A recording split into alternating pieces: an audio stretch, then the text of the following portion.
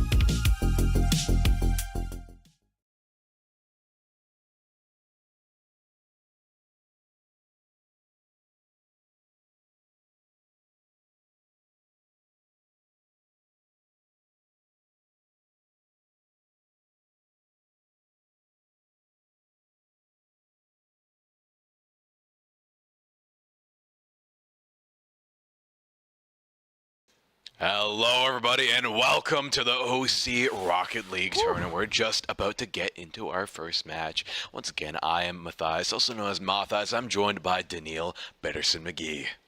That is true. I am Daniil, also known as Betterson McGee, and he is not lying about the fact that we're about to have an awesome Rocket League match lined up for you today. And guess what? We have a lot more Rocket League lined up for you today as well. We're going to have a whole day jam-packed full of Rocket League, aren't we, Matthias? Yeah, we have a lot of great games on store today. But what is going to be our first game? Would you like to introduce it? Of course, we have Christ the King Secondary School, Billy Esports, and we also have the Panthers from Oswood Township High School. Yeah, Osgood Township, a very competitive team. The Osgood Panthers looking to sneak their way to victory here.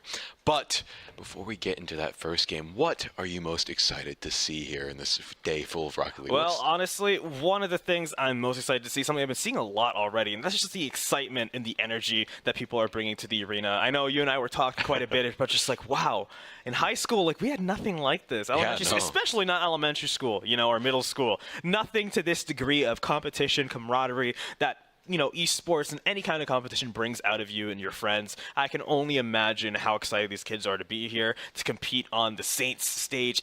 It's a really nice stage. Okay. Yeah, it is really nice. And I would be so excited to be out there competing on that stage, and I'm excited to see what they do, how they perform.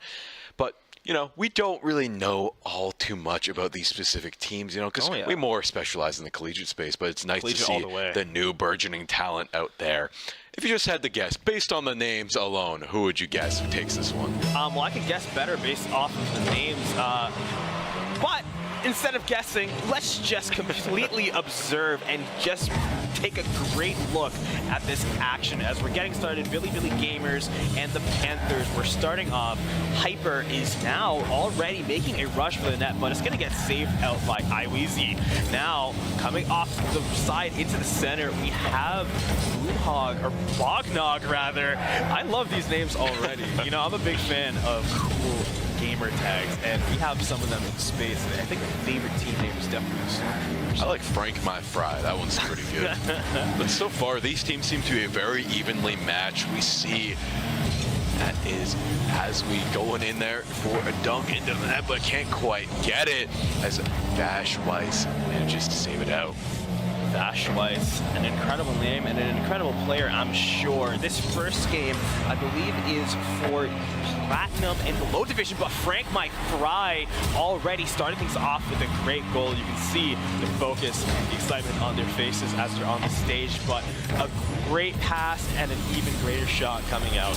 First goal going towards the Is it Vash Weiss or is it V4 Chewy? So I'm just now trying to decide. Vash Weiss is definitely cooler.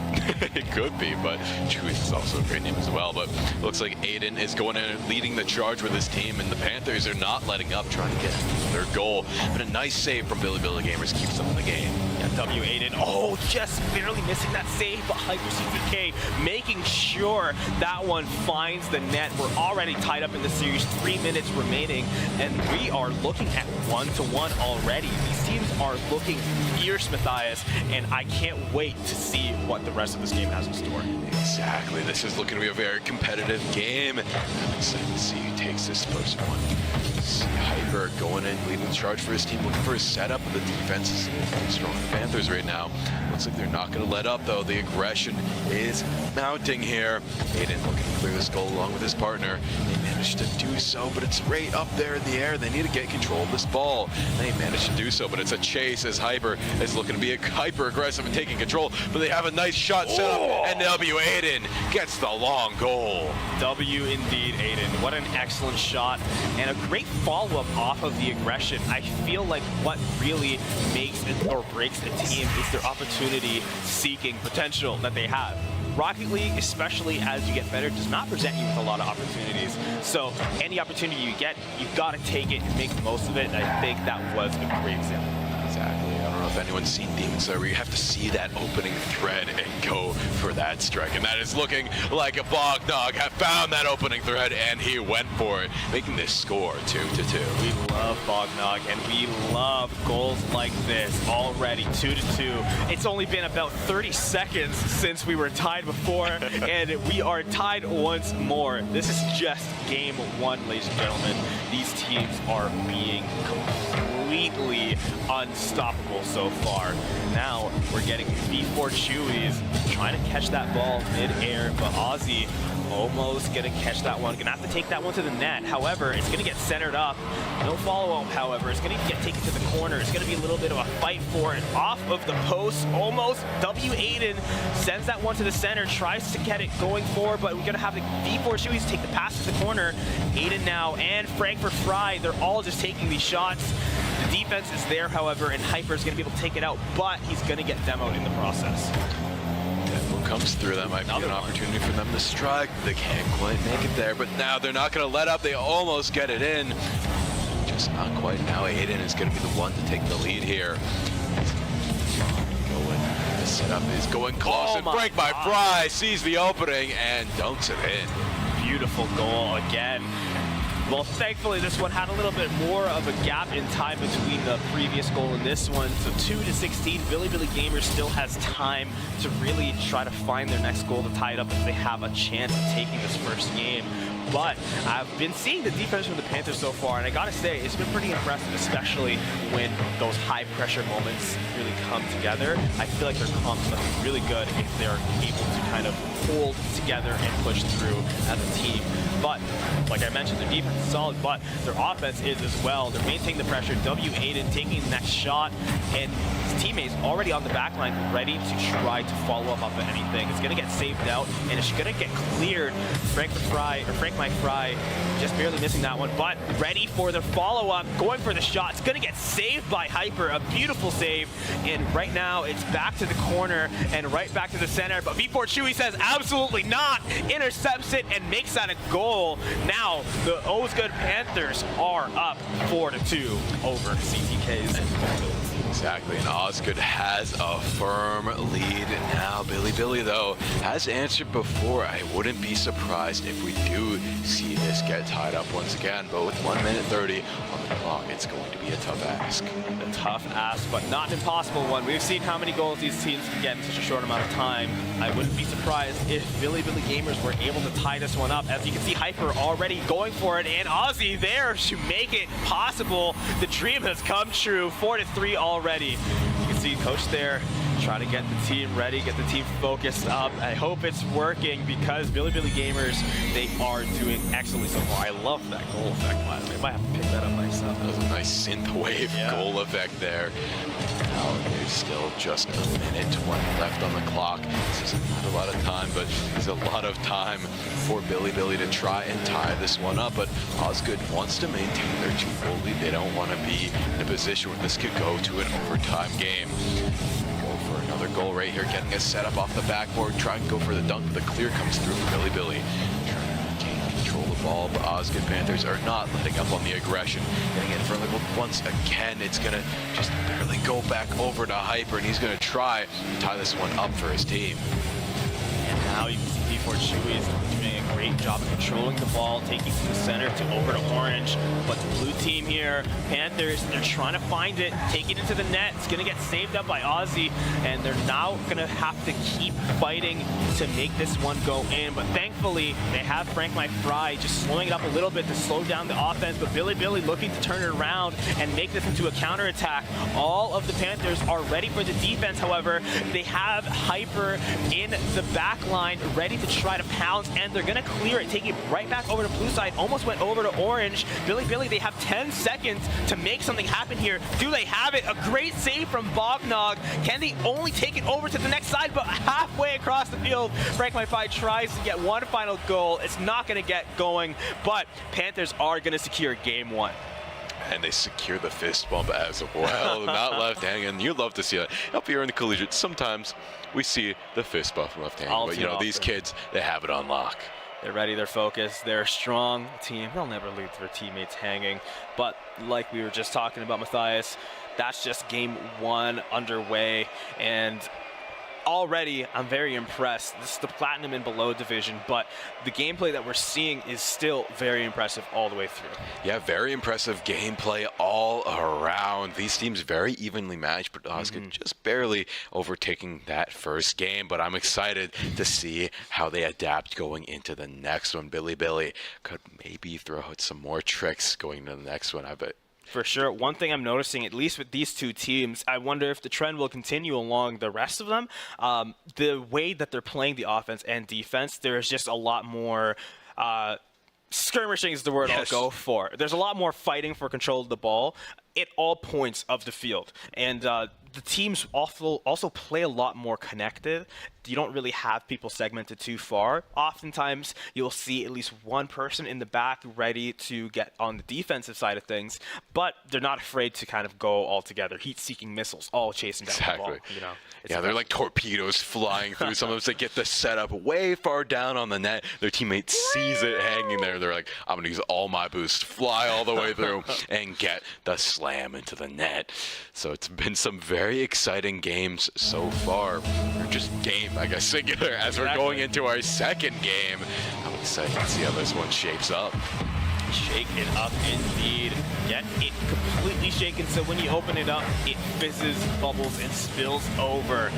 Not sure where I was going with that one, but we're going to continue and take it through to this next game here. We have the Osgood Panthers versus Christ the King Secondary School Billy Gamers. And already, 20 seconds, like I said, a lot of skirmishing, a lot of fighting. They want control of the ball, and they're not afraid to fight and chase for it. We've seen some demos. Last game, I think, had 2 or 3, and I wouldn't be surprised if we start seeing a lot more. In fact, there we go. We already got one, and that's going to give it an open opportunity for that team to try to get more control. But like I said, we see the demo, we see the goal. Not surprised in the slightest. The Panthers starting strong.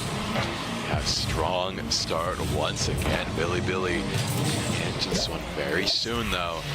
Gotta give props to Frank My Fry. He just finds these goals time and time again. Let's see how he performs after this. The kickoff goes over to Billy Gamers, but quickly regains control on the side of Osgood. Still just hanging there in the middle. We're gonna see who takes control here. It's gonna be Osgood once again. They're so good at maintaining this pressure on their opponents. 2 in the corner there. Now they're kind of finally spreading out, dispersing.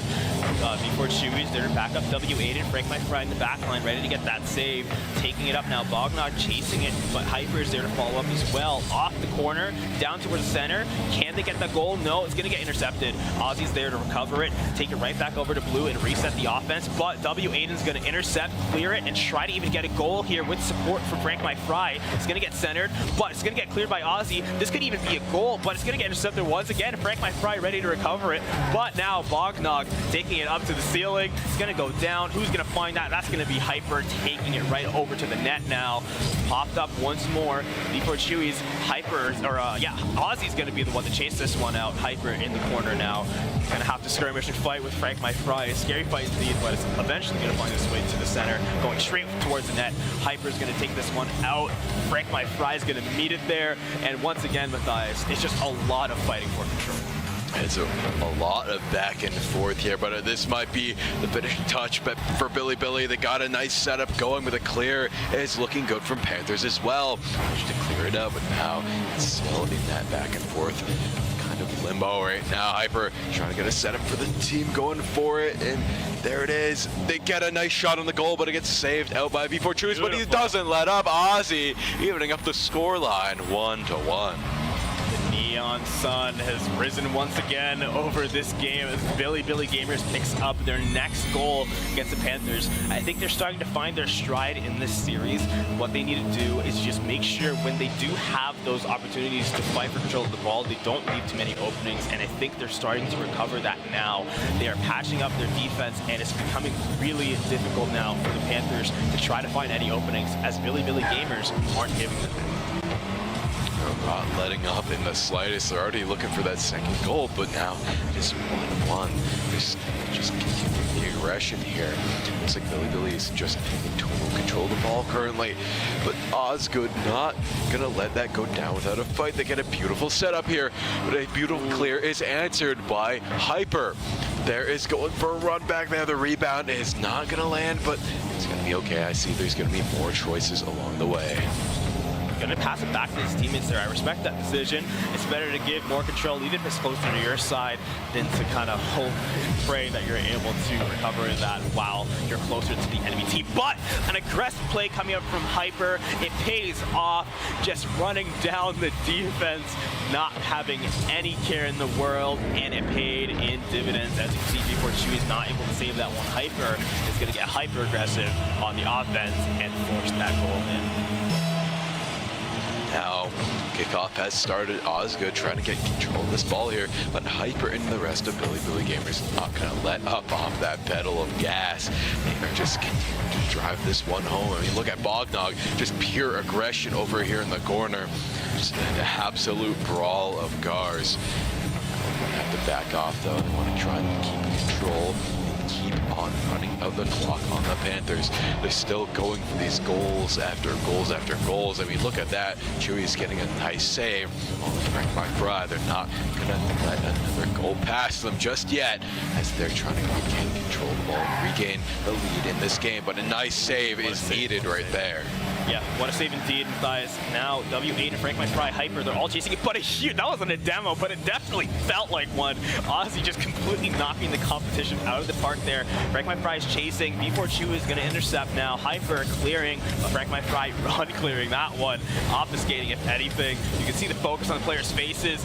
Frank McBride and Hyper off in a little bit of skirmish here, and W8 is going to be caught in the crossfire, completely demoed, but Frank McBride's patience paid off, going for the goal, just going to miss the post, however. The W8 back in the game, refocused, trying to find something, but Oz is going to be there to block him. 30 seconds remaining.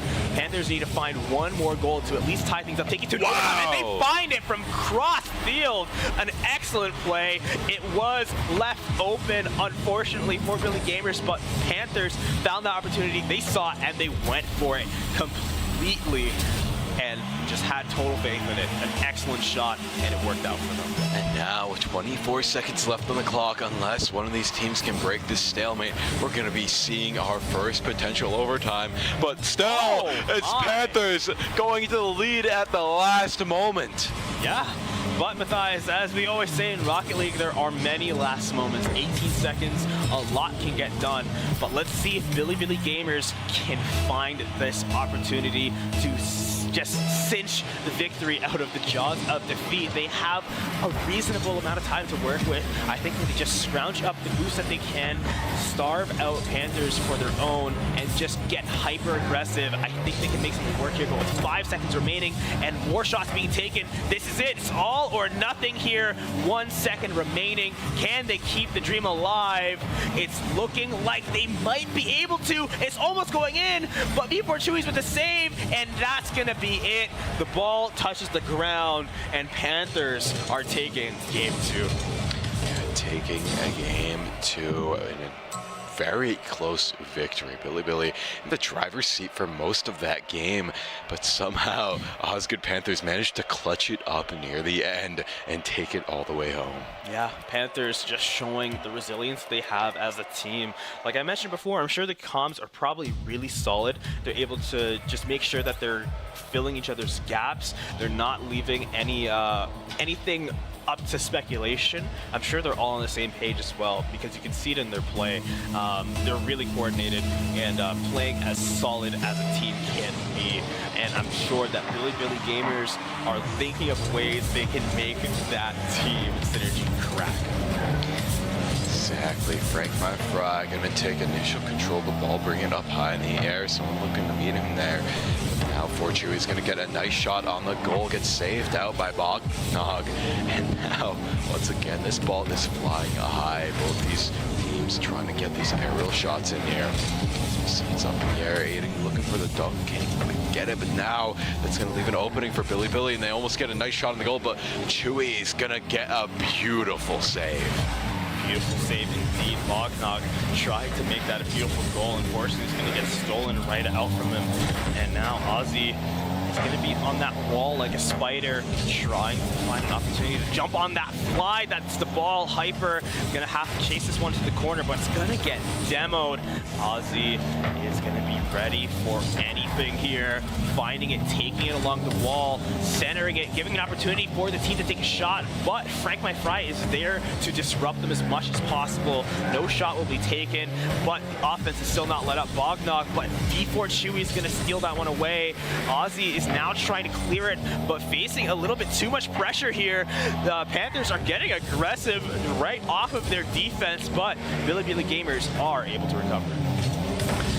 Able to recover, and now it looks like Billy recovers even more, getting a point on their scoreboard. I mean, look at that setup from Bognog, the pure speed from the side of Hyper, and he can dunk it in there. Yes, and now Billy Gamers establishing a strong lead already. 1-0 with 3 minutes remaining. Panthers, of course, still have ample opportunity to turn this into their favor. But as we've seen in these previous games, a lot can take place in a very short amount of time.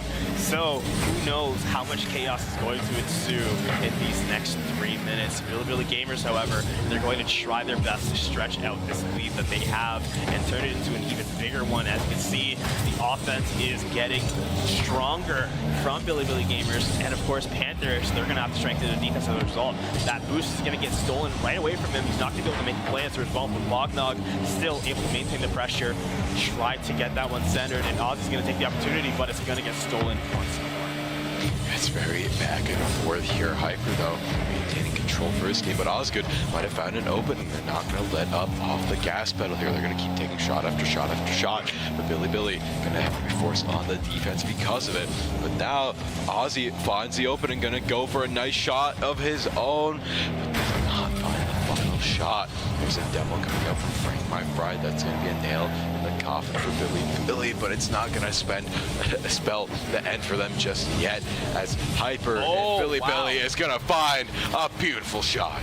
A beautiful shot indeed. It seems that Billy has found their stride. They're really doing their best to maintain that offense again and leaving no gaps in their defense. I think they've really perfected the craft right now, and the Panthers are definitely going to have to make more work in order to capitalize off of any mistakes that Billy Gamers make. But I don't think Billy Gamers want to be making any more. As you can see, their offense is still so strong. Bognog already charged down just like a torpedo, like we said, and it's going to get taken to the center. Hyper's already there to try to turn this into a goal. It's going to get caught in the corner. Bognog there to try to intercept, but it's going to go right over the defense, but Hyper is there to save it in the last second. V4 Chewy's taking that to the center. Frank My Fry ready for the shot, but Bognog there to take it out of the skies, take it to the ground, and now it's a fight in the middle.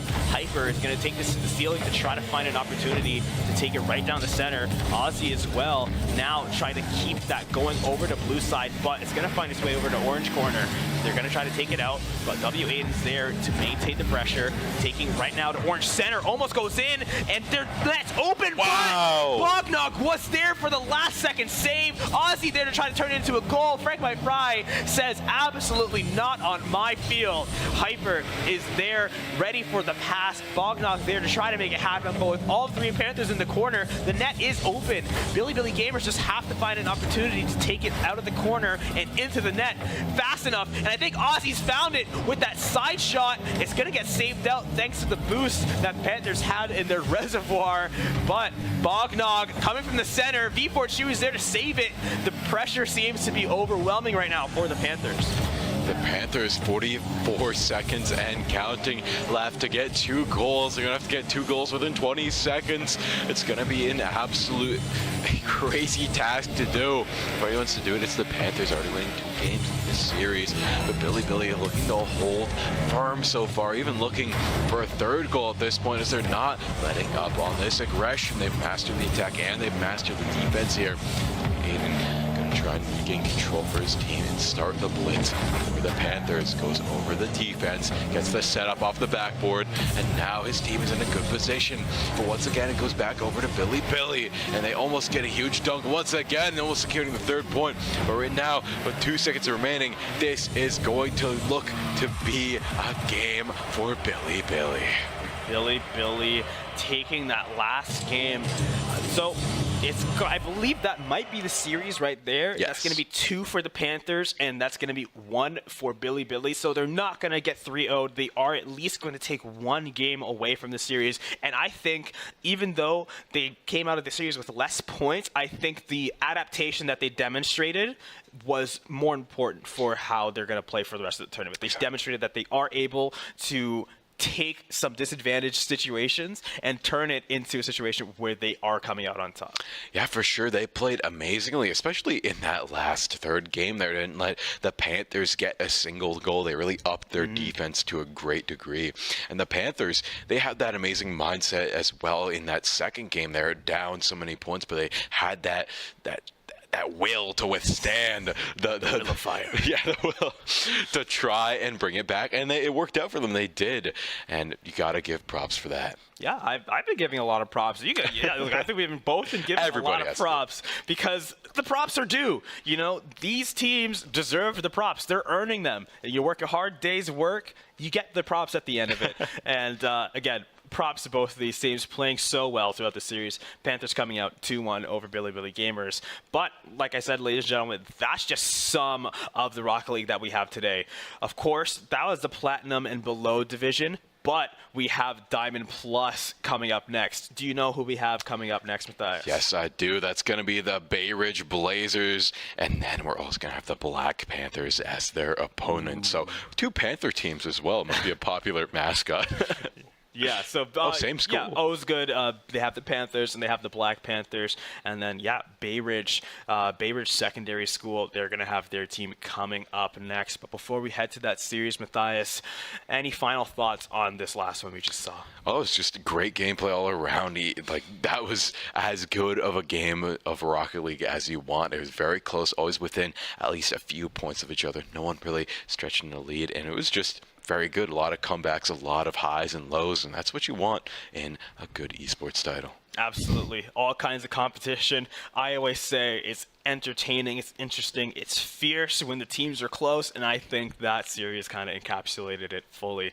Very close games, very strong competition. Couldn't ask for anything more. But ladies and gentlemen, as we're getting ready for the next series, we're going to take a quick break, but we'll see you all very soon.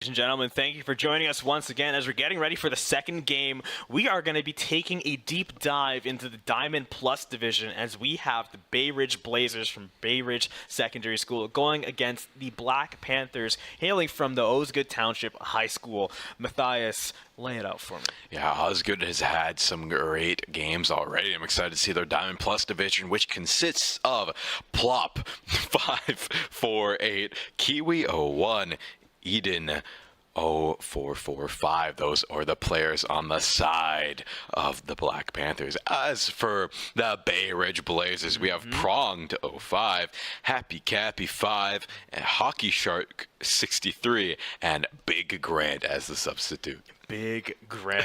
What a very grand and big name indeed. But that is the next game that we're going to have coming up. In the game, there's some account issues, so we're going to have some players borrowing some accounts. But rest assured, it's these players that are going to be on the field demonstrating their talent for us. But speaking of talent, speaking of demonstrating it for us, Matthias, we had some pretty excellent games just before this one.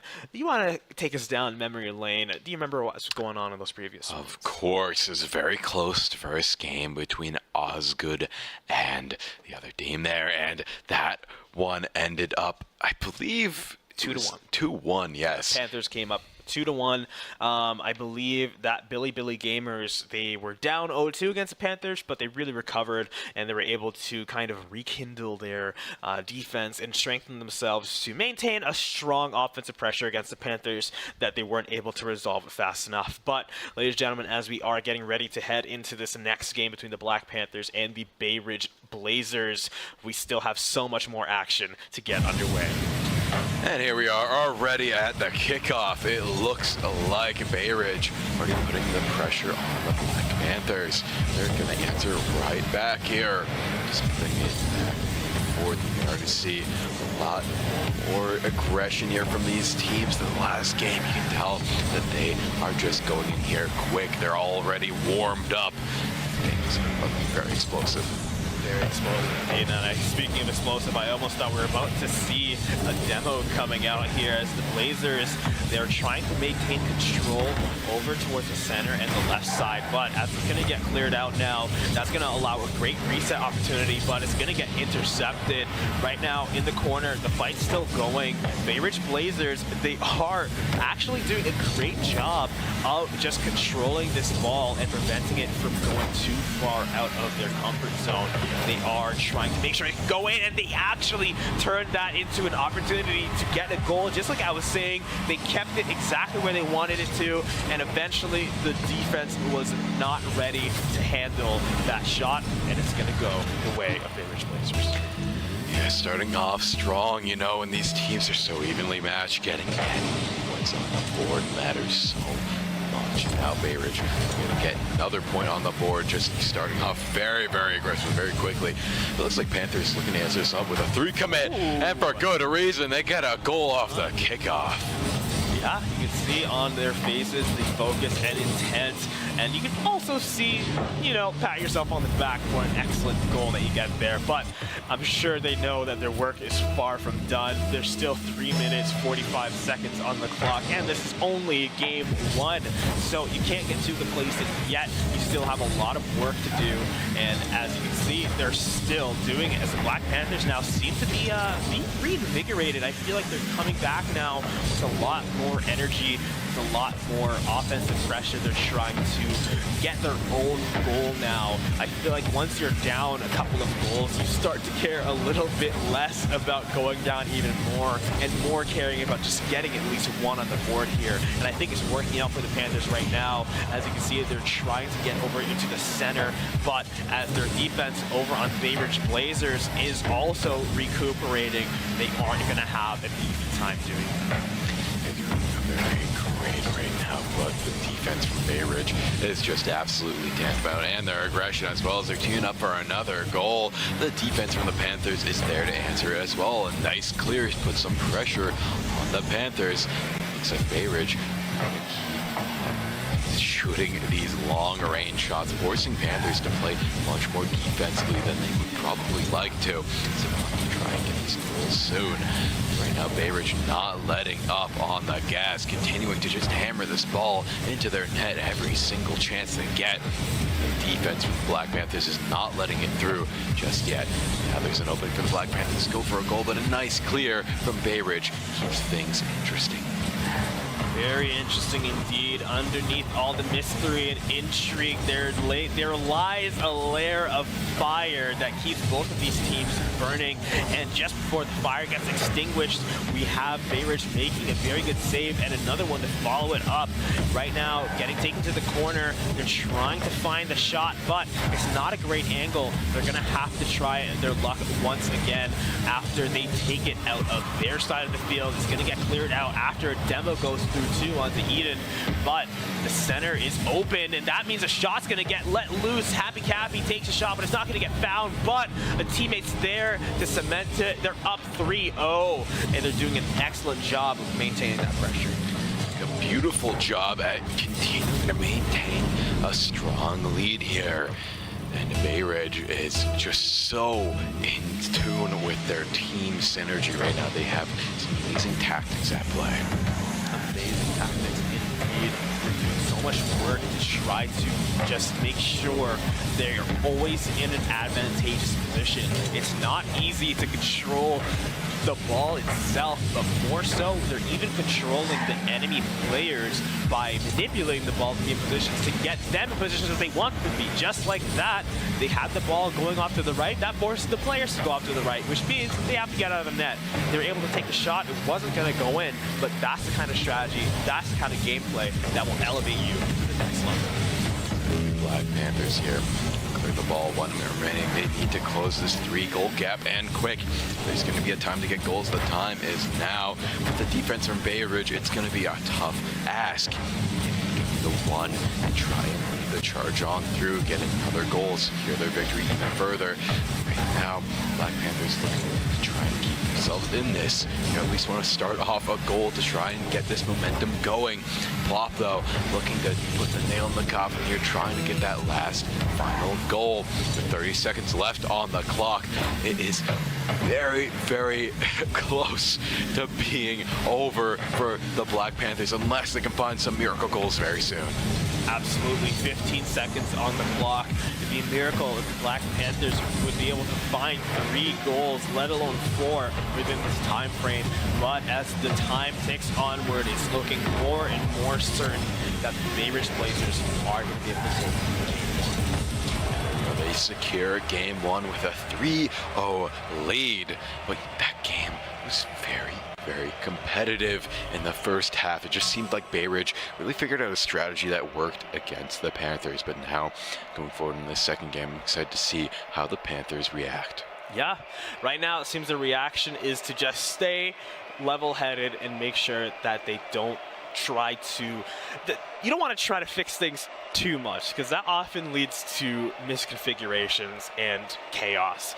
When you face a loss, when you face any kind of hardship, it's very important to understand what you can and can't control. And right now, I feel like that team just is doing their best to make sure they are trying to stay on the same page and they're trying to communicate with each other. But ultimately, that game was pretty dominant over for the side of Bay Ridge. I'm curious to know, what do you think they kind of did well to give them that edge in that first game? I think they did a lot well. They just had a little bit more team synergy. They were a little bit better at passing the ball between each other, getting the setups going the way they want.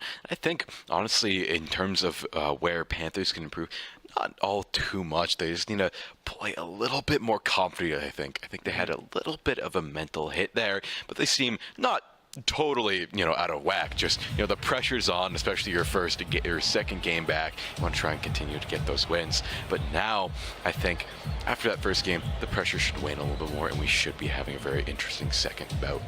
Absolutely. I think one thing that the Bay Ridge definitely did better, and like we said, is just their team coordination.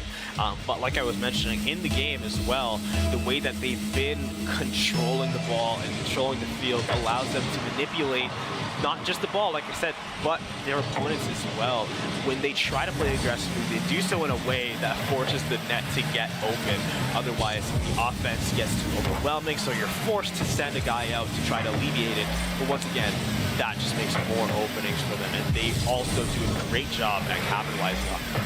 So, if Black Panthers can try to avoid playing into their hands, I think they'll have a lot of success be able to replicate their own strategies and really take the game's control into their own hands.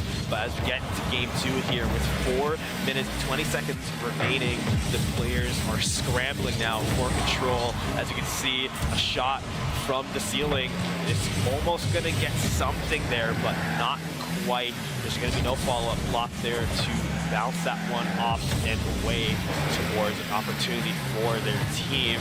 And now you can see the shot going towards the corner, but no follow-up just yet. Plop is there on the back line as well as one of their teammates to make sure that things don't get too complacent over for their team. Black Panther still has a lot of work to do, but with that shot, it's gonna get a little bit easier, and you can see that energy coming out of their team. Yeah, the Black Panthers getting a very clean dunk all together there. Wait, is that not the Bay Ridge? Yeah, the Bay Ridge getting, wait, is there a bug on the screen? No. No, I'm pretty sure Black Panthers was the one that took that shot. I believe you are correct. And now it looks like the Black Panthers trying to get this one here. Then looking to get the shot in here. It's going to be very, very difficult. Plop to control the ball right now. Go for a shot on the goal. Can't quite get it though. The kid's cleared out, but a clean shot from Eden secures the Black Panthers a second goal. And just like that, you can see the life breathe back into this team. Like I said, you just have to make sure you're maintaining control over what you have control over. One of those things is definitely your mentality. Even if you go down a game, it's important to stay together as a team, as a unit, and you don't let it get to you too much. And that's exactly what this team is doing, and it seems to be paying off for them as they're able to even, right off the kickoff, find a third, and it seems that this team is going absolutely bonkers right now, and they are doing a complete 180 from that first game. That's how you want to kick off your second game. They shook off the pressure and they are locked in here. Starting off with a 3 lead just 2 minutes in is absolutely impressive indeed. Now it looks like Bay Ridge going to try and answer right here, going for a triple commit. I don't know how well that's going to work out here, as the pressure from Bay Ridge is just absolutely insurmountable right now. So the Black Panthers still continue to look for these amazing shots on the goal. For the defense though, clear the ball, and they managed to do so. Right now it's in this limbo going back and forth. They're going to try and take control here, take a nice shot, and the goal gets cleared out once again by the Black Panthers. This is just so back and forth right now. I don't know who's going to take this one, but now it is on the side of Bay Ridge to try and take it. They get a nice bounce up there. Doesn't quite go towards the goal, but it's going to be a nice setup. They clear it into the corner and position it back in front. Can someone get control of the ball here? Yes, someone will. But it's not going to be enough. It's going to continue to just keep going in on Bay Ridge. They need to try and clear this and quick. Finally, they are able to get it out of their side of the field, but Bay Ridge was doing such a great job at preventing it from even leaving that side of the field. Now, the pressure is mounting. They're trying to find a shot themselves here, but it is still quite the struggle. It looks to be the case that the Black Panthers they found maybe their match, but not quite yet, as the defense is still strong from them. Flop getting a nice save. The Bay Ridge Blazers almost getting that shot in, and it rolls. There is nobody there to save it, nobody there to get that one protected, and that's going to be at least one now on the board for the Bay Ridge Blazers. They're starting to lock in here. They could potentially answer. They still have almost 2 minutes to answer 2 goals. That's a lot of time to make this one equal. But now it's still going to be a very tough path to tread as the Black Panthers still continue to try and hammer in goals. I mean, look at that. Bay Ridge, or Black Panthers getting another beautiful goal, securing their 3-goal lead once again. 3-goal lead. See seems to be the theme for this game. Even the last one, it wasn't 3-0, it was 2-0, and that just seems to be the natural equilibrium that these teams are comfortable with. If there's a 3-0 lead, on any side, these teams are comfortable, and they're going to try their best to maintain it. With a minute and 30 seconds remaining, who knows whether or not that's going to be maintained for long, as we already see a long field shot, and it's going to get followed up once again. Take everything I just said and throw it out the window, because now we have a 4-goal lead in this game for the Black Panthers. Beautiful goal, now a 4-goal lead. Just a few more, and they could even seal the deal for this match. But I think Bay Ridge is definitely going to keep this one. Given they won the first game here, so they're looking to try and tie this one up. But 4 goals in a minute 20 is going to be a very tough gap to close. See, Plop gets a nice shot on goal, but doesn't quite go in just yet. Eden is still hammering away with the rest of the Panthers, trying to keep up the pressure. Found their prey, and now it's the time for the Panthers to strike. There's the setup, going for the bounce back, gonna go for a setup once again. 1 minute remaining, and Bay Ridge needs to find something and quick. Time is starting to run out. They've done so well in the first game. They need to try and even this one out. With Black Panthers having a 4-goal lead on them, they need to get a goal in this 10 seconds, and now they got the first one. This is the first step of 1,000 miles, as they have only 3 more goal gaps to close. It is a big gap, but honestly, again, I always say this, and I learned this to be more and more true the more Rocket League I watch. Anything can happen in that amount of time. 40 seconds, realistically, is not a short period, especially when you're seeing things like kickoff goals that the Black Panthers were able to achieve, and a goal almost scored there for Bay Ridge. So, with 30 seconds remaining, the gap is getting shorter for them to be able to get that many goals, but it's still definitely far from impossible. Right now, Black Panthers are doing their best to control the ball. They don't even necessarily need to go for their own now. They just need to make sure that they're keeping it completely contained over on Bay Ridge's side of the field. That's exactly what they're doing. They're making it impossible to lead. Bay Ridge will have to find a complete escape opportunity, let alone with the ball. They can barely even escape with their cars right now without risking getting demoed. But with 3 seconds remaining, it seems that the Black Panthers have guaranteed this game 2 to go their way. There it is. Game 2 done and dusted for the Black Panthers. And what an absolute insane showing. After that first game, things were looking the best for them, but they managed to lock in for the second game and absolutely wow everybody there. Yeah, wowed indeed. I think I'm pretty comfortable to say that I'm wowed, because if after that first game, Matthias, you told me that we'd see Black Panthers getting a victory, let alone with like a 3 to 4 goal lead, I would be pretty shocked, and I am pretty shocked, and we just witnessed that. So pretty interesting game nonetheless. And now this is the first time going into our third game that both teams have a point. So now this is going to be the big tiebreaker game, and I have no idea which way this is going to go. I really don't either, especially, again, of course, Black Panthers coming with a huge surprise from that first game to even win the second one. But even so, Bay Ridge was still demonstrating that they still had a lot of fight in them themselves. So, it's going to go right underneath him, but Bay Ridge able to save that one from the clutches of defeat, but Black Panthers off of the follow-up of the save,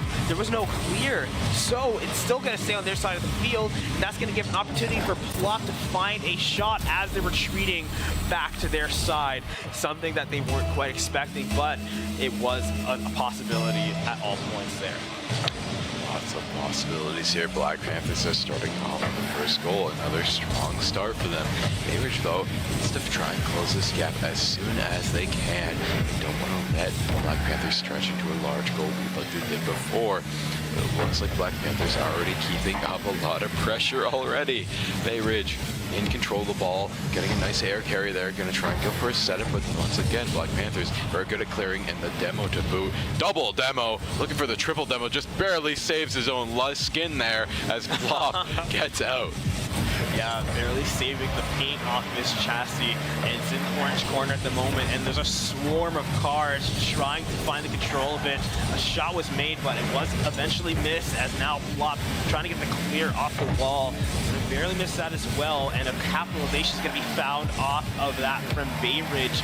They're maintaining the pressure, they're not letting it get cleared out, and they're taking continuous shots. This is exactly what you need to do to make any team crack underneath the pressure, and even the best teams in the world will eventually fall to this strategy here. And again, taking it away, not letting them clear, eventually it's going to get stolen out. That's going to be a little bit of breathing room now for Bay Ridge, but it's going to go right back over to the Black Panthers side as they're trying to get some shots of their own. One's going to get made, almost two, but an interception is going to be found, and now coming off the wall, trying to center it, prevent it from going back to their side.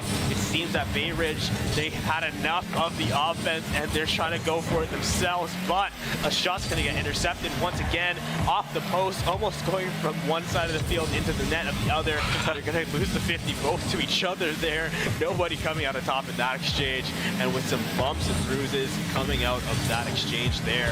Both teams are still going to be vying for control with 2:50 remaining in this game. 1-goal lead. This is uncharacteristic for both teams. It seems that they found each other out, and now we're truly getting close to a stalemate of sorts. But as I say it, it's going to get broken as the Black Panthers find an opportunity to get a goal, and they execute it perfectly. Look at them rolling through the air like that as a team off of the initial pass coming from the clear. So realistically, that was just a perfect setup from all three.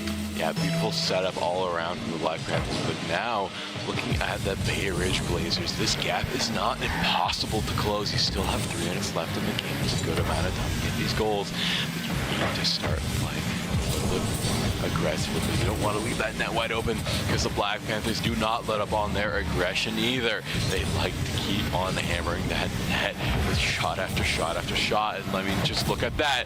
They get a nice shot through the corner. Bay Ridge Blazers sneaking that one in there. 2:22 remaining. This could be foreshadowing that we're going to have a 2-2 tie for a while. I'm not sure, but with Bay Ridge Blazers getting that goal, we are one step closer to that reality. Is now off the kickoff. It's going to go, ooh, a demo. Immediately kickoff shot. And just like I said, we're now tied 2-2 off the kickoff. A demo is going to be what's going to make that possible here. It's a shot, but it was never mind. It was him that got demoed, and that turned into a goal for them regardless. A kickoff goal, you love to see them, but now the pressure's on for both of these teams. This is looking to be a very exciting third match here, folks. There's only 2 minutes remaining. It is 2-2. Everything's on the line here.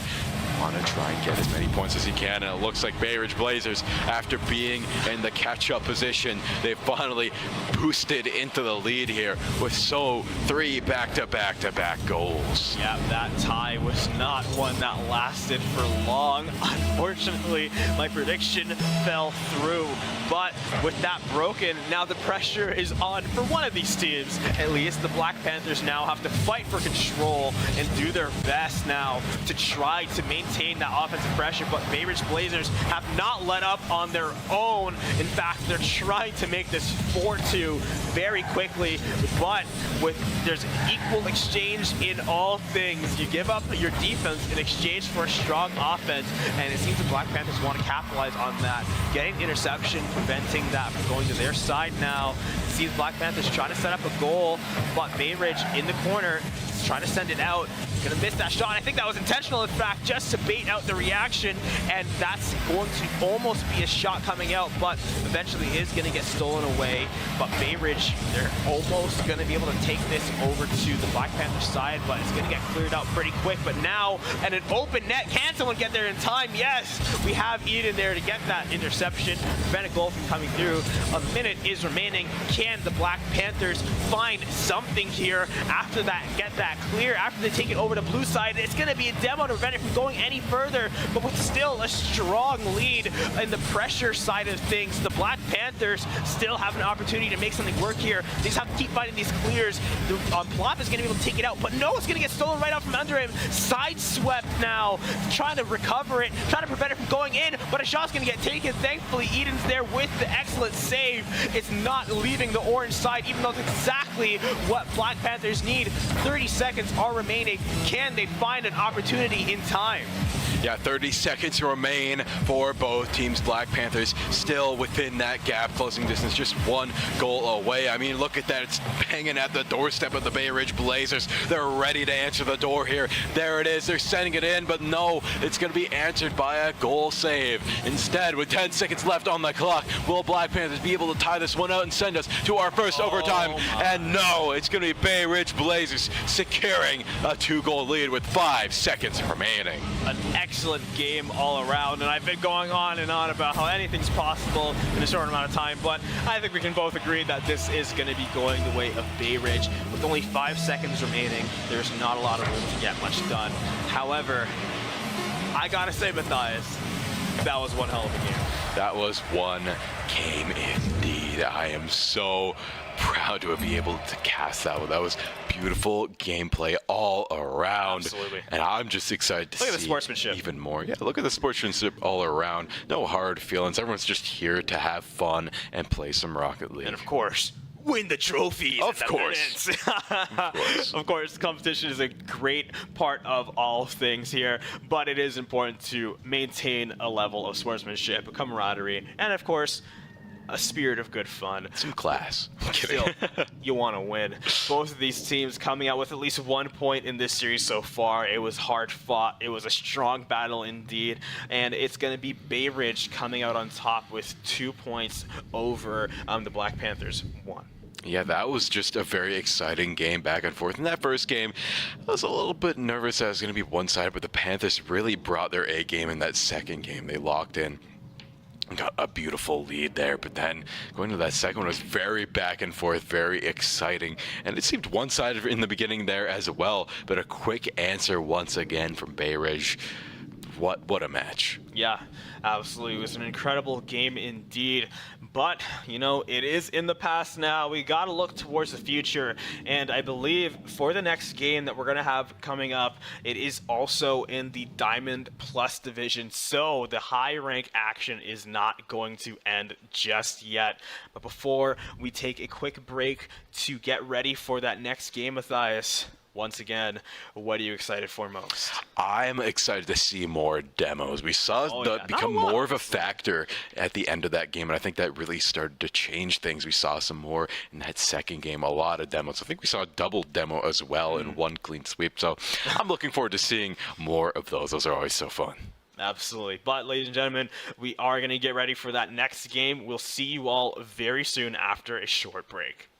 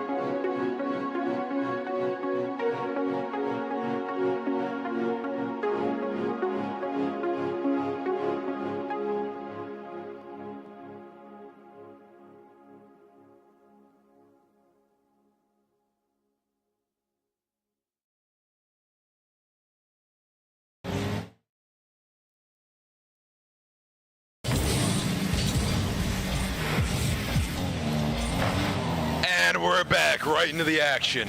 Massey Mustangs up 1 point. Bear Esports looking to take this one right back, though. They're keeping up the pressure, and they're going for an insane push right here, right now. Can they do it? I have no idea if they can, but we shall see soon enough. Soon enough, indeed, we will see. But right now, it's all about that pressure. Massey Mustangs already up 1 point, but Bear Esports, they don't look too far behind in terms of the momentum side of things. It's still a strong back and forth over here on center field, which always shows the strong signs of a close series. But as we get to the corner, that's where the secrets start to get revealed of who has truly the upper hand. And it seems right now, Massey Mustangs has been doing a great job of keeping Bear Esports out, but not good enough, as Bear Esports has been able to just now steal away 1 goal, tying us up now 1-1. And Bear Esports, of course, hailing from St. Joseph Scholar Hall Catholic Secondary School, whereas Massey Mustangs come from the local Vincent Massey Secondary School themselves. They are doing an amazing job right now. Bear Esports, though, looking to tie this one up even further. Once getting a huge kickoff goal, but it gets cleared out by the Massey Mustangs. They're not going to let up off the gas, going for their goal once again, but once again cleared out. It is such an intense game already. You can tell both teams just hammering away at these goals, and that's why we're here in this division. This is the best of the best we're going to be seeing, and you can tell that they are playing at their best. Best indeed. You're coming all the way here, well, some further than others for sure, but coming here to play on this stage in front of all these people for all of these different prizes and trophies, you better be playing at your best. And I can say for sure that these teams are bringing their A game. In fact, their A+ game. Those report cards for Rocket League are looking to be stellar, on the honor roll, in fact, as the ball gets taken over to the corner now. It seems that they're done playing around, as they're going to start going for some demos. Bear Esports trying to wrest control back of this game with 1 minute remaining. They're doing a great job at holding their lead. They just need to stretch it out to create a gap instead. Now, back to the corner on orange side. They are able to clear that one out. But over on the side of Massey Mustangs, they are looking to get a little crafty here, letting Bear Esports take control of that ball from center.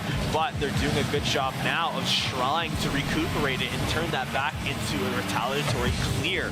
This is how you get goals, is by stealing the momentum away from your opponents, and you do that by giving it to them and taking it away at the worst opportunity for them. As I'm saying that, Bear Esports are able to steal away a goal from themselves, as there is a little bit of a confrontation right in front of their net.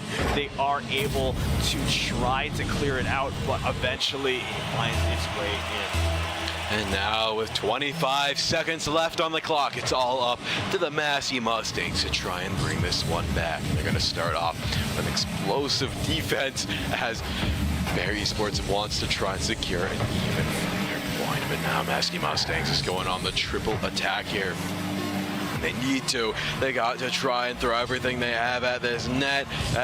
This is it. There's an opening right there. Drift Candy going to try and get this one, but it's going to be the Bears taking game 1.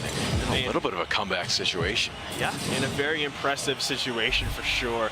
The Bears were able to kind of recuperate from, like we said, a deficit there. They had no goals to start, but they turned that not only from, getting goals back, but they turned it into a victory nonetheless. Yeah, turning that into a victory, that is just the kind of wherewithal you need to make these things happen. That's very important in any esport. You need to try and lock in when you're down for the count, when things don't seem to be going your way. Just need that first goal, and then you can get that momentum going, that ball rolling, and I'm excited to see how they do in the second game. Sometimes it can feel like rolling a ball up a hill, but eventually when it rolls back down, you just got to keep rolling it back up. Eventually, you will find your goal. And speaking of goal, we're trying to find one right off the bat. Bear Esports, they're doing a good job of trying to keep things on their side of the field in a good sense. And as soon as they're ready to take it over to the enemy side, they are doing so in a well-coordinated fashion. Things like this is what allowed them to get the edge out over in that first game. But Massey Mustangs, they have to make sure that they don't let Bear Esports get away with anything too crazy so far. It's what got them that first game, and with shots like that, it could cost them a second. A very good shot coming out from Bear Esports. Massive Mustangs now, they are maintaining their pressure and holding a strong stance out front of their field. Now over to center, over to blue in the corner, and can they get that fight won in their favor? Absolutely not. It's going to get cleared out, taken back over to orange side. They have one ready to go for that save, but just a little too late. As Bear Esports now taking another goal in this game too. And an absolutely beautiful air carry goal right there. Just a little bit short to say, but that's all right. These things happen, but you got to admit that was just an absolutely beautifully orchestrated goal. And now the kickoff happens once again. It's going to go over back to Bear Esports.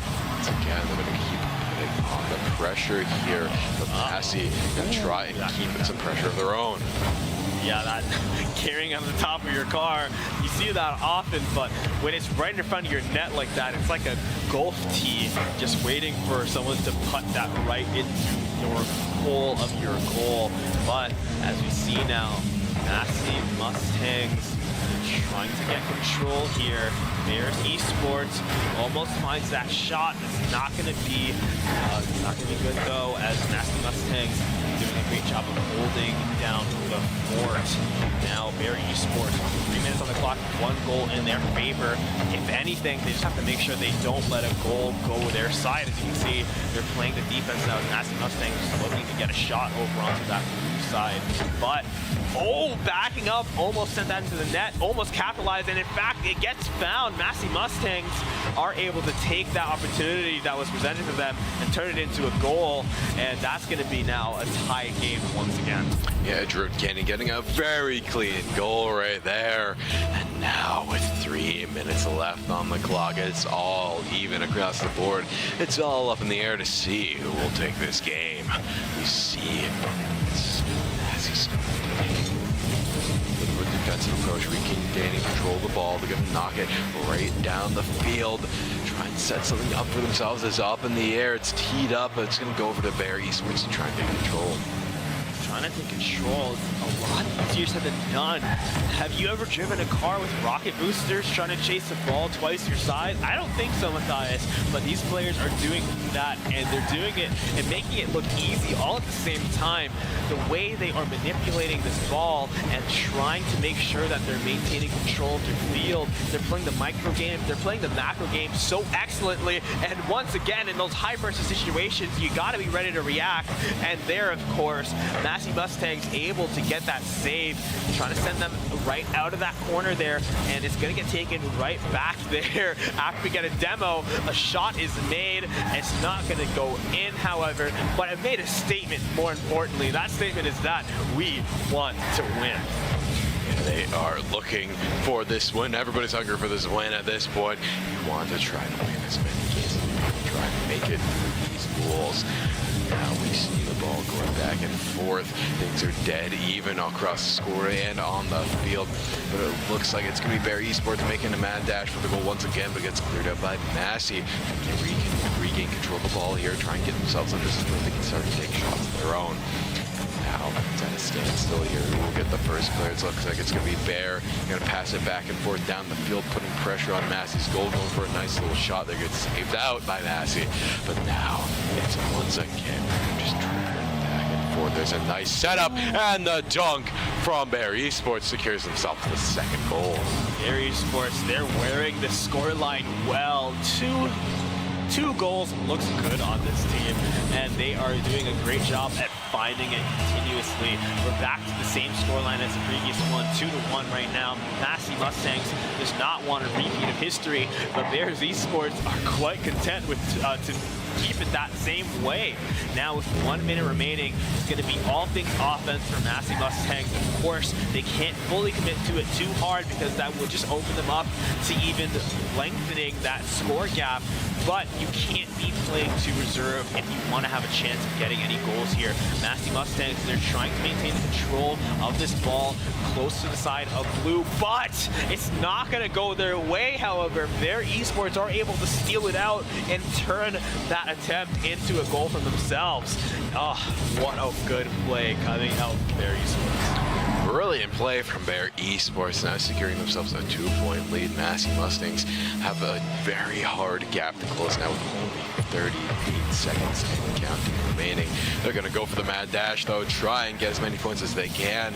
It's still going to be a very tough job. 30 seconds left on the clock. The defense from Bear Esports is insurmountable with the demos coming out as well. They're going to have an opportunity to take one more shot on the goal. Their teammates respawn back in, but with 20 seconds left and counting, things are looking very, very dire, but they get the last second goal, and if they can get something here, might have an overtime. We might have a game on our heads here. 3-2 with 17 seconds remaining. That one goal is all it takes really to make you feel like you got a chance, and as long as you feel like you have a chance, you do have a chance. Looking, 30 seconds down, 3-1 is a lot scarier than looking down the clock with 17, 3-2. So Massey Mustangs, they play their cards right. They can tie this up, turn this to an overtime, but a lot of wind is blowing on this table, and their cards are starting to fly away a little bit. It's all going to come down to this one. It does not find that goal off of that shot, and the ball is going to hit the floor, which means that's going to be the end of the game. Bear Esports takes game 2, and it was pretty close near the end of it.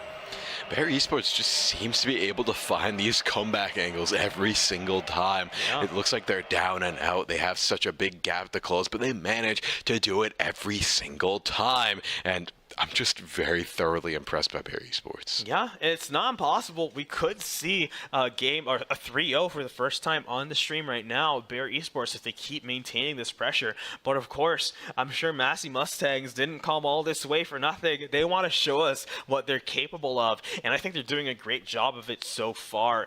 I think the way they're playing, they have a lot of spirit. They have a lot of fight. They just have to channel it correctly and put all of that energy, all the effort to a little bit more of a coordinated package, and I think we can see some of that coming out right now as right off of the kickoff, Massey Mustangs comes out swinging, come out fucking Broncos, and turns that into 1-0 over Bears Esports. Yeah, beautiful kickoff goal off the crossbar there, the double dunk in there. Beautiful plays from Massey. They're looking to take this third game in their hands. But so far, Bear Esports seems to answer every single time. Whether it's now or later in the game, they're still putting up that pressure. Massey just trying to get control of the ball. They're finally breaking out some demos now. Getting frustrated. They want to try and open up this goal as much as they possibly can. That might have actually been everything. It's a small gesture, but it took away so much control of the ball from the player that was trying to send that towards the center. Now, as they take things up the ceiling, it appears that Bears Esports is trying to set themselves up from a goal. A shot's taken. Defense is going to slightly miss it, but the shot wasn't going on course anyway, so they can breathe a sigh of relief, but not for too long, as now Massey Mustangs is turning their offense back up to 100% here. Massey Mustangs taking another shot, but it's going to get saved out. Corner, it's going to escape just barely, but as it escapes towards the center, Massey Mustangs takes that and turns it into a goal. I might have spoken a little too soon here. It looks like Massey Mustangs does not want to go down 3 games in this series. Yeah, I don't think we're going to quite see the 3-0 just yet. But there's always room. If there's any team to do it, to make the comeback angle, it's Bear Esports. I mean, look at that, already putting up so much pressure on the Massey Mustangs. Have to try and find a better angle, though. The demo, trying to open things up for themselves, with Massey is not letting up on the aggression. They seem to think that best defense is a good offense, and they're proving that moniker to be true so far. As you can tell, they're just going all in, but it looks like through that committal, Bear Esports finds an opening, putting up the pressure on the Massey Mustangs, but they're still in front of control of the ball. They see an opening going for the pass back and forth off the top. Can they get the save? And they do. They get the clear as well. Now it's going back and forth off the right side of the field. We're going to see Massey go in there, go in for that pass, try and catch it in the corner there, stay in control of the ball. But right now, Bear Esports is finding some amazing shots here, gearing it up towards Massey's side of the field. And now it's all up there once again. It's going to send back and forth, back and forth. This is such a tough game for both teams here. Bear Esports wins the first one. They want to get the first 3-0 of the series, but right now, Massey Mustangs is just in complete control of the game right now. Complete control. It definitely could be the case. It could also be an illusion. As we mentioned before, a great strategy for your offense is to give offensive control over to your opponents. Just steal the ball away, and as they're trying to maintain pressure, they're not very focused on defense, and you can turn that into a goal, just like we see here from Massey Mustangs. Bear Esports is trying to get their offense started over here. As you can see, they were caught off guard, and that allowed Massey Mustangs to get the goal as Bear Esports retreated to try to get a save. If you just allow your opponents to kind of play into your hands, you can get a lot done, as the demo, mutual demo in fact, is going to get the kickoff started. They're going to pop back in as the ball is taken over to orange side, and now Massey Mustangs still maintaining the pressure. They have to do a good job of controlling the space, and they're doing it right now. Bear Esports, they're stuck on their side of the field. Not a lot of opportunity to escape or recuperate, but it's not impossible. We still have about a minute and a half now as we're getting closer to the end of this game for Bears Esports to turn something out of this 3-gap scoreline. But maybe now it's going to be even slightly harder as it's a 4-gap scoreline. It's going to be pretty difficult for Bears Esports to recover from this one. Yeah, this is going to be a very tough job for Bear Esports if they want to try and even this one out. As Massey securing that 4-goal lead with only a minute 30 left, it's going to be such a hard job to close that gap. At this point, Massey Mustangs is just looking for even more goals. I mean, look at that. Already with the aggression, they're going to get the 5-0. We could even see our first mercy rule coming to effect here. 5-0 right now, a minute and a half remaining. Bears Esports is now on the back foot. I think Massey Mustangs in just this game alone have scored more than all the goals that have been scored in this entire series.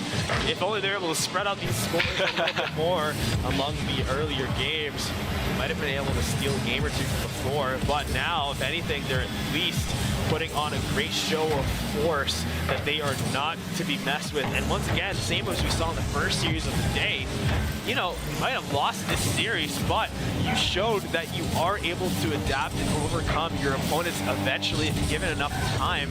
That alone is a huge thing you can take away from a series that not only gives you confidence, but helps to switch the confidence of your enemy team. Now they're trying to get a goal in here, but I don't think it's going to get cleared out once again. They're going for a goal of their own, and you're right, the mercy rule is within reach. Now 1 point away, 6-0 for the Massey Mustangs with 44 seconds remaining. They've come back to life, and they're running full speed ahead.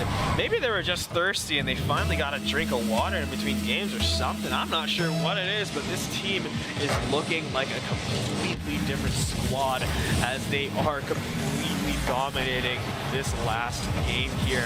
Bears Esports, you know, time is basically up. I'm not even sure if you can score that many times within 30 seconds, but if they were able to pull something like that off, I must say I would be very, very thoroughly impressed.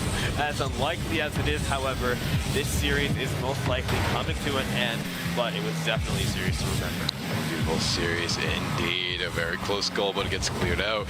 Now with 10 seconds remaining, will Massey Mustangs get the mercy roll, or will there be a goal answered right back? And it looks like Bear Esports going to get 1 point on the board before the clock runs out.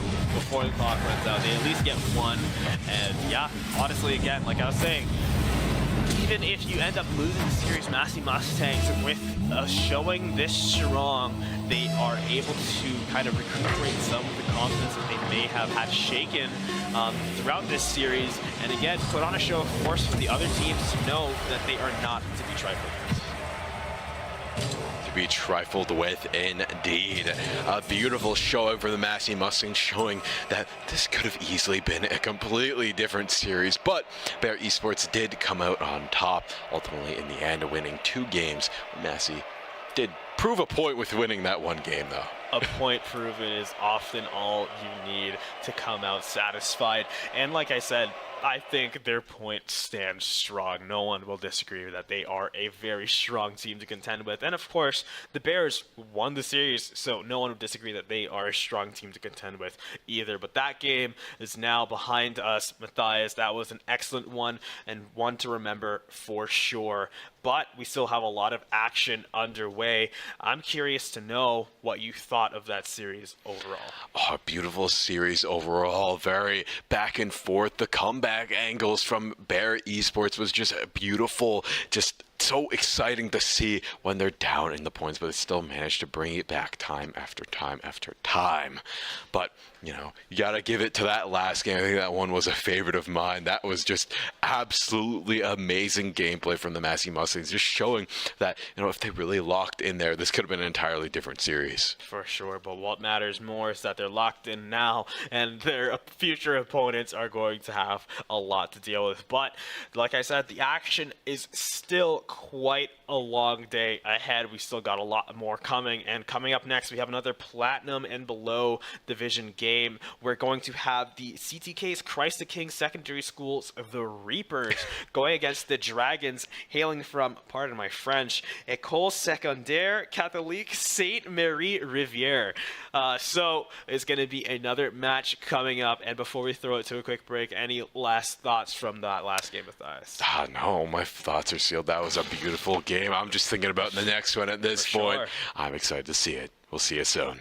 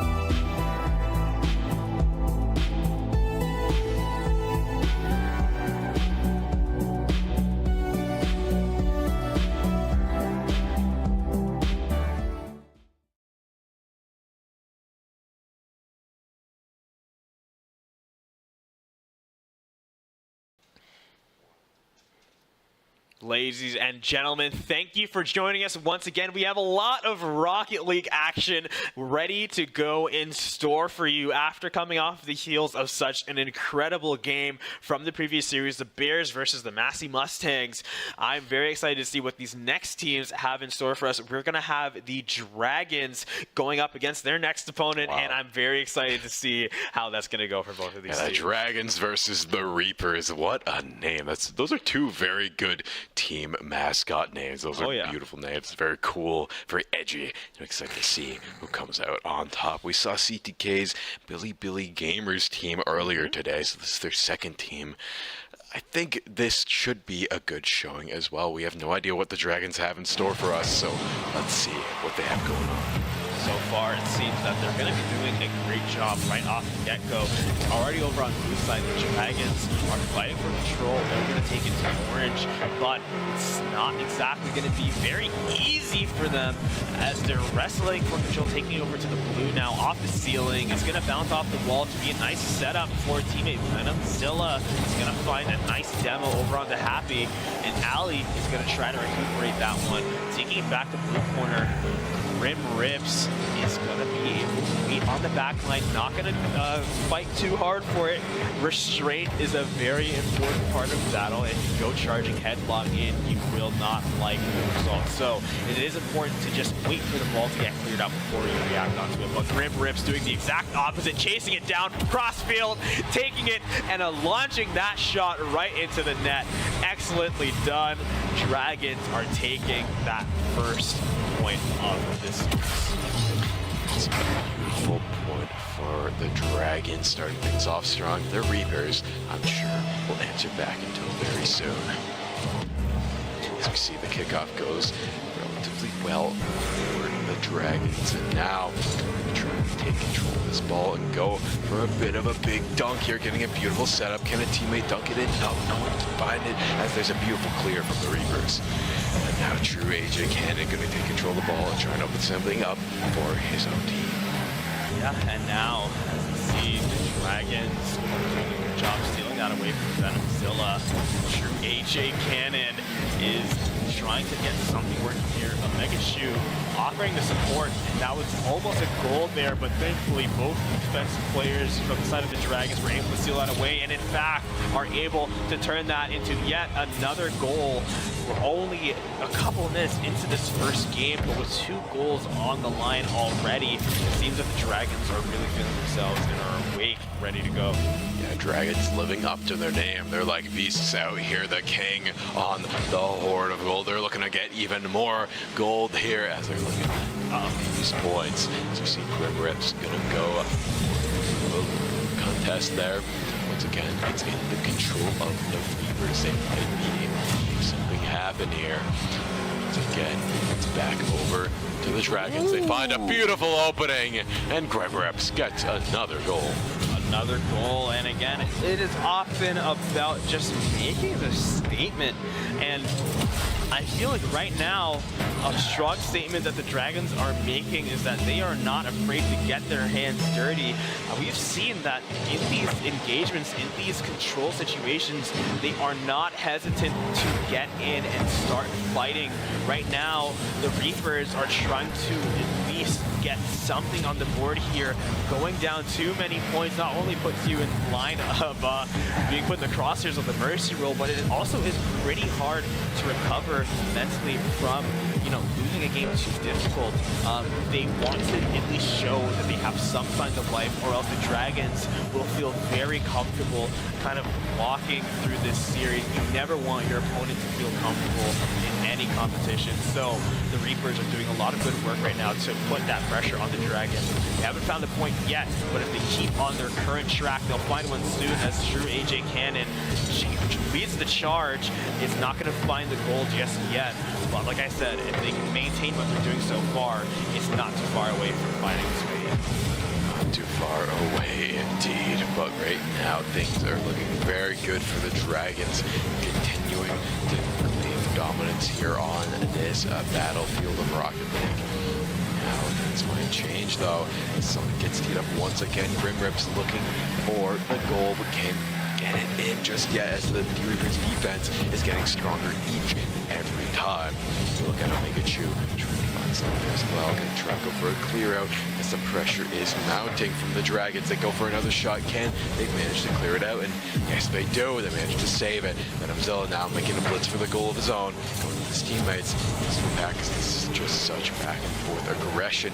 The Dragons know that the best defense is a good offense. They're keeping that ball hanging on that blue side, not letting it get close to their side at all. Not even letting it get in a scary position. I feel like right now, the Dragons, like I said, they made a statement and they made a point with these first 3, but I feel like they still have a lot more to say, and they're gonna let their wheels do the talking as they almost get that shot in, accidentally nudging it out in the last moment there. The Reapers breathing a huge sigh of relief, but it's not gonna be long before the Dragons come back with a vengeance, and you can already see the shot getting made. Grim Rips coming off the assist with the teammate, Happy launching that off of the corner, and that's going to be leading to an excellent goal. 50 seconds remaining. It's not impossible, but the Reapers right now might just be preparing mentally just for getting comfortable for the next game, figuring out what they can do better, and you know, just resetting and forgetting this one. Try and reset after this, because the Dragons are just riding that high, continuing to be dominant, carrying this momentum throughout the game. I mean, look at that, 5 goals now on the board. It's 5-0. If we do see a few more goals, the mercy rule is now within reach. Yeah, and if that happens, then your team will just have to make sure that you, one, don't let it get to your head. You still have 2 more games to play and a lot more Rocket League to play throughout the day, so you can't let that boost you too much. And on the other side of things, you can't let that deflate you too much, you know. Sometimes you're just not playing at your best. You just got to make sure you come back in the next game fighting even stronger. As we see the next goal coming out from the Dragons, such a clean shot. The setups are looking so fierce from the Dragons. They're not giving any room to capitalize on any of these mistakes that they might be making. The Reapers don't have enough time to take those shots. So with 20 seconds remaining, either team could get the goal. That would be the last thing that really leaves the taste in our mouths from this game. It'll be what we remember. Will we get the mercy rule, or will the Reapers at least put 1 on the board? Of course, neither of those things could happen, and we just have to wait and see what both teams have in store for game 2. There it is. Game 1. That's the end of game 1, going over to the Dragons 6-0, and I think that is one of the best performances we've seen so far from a team. They played very, very well. It's nothing to say against the Reapers either. They played very, very well. I think the Dragons are just on that next caliber from what we saw of that first game. Exactly. The Dragons were able to just completely control the field in basically all respects. They never really let up on their defense. Of course, with 6 goals, they never let up on their offense. The Reapers were just struggling to find an opportunity to make something work. But we've seen it many times today, just alone, let alone in, you know, our experience seeing collegiate. It's so far from over. It'd be even foolish to start thinking for a second that it is, as the Reapers, even in that game alone, demonstrating that they still are very capable of fighting and doing a lot, getting a lot done. In this game too, I'm sure that they're going to look for even more opportunities to do so and even walk away with victory. I've seen so many teams that ride on that momentum. If you can just get that first goal, everything else seems to work that much easier. So I think the Reapers may be one of those teams looking for that first goal to get the domino effect started. As we see, it looks like they're going to start going very, very aggressive here on the Dragons' goal, trying to get a big setup going. Back and forth, but they managed to find the clear, and that is the Dragons finding a beautiful opening, and that is going to be the first goal going over to them. And like you said, Matthias, so many teams can ride the momentum. Sometimes all you need is that first goal, and I don't think the Dragons need any more momentum than they've already gotten yet. Here we are. They are the first to get a goal in this next game as well. That could spell, you know, what the rest of this game could look like if they keep this going so far. Right now, throughout the whole series, they're 7-0. In this game, they are 1-0. That almost was 2-0, but thankfully the Reapers' defense defense is still holding on strong. They have not let up in that regard. Far from it, in fact, because now they're trying to get it clear. They're going to get some good bumps as well, preventing Happy from getting control of this shot. But as Ali now trying to clear out the corner, Grim Rip is going to do good work to help him out as the Dragons now are turning their attention to the offense. They're starting their attack. They're controlling the left side of this field, but now as it goes over to the right, Happy is recentering, refocusing, and trying to get the shot off. It was intercepted, however, by AJ Cannon, but Grim Rips is going to take it right back over to Blue. In fact, looking for a shot, going to slow up and make it a pass instead to a teammate, passing to himself, in fact, and now it's going to be going up the side, but a pass is going to get shot over, intercepted from Venom Zilla, and taken out of the corner. Now, over to Orange side, the Dragons are going to have to play a little bit of defense to make sure the Reapers don't find and tie this game up. Exactly. They want to try and keep this one competitive now until the Reapers have thoroughly advanced their defense. It's so much harder for the Dragons to get these goals that they got in the first game. They're still not letting up on the attack. They're looking to answer the score. They're just so close. They just need to dunk it right into the clear from the Dragons. Makes it that much harder for them to do. So once again, it's back to a neutral state of the game. Dragons now looking to put some pressure on the Reapers. And that is a shot towards the goal. Now they're going to start to mount these attacks, wait for the tee up from the teammate, and go for the setup, but it gets cleaned out once again. It's just so hard, especially in these neutral situations. Reapers, Christ the King of the secondary school, they are doing a great job at not relenting. Every single time the ball gets close to them, they all come together as one squad and try their best to make it work. But I feel like that even might be biting them in the back a couple times here, as when they are too close, they are too together, that leaves a lot of gaps in the offense for the Dragons to capitalize off of and turn them into goals. As you see here, Ali finding the opportunity as they were both together on that side. Those are two less players you need to worry about, and their last one is probably occupied with the Dragons offense, probably bumping and bruising him in a corner too. So the Dragons are doing a great job at splitting up their offense and forcing the Reapers to split up as well, and it's just complete and utter control coming out from the Dragons team. Utter control and complete and utter chaos back and forth here in this corner. You can tell that these players are itching to get these goals moving once again. See Ali taking control of our football, going to make a blitz with his team, but they have to watch out. The Reapers getting more aggressive with each passing second. Now this might be a goal for them on there. They need to clear, and that's going to be the Reapers getting a point on the board. Yeah, that's the first one of the series, and they needed that for sure. They really needed at least some kind of kindling, some spark to get the fire started, and I think this might be what they need. In fact, that goal kind of shows the way this match has been going for the Reapers. It's more so they've been trying to play off the back foot from the Dragons' initiative.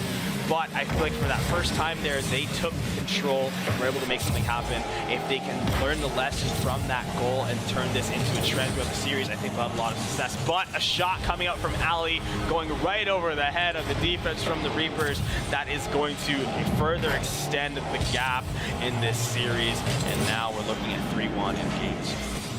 3-1 for the Dragons. They're still showing their dominance, but now the Reapers definitely within closing distance. They've cleaned up their defense quite a bit since the last game, keeping things very competitive, putting a bullet point on the board.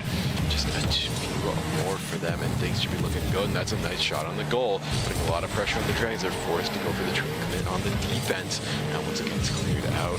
AJ Cannon going to be the one eyeing this ball, getting a nice angle towards the goal. Pressure still mounting from the Dragons. They take a shot on the goal. Now the defense has to come through for the Reapers. They're doing an amazing job on the defense as well. It's improved so much from that first game, but still the Dragons finding new ways to shoot on this goal, still manage to score the points.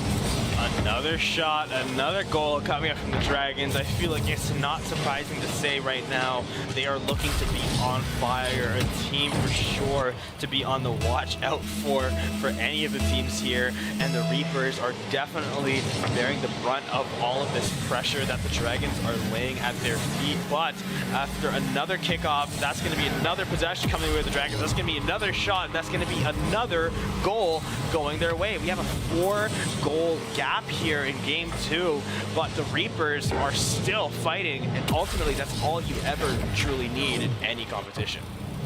Yeah, this is looking very good for the Dragons right now. The Reapers did an amazing job at holding themselves in this game for so long. Now the Dragons have seemingly found their momentum from the last game once again, and getting this massive score lead is going to be an amazing boon for them going forward. Ripper's going to go for a goal once again. They get the setup. 6-1 is a great scoreline for the Dragons. A great scoreline that I'm sure even now they're probably not content with. They want to make that even wider. As we always see, their continuous offense never leaves any breathing room for their opponents, and it's exactly what you need if you want to see yourself take this tournament away. You have to make sure that you are capable of taking games like this, and the Dragons right now for sure showing us what they're capable of, and that they have a chance to contend for that winning title here. As in the last 3 seconds of the game here, the Dragons are just barely taking it up now 1-7, and if not for that first goal that the Reapers took just a little bit ago, we already would have seen that mercy rule. Yeah, 3 seconds left. Dragons could potentially get the mercy rule if they get the kickoff goal, but that's going to be pretty much impossible, as now there's no time left. But Dragons once again having an absolutely amazing showing, and good progression for the Reapers to hold out for so long, keeping that scoreline very competitive for the most part. Yeah, very competitive. The Reapers, while they're only able to find 1 goal, they did do a lot better of a job of, fighting back against the Dragons offense. It was 1-7, but I'm telling you, Matthias, it could have been 1 to a lot more if the Reapers weren't staying on point consistently and ensuring that they were acting as a team, acting as a unit to prevent themselves from getting overwhelmed from the Dragons offense. Now, going to game 3, I'm sure that the Reapers have been talking, they've been figuring out strategies, things that they need to do to come back in this series, whereas the Dragons, I think all they need to do is make sure, once again, they don't get complacent, they don't ease off of the gas at all. They want to make sure that they're still playing at 100% and act as if their life is on the line, because as soon as you let up and as soon as you get complacent, that's when series really start to get stolen away from you. Exactly. You don't want to get complacent, but you have to give some props to both teams here. The Dragons just absolutely playing in their peak form. They're doing an amazing job so far. Probably one of the stronger teams we've seen so far in the tournament. But you also have to give props to the Reapers. They're keeping this very competitive, at least for the first stretches, But it's just like a few gaps in their defense that they need to tighten up just a little bit, and then they're right up there with the best of the best. It's just the fact that the Dragons are able to find these impossible gaps in those defenses and slip the ball in time after time. Absolutely. So that was an incredible game, and now actually that is going to be an incredible series, as we're just receiving word now that the Reapers are going to forfeit game 3, so that is going to be 3-0 for the Dragons. And again, an incredible team, an incredible series, well played from both teams. But ladies and gentlemen, do not get it mistaken, we still have so much Rocket League in store for you for the rest of the day, but that is going to be after a brief momentary hour-long lunch break before we come back and continue the action for the rest of this tournament. Again, I'm Daniil, also known as Betters McGee, joined by Matthias Talbot. Yeah, and we'll see you all very soon.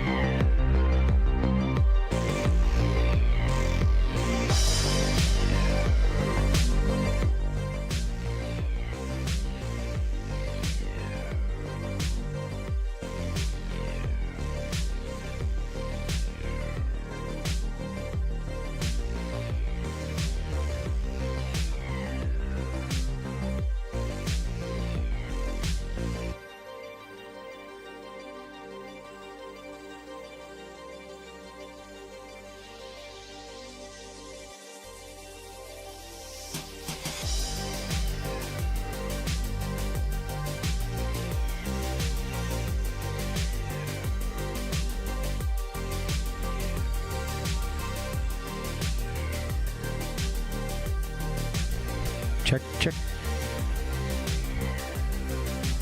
So ladies and gentlemen, just a quick announcement. We are on lunch right now. Lotus 8 will be doing their presentation at 1 p.m. We are going to cut the coaches show match, unfortunately, to save a little bit of time. I know, very disappointing. I've been practicing for weeks, Kieran, you know. And then we will move right into bracket as soon as Lotus 8 is done their presentation. Thank you, everybody.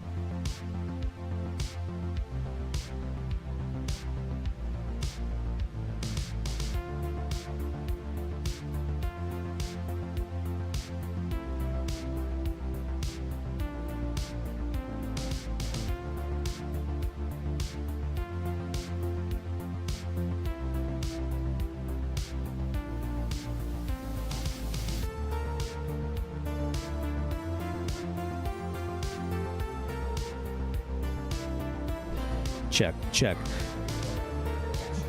Just a quick reminder that the Lotus 8 presentation will be starting in 5 minutes at 1 o'clock. The Lotus 8 presentation will be starting in 5 minutes at 1 o'clock.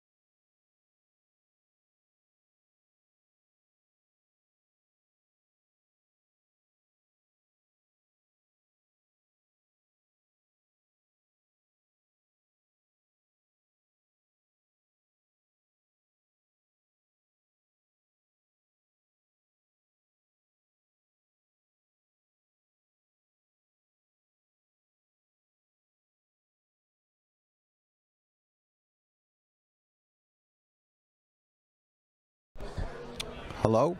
Hello, hello? You can hear me. Nice.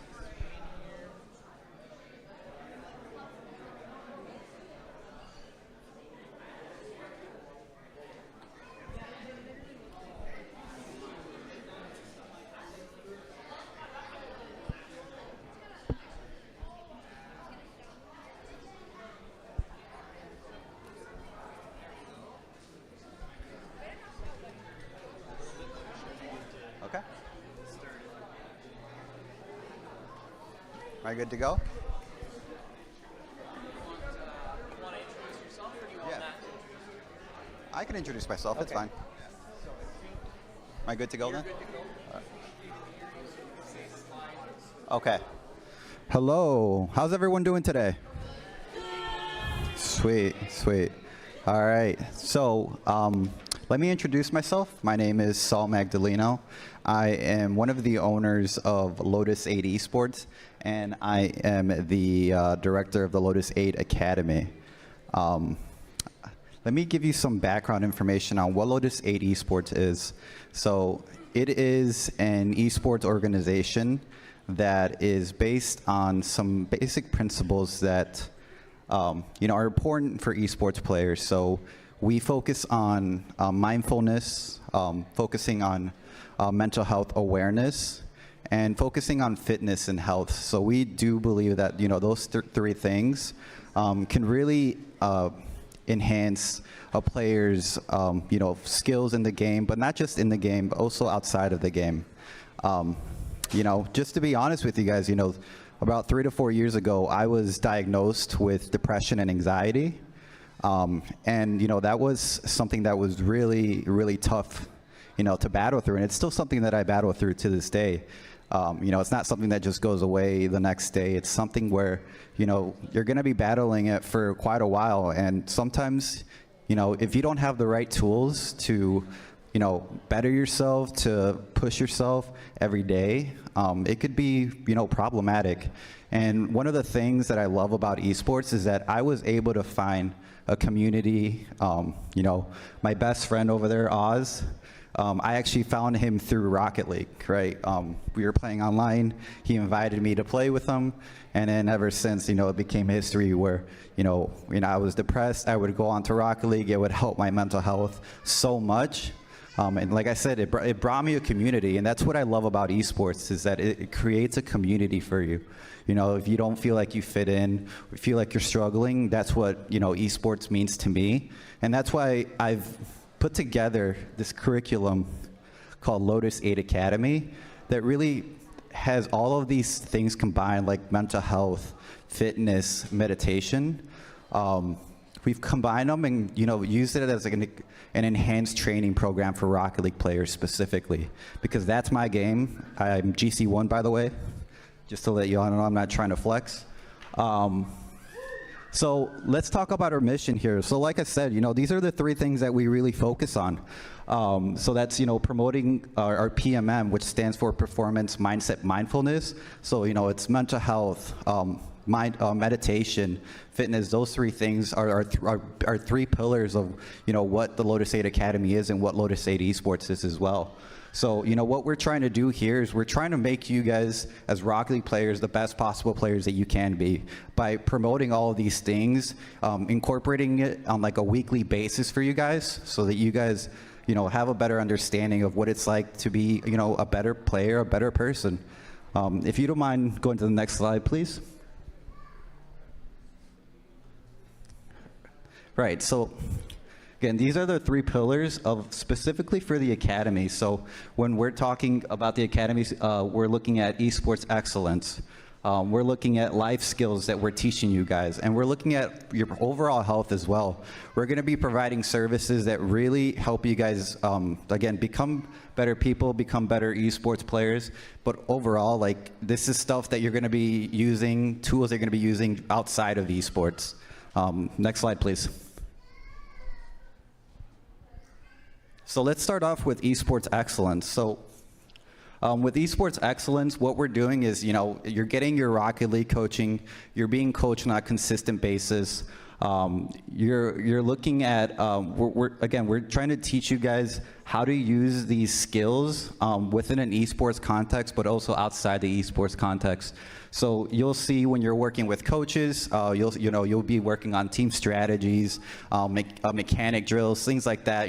Something that you obviously would see in a standard, esports program. A nice thing that we do is we really keep track of stats, right? So we want to make sure that you guys are progressing and you have something physical to look at. You're like, okay, well, when I first started off with the academy, it was just I was GC1. I was getting like a 10% shot on net, but after like 2 months into the program, you'll see like, oh man, my percentage went from 10 to 15%. So we really care about that, and we want to make sure that you guys understand how you're improving with us. That's something that we really take into account. Next slide, please. Right. So with the life skills pillar, we really, again, are trying to emphasize that we want you guys to learn skills that's not just applied to esports, but also applies to like when you're trying to go to college, when you're trying to get a job, things like that. These tools that we're going to be teaching you guys are going to be exactly for these things. So, one of the things that we do is we teach like networking workshops, right? Teach you how to connect with college scouts, how to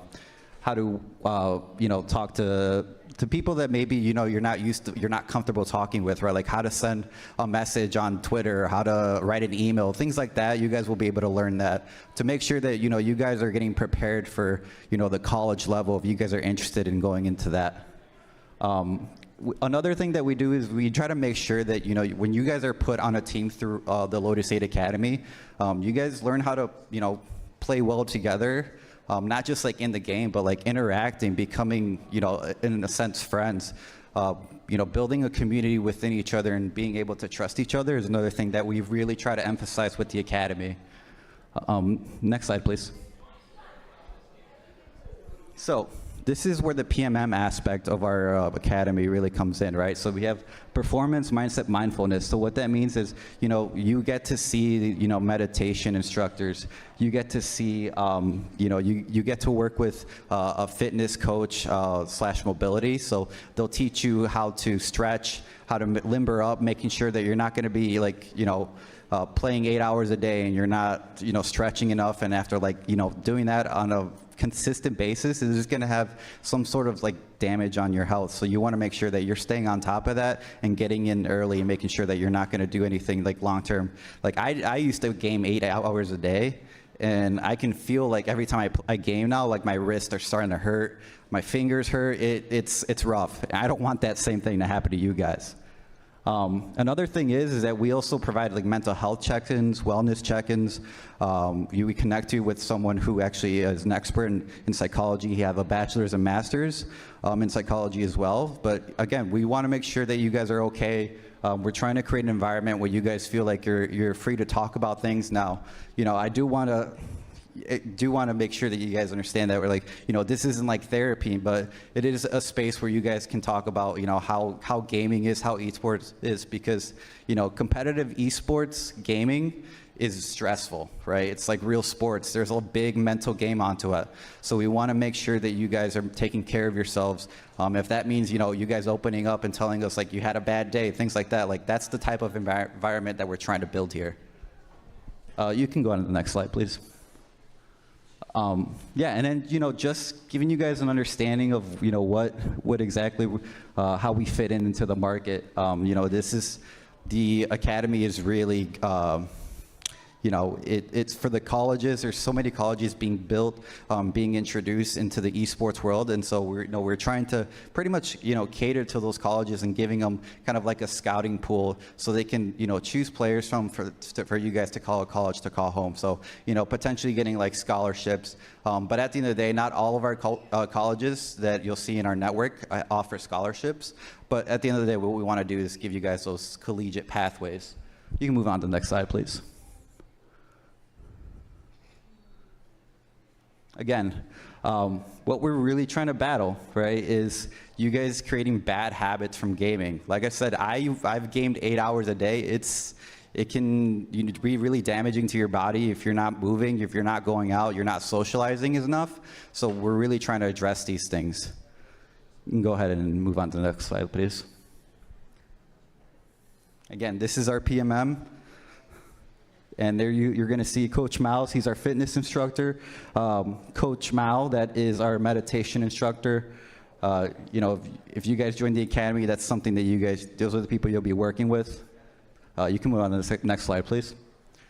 So one of the things that we offer for you guys to connect with colleges is showcases. So we invite college scouts to come watch you guys play in exhibition matches, and then from there, you know, if they like what they see and they, you know, they see that, you know, you would be a good fit for their program, you know, we would connect with you guys, and you guys could potentially get some scholarships, really depending on your skill level, but also your grades. That's a big thing, right? You guys got to make sure you got to keep it a certain GPA if you want to get certain scholarships in college.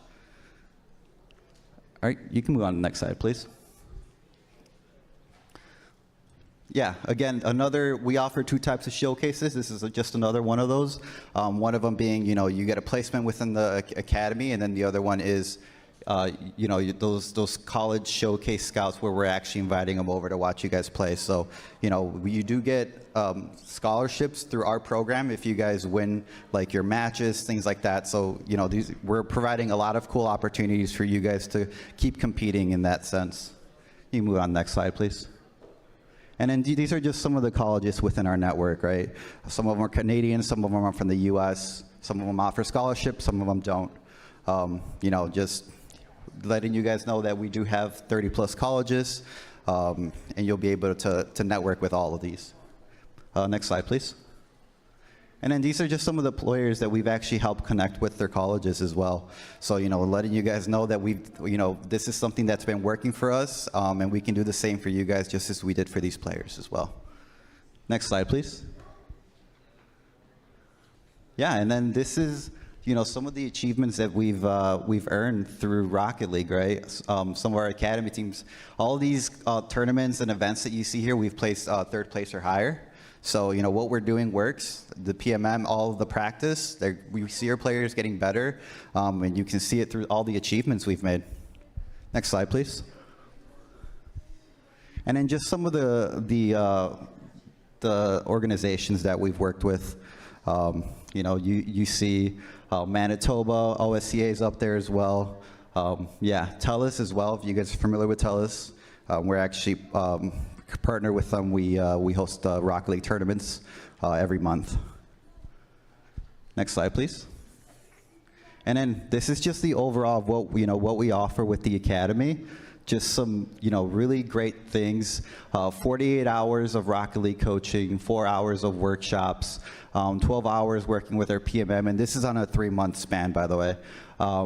You know, the weekly check-ins, you guys are, you know, working with us on a scheduled basis, and you're also participating in events that are really tailored for you guys as well. Next slide, please. Yeah, and that's you know, that's what the academy is. And we do have a 5-minute video that we'd like to show you guys.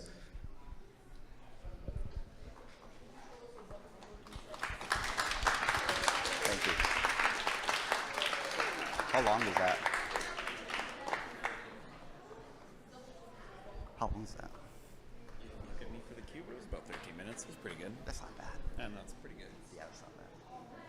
You did good, buddy.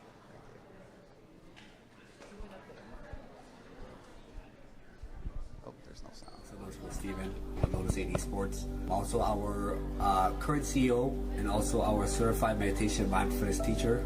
I'm also a certified high-performance mental health coach through NCCP. Something that myself and OSEA is very proud that we have created a unique system to support the ecosystem of esports is called PMM. It stands for Performance Mindset Mindfulness. It integrates performance meditation, mindfulness training, fitness and conditioning, and mental health performance boost workshops. Help myself and esports athletes like yourself to excel in esports and to create more healthy gaming habits. That's why I wanted to take this time to talk to the students, the teachers, the colleagues at St. Clair College and OSEA about the importance of taking care of your mental health and what we could do to utilize some exercises to create these habits, right? Like, for example, daily meditation is one. Enhances your focus and concentration. It helps promote self resilience and emotional stability better. It helps regulate emotions more efficiently during competitions. Proper sleep schedule is another one that is very important, which would improve your physical endurance and cognitive function, which will lead to lesser burnouts so that we can sit longer periods of time gaming. Daily exercise is another very, very important one. Enhance your physical endurance and overall health every day, which will also help boost your mood, regulate your stress levels a lot better. And the last one that I have on my list would be proper dieting, which would provide essential nutrition for optimal brain function, which will lead to better decision making as an individual. And kind of like combining all these kind of components, we would like see these kind of different benefits. For example, like enhanced performance, which would be improved physical and cognitive capabilities, which would lead to better gameplay. Physical endurance would be increased stamina and resilience during longer gaming sessions. Self-resilience, the ability to cope with setbacks and challenges is another one. Enhanced focus and concentration, which would lead to a clearer mental focus, which would lead to better game performance. A couple more last important ones would be better decision making, which would lead to better gameplay and strategic moves, which would also lead to better team dynamics, right? So that's why I wanted to take this time to just talk to the audience about why it is very important for us esports athletes to take care of ourselves and kind of combine all these components together. It's because there's nothing physical about what we do. We sit at our computers again for a long period of time, right? So we need to integrate these components or these activities or exercises into our everyday life, which would lead to better performance, would lead to a better mental health overall. If it's not for esports, right, you could use these practices for your everyday life. I wanted to also take this time to teach what we do at Lotus 8 to your audience. So I want to teach you guys a pro tip about what we do. We use something called a warm and cold sensation deep breathing technique. For example, I like everybody to kind of just try it on your own time, at your home, in a comfortable space, or before a tournament, or even at St. Clair right now, right? So all you kind of have to do is kind of like the lowest position. You would sit straight up on your chair, 90 degrees. You could either plant both feet stable to Mother Earth for team balancing, or you could cross your legs into traditional Lotus 8 Lotus position with your palms facing up. And do with your eyes closed, please. That's when you're more fully aware and you can move your focus and concentration around. So this whole exercise, guys, is 7 breaths, right? 7 breaths. Your job is to focus on how cold the air is going in your nose and how warm it is going out. But your second job is now to keep your tongue at the top of your mouth and keep your mouth closed at the whole 7 breaths. And to mainly focus on how cold the air is going in and how warm it is going out. It's a good trick to kind of distract your mind from any frustrations before the tournament or anxiety or anxiousness, right? The whole idea of this training is to just draw your focus and concentration to your breath and use it as an anchor to distract what's going on around you, right? But anyways, guys, thank you for your time. Thank you again to OSEA. Thank you to St. Clair for having my team talking about the importance of mental health and talking about our academy program and doing Rock League activations. So thank you very much. Again, I'm with Lotus 8. My name is Mao. I'll see you guys next time. Bye.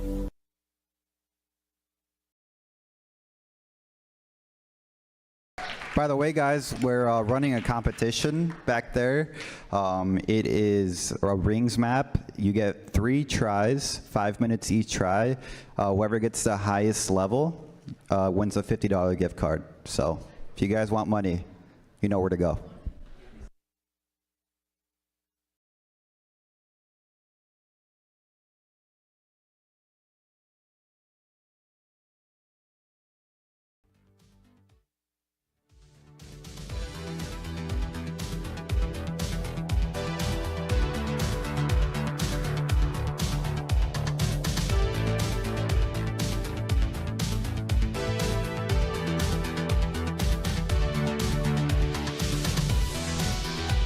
One more time, can we put a round of applause together for Lotus 8? Thank you for coming. And I am excited to say we are ready to get into our brackets, our single elimination brackets. So, middle school, your matches will be starting at 1:15. We have Team Parrot versus the Royal Bots in quarterfinal 1. Exterminators versus the Three Amigos in quarterfinal 2. The RLs versus, oh, I'm gonna butcher this, Cyber Egels Dior. Did I say that okay? Here, you say it. You're probably better than I am. Cyber Egler Dor. See, there we go. Put a French accent on it. Which I do not have. And quarterfinal 4, we have Zesty Three Amigos versus Rage Team. So middle schools, if you want to start getting yourselves set up, you can do that. High school Platinum Minus Division. Quarterfinals will start at 1:30 with Bears Esports 2 and Dragons. Your teams will be on stage. And then Billy Gamers and the Reapers, you are quarterfinal 2. High school Diamond Plus, your matches start at 1:45. Quarterfinal 1 will be Bay Ridge against Massey. Quarterfinal 2 will be Bears Esports 1 against Black Panthers. Those games?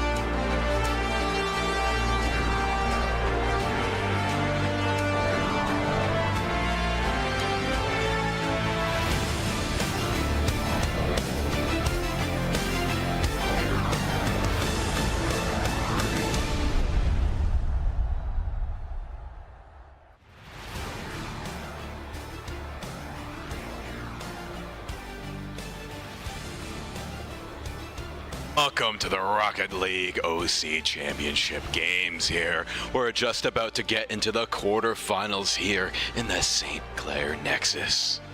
Yeah, Matthias, we've been cooking up a lot of action here in that Nexus, which you just got a beautiful aerial view of. And now you got the boots on the ground version, the FPS first-person camera lens of what's going on here in this arena. And today we have, like you said, the OC Rocket League Championship. And there is so much energy and passion going into these games, and I cannot wait to get them underway. Exactly. We've seen so many good games on display here today. So many close games, so many unexpected turns of the game as well. Some teams seem so dominant, and then some just flip it right back later in the game. So I'm excited as we're easing into these quarterfinals. We've been whittled down to the best of the best, and I'm sure we have some amazing action in store. Amazing action indeed for the winners. Quarterfinals of the first game we're going to be looking at, it's going to be the Bears versus the Dragons, two of some of the most dominant teams we've seen here today, and they're already facing each other to get things started off. I think we are going to be seeing a lot of close games if, at least history repeats itself. Exactly, and this is the Plat Minus division here. This is looking to be a very competitive game. The Dragons, I think, even got the only 3-0 we saw on display here today, but I'm sure that's not the only 3-0 here today. But we shall see what the Bears have to face against them. Here we are in the game. 10 seconds left already in the match. No goals have been taken, but the first goal is going to go over to the Dragons. Yeah, I think this might have been a little bit of an issue with the lobby. I noticed that the timer was counting up and not down, and that was my first warning sign. But at least the players got a little bit of warm-up time, got their hands nice and ready, because they're going to be utilizing them to their full 100% maximum capacity, okay? Ordinary hands are not built to handle this kind of gameplay, okay? My hands, your hands... There's a reason we're at this desk and not playing. Yeah, you either need the hands of a bear or the hands of a dragon if you want to be as good at Rocket League as them. And they're here getting ready. Thumbs up all around. As you can see, that third guy. No thumbs up for him. He's locked in here. Both teams seem to have one locked-in member as well. Everybody else locking, getting the team synergy going. And that's what you need. You always need one guy locked in, focused, piloting the whole thing. The anchor point for the whole team. It's a reference point for your team. Like you gotta, you can be nervous. You can look around left and right, like I don't know, and then you make sure. I should make sure I'm acting like the anchor here. As a reference point, keep you grounded, keep you stable. But as the players are getting into this game, I'm sure the instability will only rise. I can hear the countdown going. We're going to be going right into the game as we're starting things off. 5 minutes at least guaranteed of the action that we're going to get started with today. Yeah, and there is a big save coming out already. Now we're going to see. Looks like the Dragons are making the first approach, and they get a nice sink in to start things off. Absolutely, the Dragons, they have been riding this wave of pure, unbridled aggression from their previous series, and since then it feels like they haven't even skipped a beat. It's just been non-stop domination coming out from this team, but I believe the Bears, if anybody, can give them a run for their money so far. And you can see for sure right now, the Bears are trying to kind of counteract some of that offense with some of their own. They're not letting up. They're not giving any ground to the Dragons because they know what can happen if you get this team going. It can just become too much to handle and roll things right out of control. So right now they're doing their best to maintain their own aggression. That way the Dragons won't be able to get theirs started. And just like that, with that game plan working out for them, I don't see that changing anytime soon, since they've already gotten their first goal. Yeah, it's 1-1 here in the Battle of the Beasts. The Dragons have one, Bears have another, and now it's all up to see who takes the lead once more. 4 minutes remain on the clock here in the quarterfinals, and wow, what a nice save from the Bears, keeping themselves in this as the Dragons take a mean strike at their goal. Now the ball's up in the air again. The Dragons not letting up on the gas. They're continuing to hammer away at this goal. They're going to give it all they got. Maximum aggression here. It's It's all up to the Bears defense to keep themselves safe. But now you see Dragons for another attack going around, and it's all up there right now. It's being passed back and forth. I just can't wait to see who will take the goal. That was a nice shot, but a nicer save from Dragons. Yes, so far these teams have been playing at a peak we haven't really seen so far today. It feels like they've kind of come into a new form altogether. They've ascended beyond their previous forms, and it's just looking completely on lock. And I think at this rate, it's only a matter of time before somebody cracks, because everything's been going basically perfectly so far. I couldn't imagine that you could maintain this level of play for very long. It's just going to be a race to see who can hold on to it the longest. It's going to be an endurance battle, but right now it seems like the Bears are getting ready for their shot, and they're going to find that in. That's going to be the second goal of the series, going the way of Bears Esports. Slow and steady wins the race for that goal as they get the nice setup, and through sheer persistence alone, the Bears stretch in the lead. But there's still nearly 3 minutes remaining left on the clock. The Dragons are sure to close this gap. Surely, there's a lot of time left. 3 minutes, especially in this game, you can make a lot happen with that. But right now, it's looking to be quite difficult as the Bears are already mounting up another offense, and it's going to be quite a while before the Dragons will have any breathing room to, breathe all that fire that I'm sure they've got stored up throughout the day. But right now, that's not going to go their way, because the Bears have shot another goal, and you can tell that this team is really feeling themselves. Yeah, the Bears are looking very good so far, and just barely not saving that goal, unfortunately. But there's always room for more saves. The Dragons have shown that they have a lot of comeback potential. We shall have to see if they can do that against these vicious Bears. Vicious indeed. I hope Dragons brought their bear spray, because right now it seems that just being Dragons alone isn't enough to intimidate them, because look at the way that this team is playing. Again, Dragons have been one of the most dominant teams we've seen so far today, without question, yet the Bears are playing so confidently, and I feel like that's a core element of any team and having success in any game. Just having the confidence to make your plays as if you know that they're going to work. And the Dragons now are retaliating with some confidence of their own. An excellent shot coming up from the Dragons, but it's going to be masterfully blocked by the Bears, and again, they're going to turn that defensive position, and they're going to get a goal off of it instead. A very good opportunity-seeking team, and when they look for opportunities, it's very rare that they go wrong. Exactly, that was a beautiful shot by the Bears. Now they're in a 3-point lead against the Dragons. They have just been playing impeccably on the attack and on the defense. So many nice saves coming out from the Bears. Now, they're going to kick things off. They're even going to put on the aggression more than they already have. As we see, they tee up for another goal going back, but the Dragons are boosting their defense. We're going to see if the Bears can stick this one on. It's a nice setup going in over the top, and the Bears get another goal on their point board. Scoreboard. I gotta say, Matthias, I really was not expecting to see such a strong showing from the Bears so far. Right out of the gate, their roster right now, I'm looking at it: Space Kangaroo, Lonely Not Human, Sanitz, and Code Red RL, Kev12 Gamer, a lot of players on this team, and I'm sure that they all give 100% into making sure that it runs like a very well-maintained ship. Right now, they are sailing and cruising their way to victory after they get another clean goal right off the top. And again, you can tell that this team is really feeling themselves. It's not every day you get to put on such a show for so many people, and it's moments like that you got to appreciate and just make the most of it. And I'm very glad to see that the Bears definitely are. Yeah, the Bears have locked in here, and they are looking to get even more points. Look at that. They're not even letting up on the aggression. They could run on the clock for another minute, but no, they're going to keep on keeping on for these goals, and the Dragons are going to keep themselves in this. But look at that. The Bears are just utterly dominant right now. They get these amazing setups time after time, and this one's just going to go right in. I mean, just look at that slam dunk that they're able to pull off. The team synergy on the Bears is absolutely impressive. 100%, and like you mentioned, Matthias, another goal, but one thing to point out is that they're one away from invoking the Mercy Rule. If this goes in, that would be the end of the game, but it's not going to go in quite that way.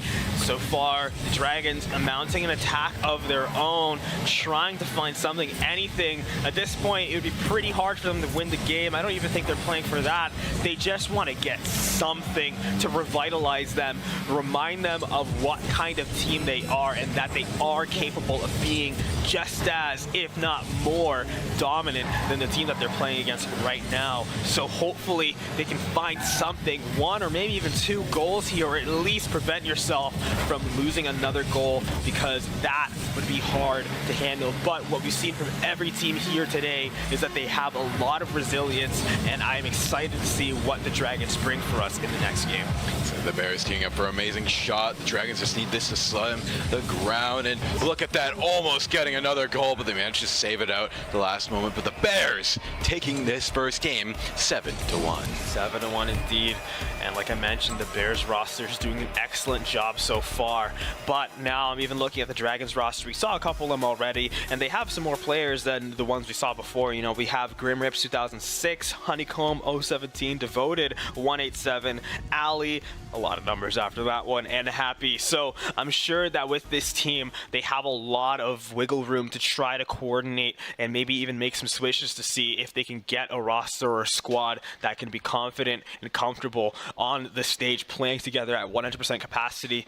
But whatever this team decides to do, I'm sure that they're going to make a decision that's best for them. Exactly. Having such a wide array of members is always a good thing to have. You know, maybe someone's a little bit better at setting, maybe someone's a little bit better at defense. You can more play around your strengths to your opponent's strengths as well.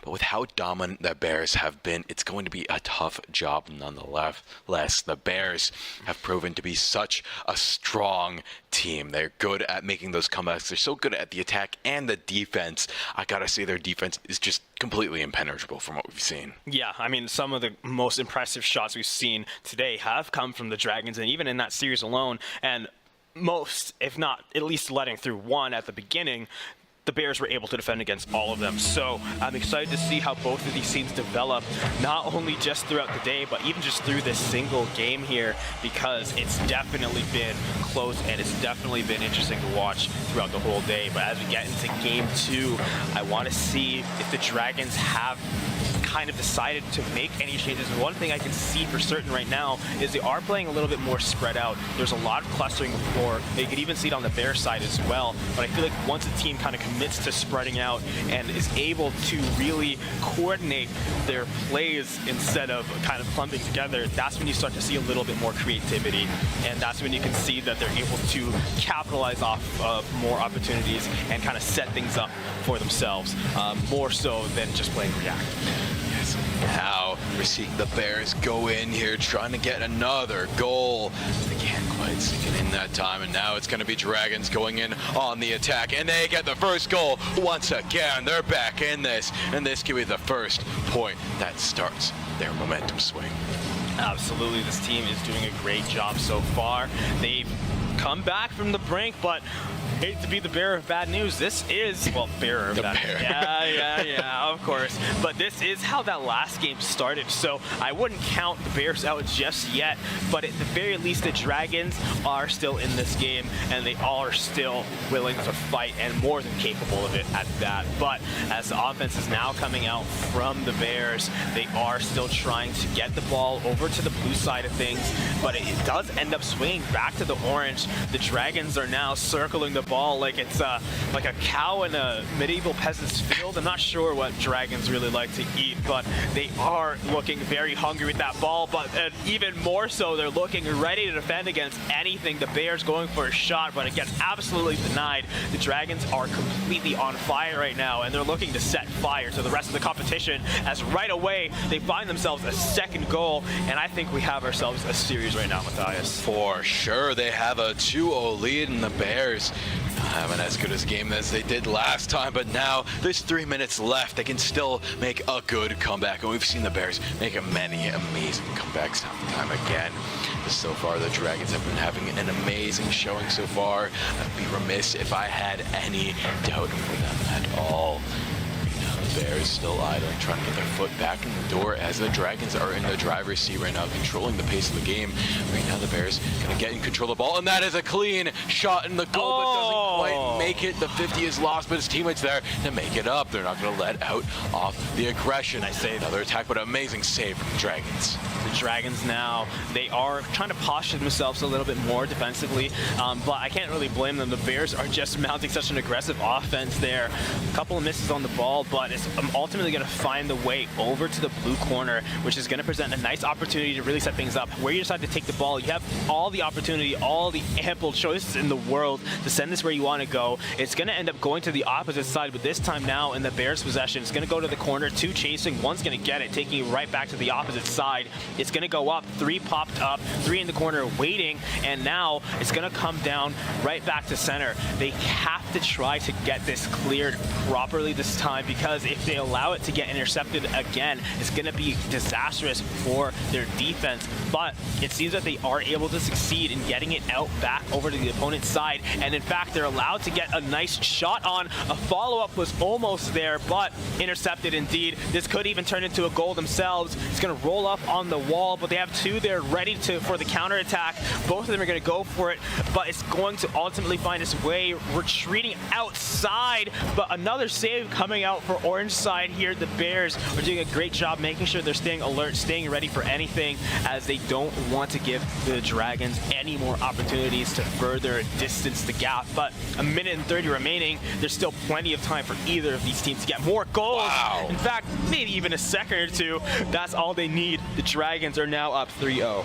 And now we're seeing a totally different story than the last game. The Dragons being the dominant ones here, 3-0. Their defense is utterly astounding. They have continued to just be consistent on that attack as well. These teams are very evenly matched right now, but it looks like the Dragons have soared into the lead. Wow, from downtown, just as I say that, Caster's curse, whatever you want to call it, the Bears sink one in from downtown. 1, 2, 3. We are 3-1 right now, and it is still anybody's game, honestly, with the caliber that these teams are playing at. I'm sure they're more than capable of making opportunities for themselves to really get away with a lot. That's going to be off the kickoff now, going to possession of the Dragons. They're going to go for a shot, but it's going to get absolutely rejected. The Dragons are trying to reset. They find that, taking it to the corner.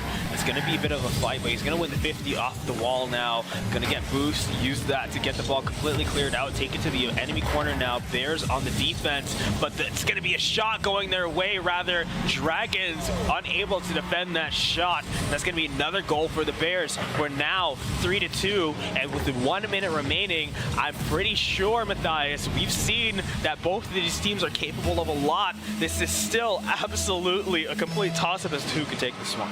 Exactly. It's just well within reach for these Bears to bring us to our first overtime we've had on stream.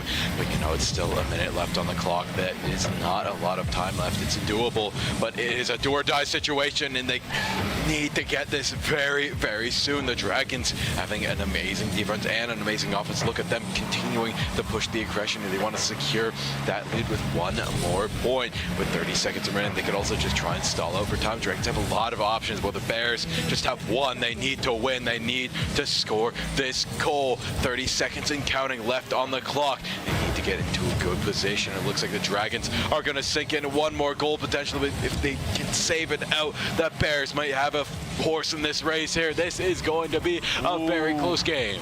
A very close game indeed, with 10 seconds on the clock. It's going to be another shot for the Dragons, and just to ensure victory, they get 1 more. Now we're looking forward to 2, and that's most likely, if probably math is to be believed, that is going to be game 2 going the way of the Dragons, unless Bears can really make something excellent. You have to get the goal off the kickoff, and then a follow-up after that. That could be what they need. Are they able to find it?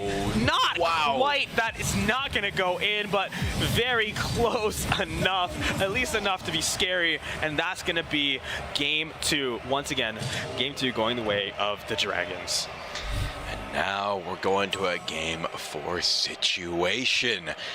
Now it's 1-1 on the score. We're going to be going over to game 3. It's going to be all up to who takes the lead at this point. It's all looking pretty good for both teams. The Dragons very, very competitive in that game, just utterly dominant throughout most of it, but the Bears seemingly figured out some strategy against them closer to the end, so I'm excited to see if that will translate to the next game. For sure. And one thing I definitely want to point out from both of these teams is the way that they're coming back from all of them. You can always see on the cameras, you know, they're talking, they're active, they're trying to figure things out, they're trying to come to solutions. It all comes down to whether or not you're able to implement these plans to find success. So hopefully either of these teams are able to really nail down what's working, what's not, and come to a solution, because that's what's going to be the defining factor for them in this game. But the Dragons, right off of a successful kickoff, are able to take that momentum, turn it into a goal from themselves, and now they're up 1-0 in this Game 3 situation. Looks like the Dragons have locked in. They always seem to get the first goal, win or lose in the game. They always set the pace in terms of goals. And now the Bears are on the prowl, trying to answer this goal as soon as they can. And we're going to see if they'll be able to do it in a timely fashion. Timely fashion might not even be necessary here as long as it gets done. I'm sure they'll be content with however it turns out, and it's going to be close to the net, but not quite. Going to get saved very well by the Bears. Dragons are still soaring up along that wall, but it's not going to be completely safe as there's flying bears in the air too. Never thought you'd see the day, but here it's come, and they're taking the ball right over to your corner. They're not going to let off the offense yet. They're going to take a nice shot, center it up, give it to your teammate. A great pass, a great opening they found, and they're making it into goals. Very well done by the Bears. Yeah, insane goal right there, sinking it in. No one was looking, and Bear Esports looking very good, getting their head back in the game, maybe looking to even get ahead in terms of points. It's 1-1. It's all even on the scoreboard, and that's an opening the Bears love to see. They sunk it in across everybody else, threading the needle. A perfect shot to start themselves in the lead. I really am just impressed with how things are going for the Bears right now. Again, it's like they're taking turns trading back and forth who gets to win. It's just such a dominant fashion both times here. They're making it look easy, but I know for sure it's not. These teams are playing Rocket League at such a high level, and they're using not only their mechanics to get them forward, but of course strategy is such a huge element of any kind of team-based game, and they're making it work for them so well, so effortlessly. And you can see right now the Bears are chasing it down. They're trying to set themselves up for another aggressive play. It's going to be in the blue corner now. That's going to force everybody into a bit of a scramble as they try to wrest control of it and get it cleared out. But with a clever interception, potentially no, it's actually going to go right over it. But there's the double interception, and it's almost going to be a shot, almost going to be a goal, but just missed that one. Coming off the wall now, bouncing out of the corner. Can you make this into something? Teammates not there to follow it up just yet, but at least now they're up. You can go for another one. Someone can go for another setup. Gonna try to center it. Stuck in the corner. Two of them in the corner once more. No one on the other end to cement the goal. That's gonna lead to an opportunity for the Dragons to make a breakaway. Taking it to the orange corner now. Up in the air. Once again, we've seen this many times before, but can this be made into a goal? Not quite. Just a little bit early on that shot, but it's still gonna be on the Dragons side of things to maintain the pressure. They're gonna be able to break the clear, take it right back over to orange, and maintain the pressure. Off the corner once again, trying to center it, but it's going to get intercepted by a Bear and taken out back to the blue side. Back on the blue side, and it's back to the Bears to set that pace for the attack. And now he's going to go in, try and sink this one in, but the defense of the Dragons is just so tantamount. And now pass back and forth. They're just trying to keep it out of the Dragons' hands, but no, they wrestle it right back into the Bears. Once again, it's all up there. It's very back and forth here. Both teams battling for dominance. The Bears going to set the pace once more, gearing up for a goal. Almost get the sink in. They got the goal almost, but they don't quite get as the clear comes through for the Dragons. The Dragons the pace. They need a goal within these next 2 minutes. They need to try and even up the scoreline. They're trying their best right now, but again, I can't blame them. It's so difficult. The Bears have been able to make so many things work.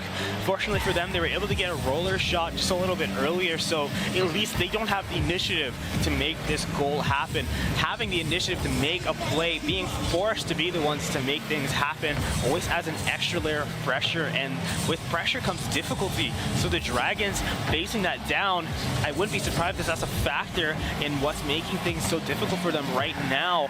Nonetheless, they still have to do their best to make something happen. Otherwise, they'd be risking giving the Bears even more opportunity to make this a further and further game. Just like that, from the corner off the wall, it's going to roll into the corner. Nobody was ready to defend that one out, and that's going to be another goal for the Bears.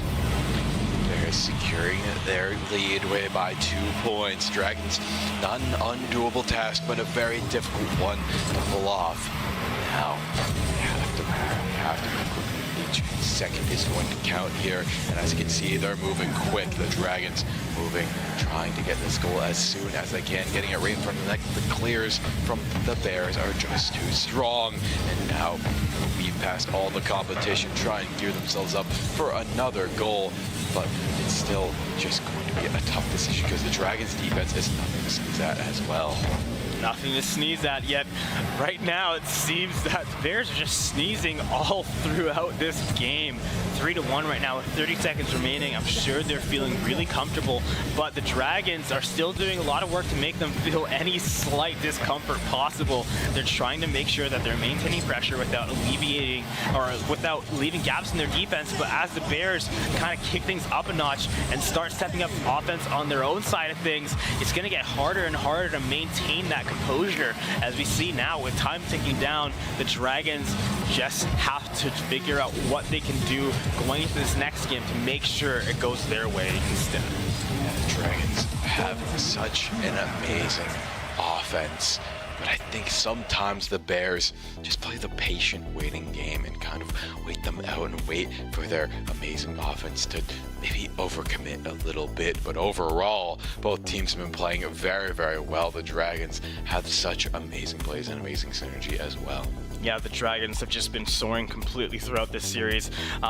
Through the previous one primarily, we were able to see their strong suit, their strengths. Once they get an offensive pressure going, it's very hard to shut down. But the Bears have seemed to figure them out so far. They haven't really let up any pressure. They haven't really I haven't really seen them struggle on the defense like we've seen other teams so far today. You can tell when a team is playing comfortably. You can tell when they're confident. And right now, that's all I see coming out of the Bears. Whereas right now, I still see that the Dragons are trying to come up with solutions, which you always have to be if you're not the one in the driver's seat. But they have to get on the right track soon enough. Otherwise, the Bears are going to run away with the series. The Bears are looking very, very good right now. 1 point away in the series, and they're looking to try and set the pace with the first goal. But the Dragons don't want to let their reputation go away just yet. They've always gotten the first goal in the series, and they want to try and set the pace right here. But no, it's going to be the Bears getting the first goal this time. Maybe that actually spells good news for the Dragons. You know, they've gotten the first ones in the previous games, and it didn't go their way. But now with the Bears getting the first one, perhaps this is the pattern that they need to break. Now, going into this one, 1-0 against the Dragons, they really have to do the work to make sure that they don't kind of check out. They have to make sure that they still play 100% consistent, ready, and eager, willing to keep fighting. Wow. Although it might be a little bit difficult when the Bears are just playing at this level, just getting goal after goal after goal. The Dragons are going to have a lot of work cut out for them, but they still, at the very least, have plenty of time remaining in this game. Especially with how competitive these games have been on the defense, you don't want to let any goals past your gate. The Dragons now have to even go for a full aggressive play, but it's a gamble as well. You'll let yourself maybe even get another goal shot on you, as it looks like the Bears are looking to do. They just barely save it out from their team. And now the Bears flying this ball. They don't want to let up on the gas. The Dragons trying to take control of this ball and trying to set the pace for themselves. So go up the wall, try and get a setup that way.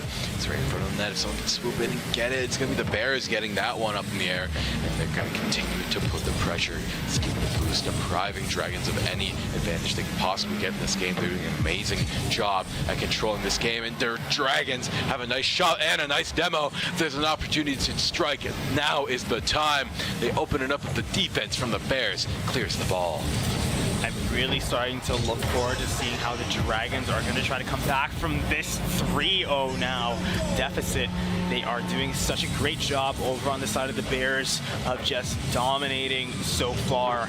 I really have liked how the Bears have been looking so far today. The way they're playing really just shows a level of discipline is the closest word I can think of when it comes to how they're making the plays, the decisions that they're making, and how they're executing these plans. The Dragons as well. If any other team has been as close to the Bears as I can recall, it's been them. But right now, it seems the Bears have just had their number so far in the series, up 4-0 right now, 3 minutes remaining. Plenty of time for the Dragons, but again, I feel like the Bears have just got them figured out right now. And the Bears just have the tactical knowledge of what makes the Dragons tick, and they seem to figure out the gaps in their armor. They keep hammering away at those small little gaps. Right now the Dragons just have such good pure aggressiveness. I mean, look at that, almost already in the goal right there. Bears just have that defensive knowledge to keep themselves safe. I mean, look at that save. A beautiful save from the Bears, and now they're surely going to turn this into an aggressive push of their own. The little in-game caster kind of showing us up a little bit, like, what a save! Hey, man, let us cast, all right? Going now, 2 minutes, 30 seconds remaining, close to, and right now, the Dragons are trying to find something, anything, once again, if not to even close out the game in their favor, to at least show themselves that they still have something, some kind of energy. I believe this is a single elimination bracket, so if they go down here, they might be out for the day. So single elimination, everything's riding on the line for this game, but with how things are going so far, the Bears are 5-0, 2 more goals, and the Dragons won't even get a chance to continue fighting because of the mercy rule. Exactly. The Bears looking utterly dominant right now, and for good reason. They have been such a strong force throughout this game, even more so than the Dragons right now. The Dragons still have some fight left in them. They're not going to go down without a great fight. Their defense is trying to keep this ball away, but the Bears just keep hammering it in. One of them is bound to land. At this point, the Dragons are eyeing this goal. They're not giving up. They're going to keep on fighting to the bitter end. And right now, it's looking pretty good for the Dragons. They're getting a nice tee up, and the Bears are just constantly in control. They're always setting the pace. There's a nice air hit from the Bears. It's going to get cleared out by the Dragons once again. Cleared out, but not forgotten, as the Bears are stuck on their scent. They're tracking them down, and they're on the hunt, because after right now, the Dragons going for that shot, they do find it. Thankfully, they still have the coordination, they still have the energy, the will to keep fighting, which is always a good thing to see, and they're able to execute and get at least one goal. Whether or not they're going to be able to get 4 to 5 more, we're going to have to wait this minute and a half to see, but at the very least, this team is showing that they can still play, they can still fight, and not only that, they're still willing to, which is ultimately the most important part of any competition. Exactly. You don't want to give up, and they certainly are not. They're still playing, and they still play it like they can potentially win this here, and they very well could if they can keep getting these goals. We've seen miracles happen in Rocket League, so there's no point in ever giving up. And the Dragons soaring through the sky, looking to get this ball in that goal once more. The demo comes out from the Dragons, but the Bears get another goal to get their 5-point lead secured once more. So far, so good. The Bears, again, look to send a message to any onlooking teams. Be warned, everybody. We are not playing around. 6-1 against the Dragons. The Bears are looking in perfect form right now, and hopefully they can carry that forward into their next series if they're able to come out on top here against the Dragons. With a minute remaining and 5 goals staring them down, the Dragons have a long path to recovery here, but again, not impossible, but still very difficult indeed. Almost 30 seconds remaining, and the Bears make another shot, and they're actually able to find it. That's another goal, with now just 1 goal away from separating them from a mercy rule victory, but 37 seconds as well being another barrier preventing them from reaching that. Can the Dragons or the Bears find any more goals in this game to at least send a message to themselves? You don't want to go down with that fight, and they certainly are not. I mean, look at the Dragons already being so aggressive. They're not going to go down to a mercy rule if they can very well prevent it. Right now, they're getting amazing clears, amazing saves, and amazing demos. They're going to keep on fighting. A good fight. Let's get another goal right there. They're still keeping their form in top shape. I mean, look at this gameplay here. It's up in the air for the Cannage to slam it back down. The Bears clear it out. They're hungry for 1 more goal. They want to invoke the mercy rule. If they can manage to do it, it would be the first one we see today. But no, the Dragons successfully prevent the mercy rule. But the Bears advance further in. Very much so. They advance on to the next game. They're still alive in this tournament, and they can still keep fighting. Unfortunately, we will have to be saying goodbye to the Dragons in their tournament run at least. But from what we've seen from them today and what we've seen from them just now, I'm sure they're more than happy with their performance, because they played very well, and I'm sure they should be very proud of the results. But going to the next series, we're going to have now the Bears are going to be going against the OSEA Township Panthers in the next game for the semifinal match of the winners bracket. So we're going to be seeing whether or not we're going to get to watch that game on stream as we're getting ready to continue on in this playoff bracket. But after that match, I'd be remiss to not kind of just reminisce on it a little bit longer with us before we go to a break. Yeah, that was amazing. The Dragons always getting the first goal, always being so good on that first attack. But the Bears just have that comeback potential, and they have that defensive play that lets them outlast the long 5-minute rounds. They manage to get those goals time after time. It's like a war of attrition for them. They like those long games. They like to stretch it out all the way, and they know when to strike. Absolutely. But, ladies and gentlemen, while we are getting ready for that next game, we're going to throw it to a quick break to give time for the teams to get settled in and get ready. But, like you saw that action from that previous series, there's plenty more to come. We have so much more Rocket League to play through. We'll see you guys very soon.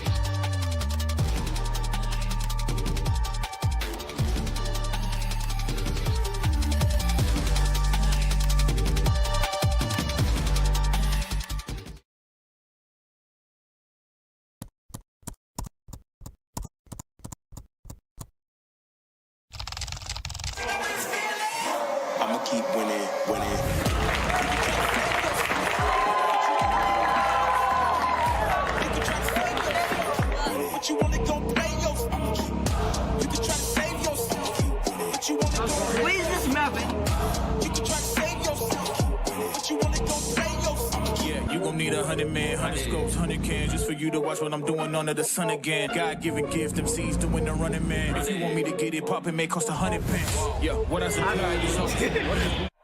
The throne is mine, take that. Got the upper hand.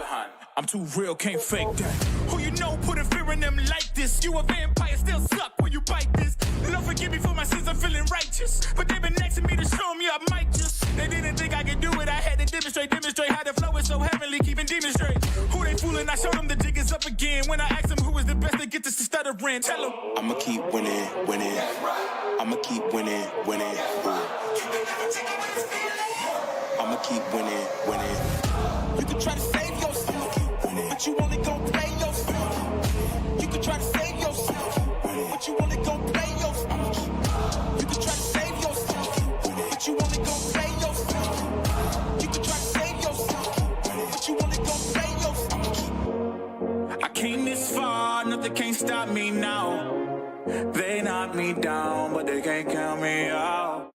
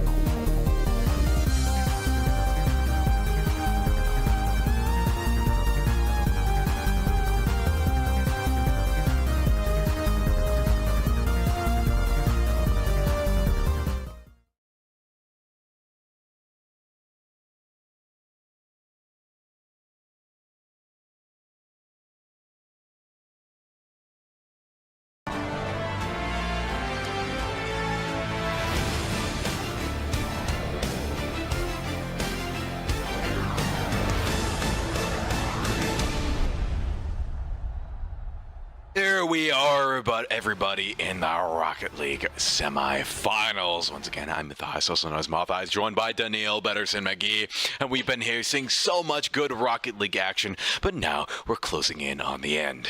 Absolutely. We are getting closer and closer to the ever-coveted championship match. I'm sure that these teams are really feeling excited, really feeling the heat as they walk on the stage and get ready to get the action started here today. We are once again in the winners semifinals. This is a single elimination bracket, so realistically there are no winners, only competitors, warriors entering the stage as we hit the field in this game one. We have Bay Ridge Blazers versus the Christ the King Secondary School BMX Bikey Boys.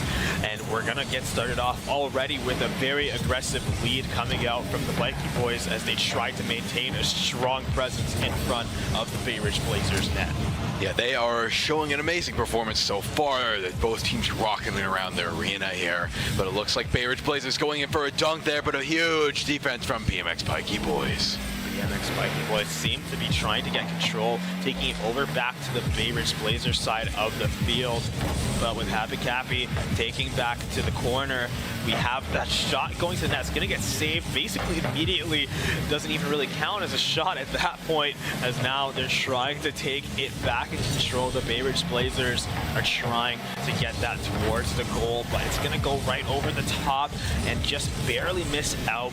That's going to be a shot towards the net once again. More of a centering coming out from the Bay Ridge Blazers, trying to get it ready for their team. A shot coming out and then a follow-up, but it's just going to get intercepted and shut out completely by the Bikey Boys as they get ready to mount an offense of their own. Yeah, this is a big stalemate happening here. Just back and forth. Neither team finding the perfect opening as both defenses are absolutely stalwart. But it looks like Bay Ridge Blazers looking forward. Small gap in the armor, can't quite close it out, but they're still going to continue to hammer on through. This BMX Bikey Boys have to be very careful here as Bay Ridge is closing in shot after shot on their goal. But it looks like the Bikey Boys are going to take control of the ball and start taking some shots of their own. Quite the opposite of the last 2 years. We're seeing a lot less goals. More so, it's just a bit of a stalemate. These teams are a lot closer. Again, it makes sense as we're heading into the winners semifinals. Of course, we're going to get some closer competition as we get closer and closer to that championship match. But right now, the Bay Ridge Blazers are doing their best to make sure that the Bikey Boys have a hard time establishing a defense. But as we're seeing a traded out demo, both teams are going to try to get an opportunity to capitalize off of that, but it's going to be the Bikey Boys making the most of the opportunity. They find a shot, they find a goal coming right out, and they're going to go up 1-0 against the Bay Ridge Blazers. 1-0, getting the first point in the game, first point of the series. The MX Bikey Boys looking very good. We're only halfway through this match, or just about. Bay Ridge Blazers still have a lot of time to close this gap. They're only 1 point away from evening the odds. The MX Bikey Boys would like to have a little bit more insurance in that, so they're going to keep on going for these. But that is crazy. Another double demo coming out from both sides, and the Bay Ridge Blazers using that time to close the gap. Close it indeed. I really do have a lot of faith that this team will be able to try to close things out. We saw this team play a little bit earlier in the tournament today, and they've demonstrated that they are more than capable of sealing away some victories and establishing a strong, dominant lead. With 2 minutes remaining, that's ample time for them to make something work here, but that won't be too easy if the Bikey Boys keep up this pressure. First time seeing them on the stream today, and they are for sure making a strong first impression with a second goal in this game one against the Bay Ridge Blazers. The Bay Ridge Blazers now having to close this gap by 2 points. The Bikey Boys doing a very good job, and now with another demo, they're going to open this up even more. They are just so good at stalling this one out, while managing to find those key small openings. And now, look at that, they're going for another attack, but it's going to be met in mid-air by the Blazers. And once again, they're going to continue to try and be an unrelenting force on this battlefield. There's a demo. There might be an opening for the Blazers off the top, going for another double bounce, and they manage to sink it, going 2-1, closing this gap to only a 1 point lead. very well done by this team. You can already see it on their faces, but they are starting to feel the pressure of these games getting closer and closer, but they are still doing their best to make sure they don't let that affect their gameplay. They are sticking close, they're sticking strong, and they're making sure that as they act as a unit.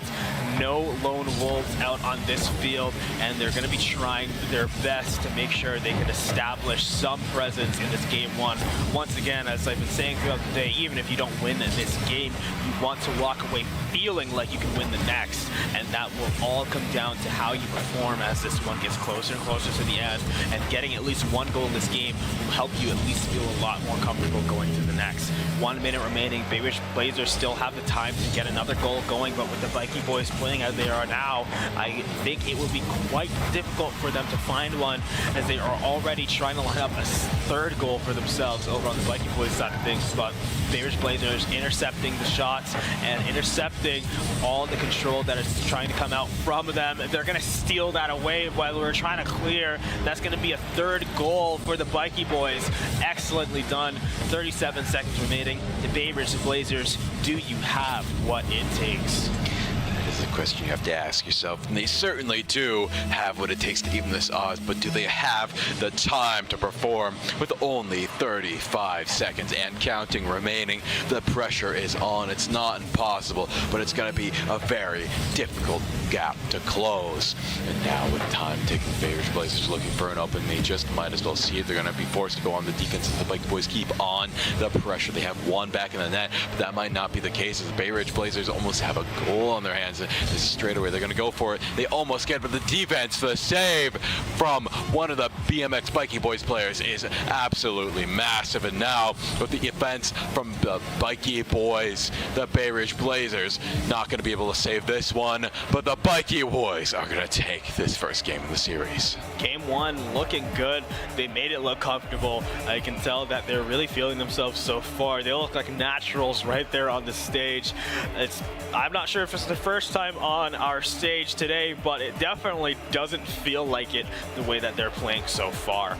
It feels like they're right at home with this gameplay. But of course, the Bay Ridge Blazers, we've seen, like I said before, how dominant they can be in game, but they just need to find their footing in this next game. Exactly. It is not an impossible task for Bay Ridge to bring this one back, but the Bikey Boys, that's the first time we've ever seen them play. So if we're going to extrapolate off just the info we have from them, they looked very, very good. Very defensive gameplay on both sides, but I think Bay Ridge really performs in those attacking-based games, but they're just unable to gain their footing there. But nonetheless, we're going to get right back in the swing of things. It looks like the Bay Ridge is going to be the first to start the attack. And hopefully they'll be able to execute it strong, but a nice save is going to come out from Bay Ridge, trying to bring things right back over to the blue side. They're going to succeed in that, but it's not going to be there for long. Actually, they intercept the clear, and this is going to be a good opportunity to strike. If they can get a center and have a teammate follow up and get a nice shot in, this could spell the doom for the Bikey Boys. There's the shot, trying to cross it over. Can you win the 50? Yes, you can, but someone is there to stop it out. Bikey Boys defense looking so solid, and they turn it into a shot themselves.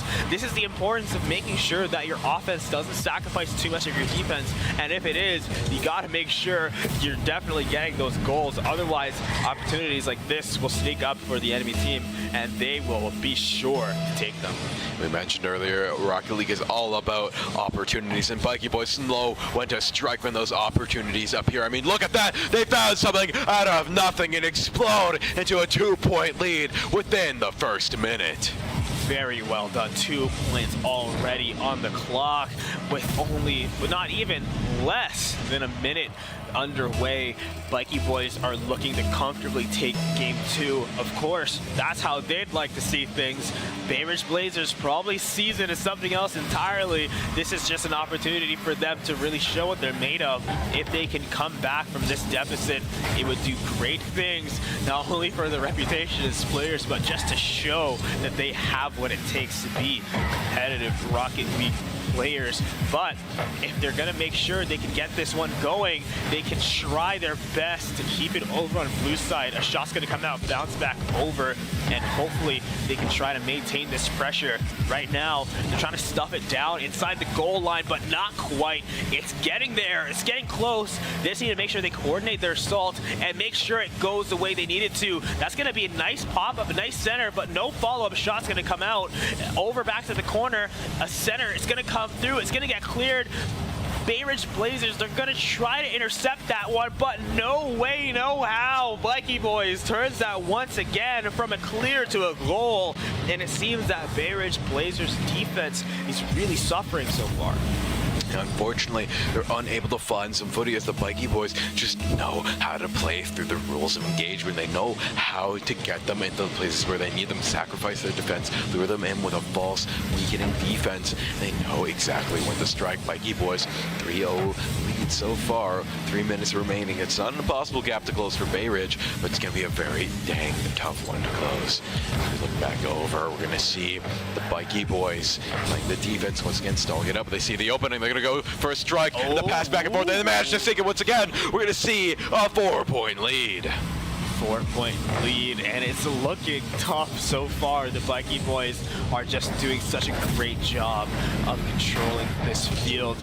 Almost halfway through this Game 2 situation, and Bay Ridge Blazers have not been able to put a point on the board. That just goes to show how well the Bikey Boys are playing, because even though the Bay Ridge Blazers are playing very well, looking almost in peak condition, the Bikey Boys are doing even better. That just goes to show what quality, what level of team we have here today.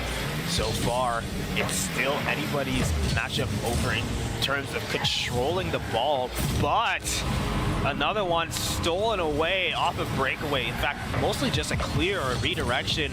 That's going to end up going in the net since no one was able to save that one over on Bay Ridge Blazers side of things. Another goal goes away with Bikey Boys. That is the danger of a triple commit. You know, whenever it's up there on the field, it's just so hard. You know, you get desperate right now in these times. You need to close that gap, but sometimes you just need to keep playing the simple defense and hope you can find those openings. But right now, Bay Ridge gonna find a big opening for themselves. That's a big tee up right there, but no one's there to act on it right now. It's gonna go back over to the Bikey Boys. They see an opening of their own. They're gonna go for a big save from one of the Bay Ridge Blazers, but they're not gonna let up on the defense. Another big clear from the Bay Ridge Blazers. This might be able to turn this one into a big breakaway for themselves, but right now the Bikey Boys gonna flip it right back. We're back to an even standing in the game. Standing would be quite a ways away. 5-0. Bay Ridge Blazers are looking down right now. Still not impossible, but I would be very, very, very shocked and impressed if they're able to come back from this one. But again, they still have one more game to recover, one more game to figure it out. If I was on the side of Bay Ridge Blazers right now, I would just spend this game collecting data, see what you can get away with, see what you can't, see what feels good to do against this team, and see what feels difficult, and see what you're struggling with, and just take all that information into your next game to make your decisions a lot better, a lot cleaner. But as we're heading into the end of this second game here with 1 minute nearly remaining, we're just gonna have to wait and see what kind of information Bay Ridge Blazers can walk away from this one. Bay Ridge Blazers still trying to figure out how to play against the Bikey Boys. This is just R&D at this point. They're still going for these goals, trying to find somehow to counter out the Bikey Boys' tactics. But the Bikey Boys just play so clean. I mean, look at that disruption right there, taking the control away from the Blazers. It's just so dang annoying to deal with, but that's what you have to do if you want to stay in this. The Blazers just continue to hammer away at the goal, but the defense from the Bikey Boys is able to keep up with it. I mean, just look at that. They find every single goal shot, and now the Bay Ridge Blazers 30 seconds to close this gap. This is nearly insurmountable in the air carry from the Bikey Boys. And it's looking to be another clean goal from the triple commit from the Blazers. A triple commit once again leaves you so open to the offensive pressure that the Bikey Boys are more than capable of laying out. Very strong gameplay coming out from this team so far. 22 seconds remaining. Bay Ridge Blazers, all they can do is learn as many lessons as they can against this team before they head into their potential final game of their tournament life. 15 seconds on the clock. Mikey boys looking to set themselves up for another goal, but it's going to get saved out, intercepted by Bay Ridge. If they can get this one, if they can get any goal, it would at least go away to make sure they can feel a little bit more comfortable, a little bit more confident heading to the last one, but I don't even see them getting that. I think this is just going to be the end of the game, and game 3 will be going to be the next game with we're going to see the Bikey boys take game 2. Yeah, they are going to be taking that game to Christ the King Secondary School. Has a very good team on their hands right here. They have just been so dominant in this series so far. Not to put down the other team there, but they are just not being able to find a way through that defense. Yeah, and more so, they're leaving their defense very open against the attacks of Bikey boys, which when you see what this team is capable of, it seems a little bit like a death sentence when you're trying to retaliate. But I definitely understand the strategy behind it. In fact, I employ the strategy very much myself in basically any game I play. If I'm not very comfortable with my defense, I just go all out on the offense because that forces your opponent to stop theirs. As we head into this potentially last game, hopefully Bay Ridge Blazers have been able to figure out a strategy that they want to come into with this next game. Otherwise, Bikey boys continuing their trend of success might be able to steal the series away. Steal the series potentially, but right now Bikey boys close this one out. Right now it's pretty even across the board. No one able to get that first goal. Just had no kickoff goals, but already the Bikey boys gearing up for a very quick start. But the triple commit, very dangerous. We've seen that sting the Bay Ridge Blazers before, and now they get a nice setup. One shot on the goal is the price they pay for the triple commit. They're gonna go for a nice clean shot, and the Blazers get the first starting goal for their team. Very good, very well done by Bay Ridge Blazers. This is exactly what they need to get themselves back in the game. They can just completely forget about the last 2 games. Well, they can make sure they remember the lessons learned from those games, but they can just take this last game as a fresh start, treat it like a best of 1, and just play with their all in mind. But the Bikey boys answering back very quickly, getting a goal right off the kickoff. These teams are completely on fire right now, and I don't see them changing up anytime soon. No, sir. The Bikey boys are here to win it all right here. They want to get the 3-0 sweep. We've only seen it one other time here on stream, but I have a feeling we might see it once again. But the Bay Ridge Blazers keeping this very competitive, getting a nice demo, trying to delay that goal as much as they can. They're trying to save it out. And wow, what a shot from the Bikey boys, almost sinking it in right there with the Blazers able to clear that goal.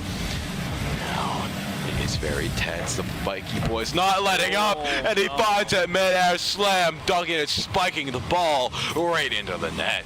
Such a clean shot. Well done indeed. You can see the way the Bikey boys are just playing just so coordinated, like a unit off the ceiling there and down towards the net, bouncing off the roof of his teammate. That's how you know these guys are on the same wavelength and they're playing as one. And once again, this is how you differentiate yourselves from other teams at your skill level. Once you are able to kind of play past just the mechanics of things and you're able to coordinate, synchronize, and play as one, that's what's necessary in order to elevate yourself to the next level. Bay Ridge Blazers demonstrating the capacity to do this as well, but Bikey boys just so much more consistent with it so far in this series. And when you look at how they're going about it, their defense, their offense, everything is just strategically sound. They're not leaving any gaps, any openings that can be easily exploited by the enemy team. In fact, I can barely see any gaps to do anything that the Bay Ridge Blazers, they're going to have to find something, anything they can do to exploit this team. But the Bikey boys aren't giving them much room to do so. As you can see, they're forcing the pressure. They're not even allowing them to leave their side of the field. Even just getting a simple clear seems like a fight for life and death.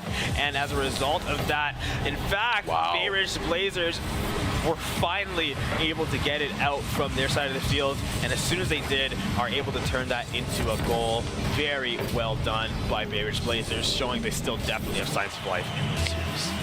The Blazers refuse to go down without a fight. A little bit of a misspoke. It's a long day. But anyways, now we're going to move on here with the Blazers continuing to go through right here. The Bikey Boys keeping this one very competitive as well. It's 2-2. Who will break through this stalemate? It's 2 minutes and 30 seconds. We're about halfway through this match, and it could be all it is for the Blazers. They want to keep on going through. And now it's back and forth. No team taking real dominance just yet. And Happy Cappy playing on the defense, keeping this one very competitive. Right now the Mikey Boys continuing to hammer in on this attack. Yeah, they're just hammering it in. They're just putting down so much pressure.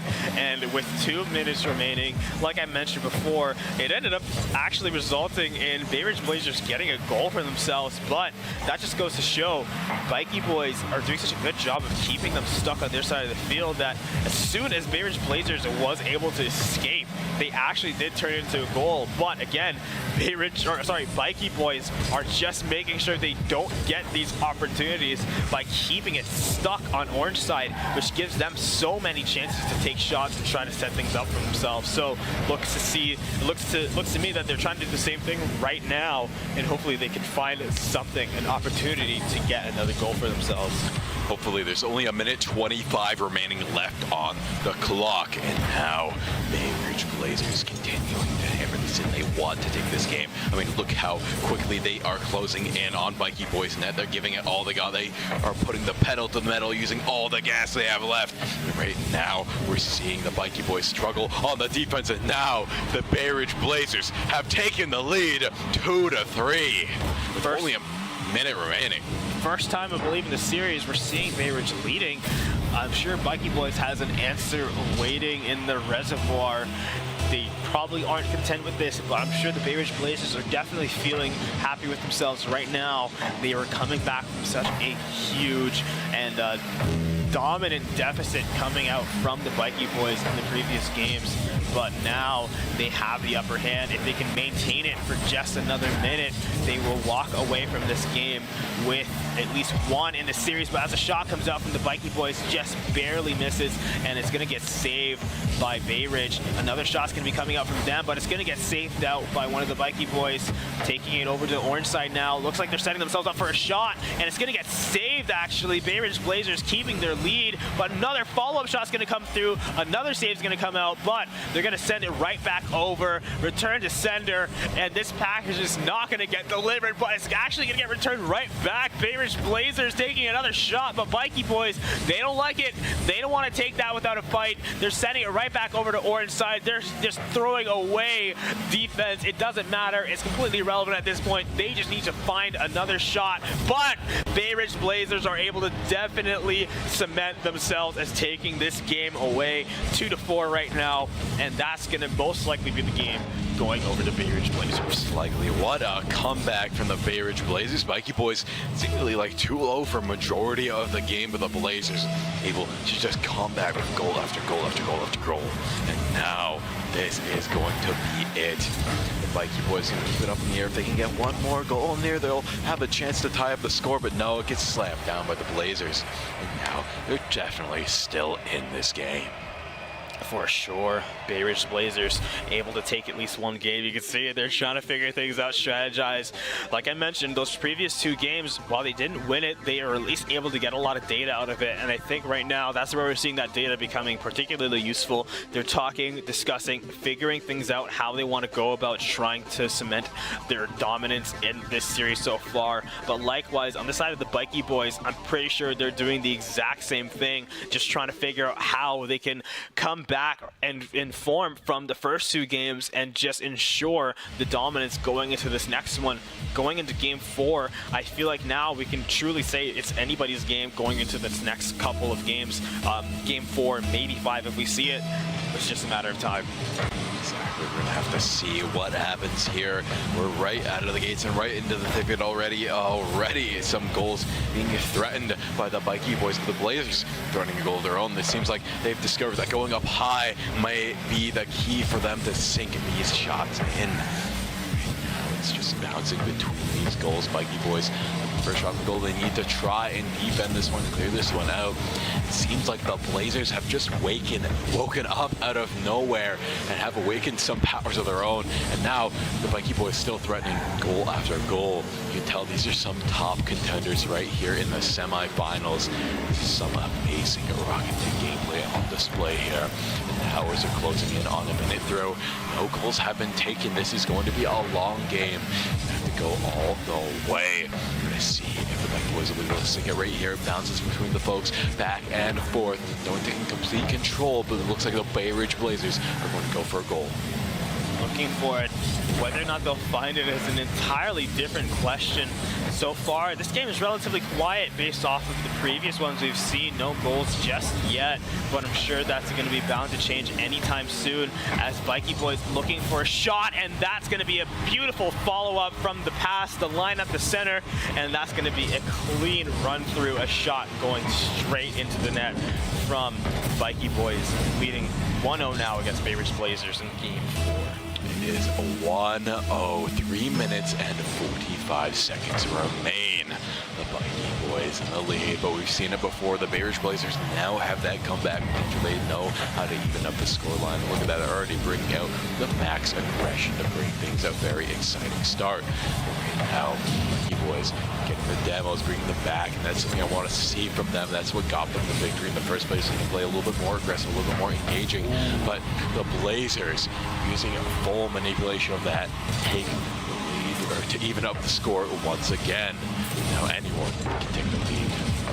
Well done indeed. We're at 3-2-2 here, 1-1 for both of these teams. Another kickoff, that's going to be another chance for either of these teams to steal away the momentum. I feel like right now they both cleaned up their offense to the point where whoever can establish it is likely to get the goal. It's just a matter of making sure you can really outplay your opponent to ensure the offense goes your way instead of them. Whoever is going to get the stronger and leading offense is most likely to get the goals. As you can see, Spiky boys taking that kickoff, almost getting a goal right away too. It's going to lead to a demo for one of the Spiky boys, however, playing down without one for a little bit longer. Wow! A nice solo goal coming out, carrying that all the way to the goal and shooting it in himself. Well played. Sometimes you got to make a hero play like that, and that's what we call the hero's journey, and that's going to lead to 2-1 over Bay Ridge Blazers. What an absolutely beautiful air carry from the BMX Spiky boys, getting themselves in the lead, but the Blazers still very close to closing this gap. Only 1 point away to bring this to a tie. Spiky boys really want that insurance goal. They want to try and secure the lead, so they play very aggressively. But now I think they've realized they cannot ignore their defense any longer, as the Blazers have found a very good method of attack. Exactly, and I think that's what's so important to this series right now. First of all, a nice demo could potentially open up some opportunities, but thankfully the Spiky boys are able to stall things out just a little bit longer, even able to get the save, I think, off of that respawn too. So Bay Ridge Blazers trying to figure out a way, an angle of approach, how they want to attack this goal, but they're going to run out of time before they get a chance to do it. The Spiky boys aren't able to defuse that situation and get the clear. Now, however, they're returning it back, trying to get something started here, and they're able to find it as the Bay Ridge Blazers take the shot. They find it right out from underneath the nose of the Spiky boys. We're now tied up 2-2 with 2 minutes remaining in this game 4. Just barely unable to save that last goal. It's now all tied up, and we're scheduled to go into overtime, but it's 2 minutes remaining. That's still a lot of time left on this clock. That's a little under half of the time left in the game. Either team could take this one, maybe even possibly see a game 5, as the Blazers are blazing their path here to another goal. The Spiky boys playing amazing defense. They're going to go for a triple commit on the offense, but a nice downtown shot for the Blazers. Going to have to be defended out once again. The Blazers keeping this one very, very, very competitive with the BMX Spiky boys. But right now, ball's just bouncing back and forth. BMX unable to find a clear shot on the goal. The Blazers defense is totally locked down right now, and I don't know which team will take the first strike, but it's looking to be the Spiky boys as they take control again. But right as they say that, the Blazers take it once again, take it right back. The demo comes through for one of the Blazers. They have an open goal, and they take the lead with a minute remaining. Very well done by the Blazers. They're doing such a good job of just figuring out the Bikey boys. It's hard to believe this is the same team we saw in the first 2 games, but they're demonstrating that they, of course, are worthy of being in this semifinals match, because obviously otherwise they wouldn't be here. We're now getting to see it displayed in full force, and in fact, that might be another goal, just barely missing it. However, the Bikey boys can breathe a sigh of relief knowing that it's going to be a little bit easier for them to potentially tie things up. They just need to get 1 goal instead of that 2 that it would have been if that went in, but stuck in the orange corner now, hoping they can get it centered. But the Blazers are able to really attack the ball, get it out, but interception brings it right back in. Nobody's ready to follow up off of that pass. Unfortunately, gonna be able to go for another one, but that one's gonna get sent right back from the Blazers. 30 seconds remaining. That's the amount of time that the Bikey boys have to try to get another goal if they want to tie things up here, but it's gonna be bouncing in the corner from the center, bouncing in the center from the corner rather, and another shot's going to be let loose from the Blazers side, and it's going to be on the Bikey boys to retaliate. A demo's going to come through. That's going to be a shot, but it's going to get saved from behind. Another demo. Can you find that shot? No, the last man standing from the Blazers is able to make the save. 1v3 situation in the last 3 seconds of that match there, and he was able to take it through. Excellently done by the Bay Ridge Blazers, and we now have a Game 5 on our hands. We might even have a reverse sweep on our hands at this point. We are going all the way here, folks. We are going to a Game 5. For sure. These players are playing so well on the Bay Ridge Blazers side of things. There's Pronged, Happy Cappy, Hockey Shark, and Big Grant. Of course, on the Bikey boy side, you have Jiggle, Carplay, Toilet Paper, and Lol Striker 66. Some interesting names indeed. I think you even saw Toilet Paper on the back of his jersey there. That's his name, or is that a sponsorship? Who knows? But with this kind of play, I'm seeing sponsorships in his future for sure. So hopefully, going to this Game 5, both of these teams can enter with a level head and really try to play at 100%. Loser here out of the tournament, winner advances to the winners finals. It couldn't get more on the line here. Who is going to be able to come out on top, Matthias, based off of what you're seeing so far?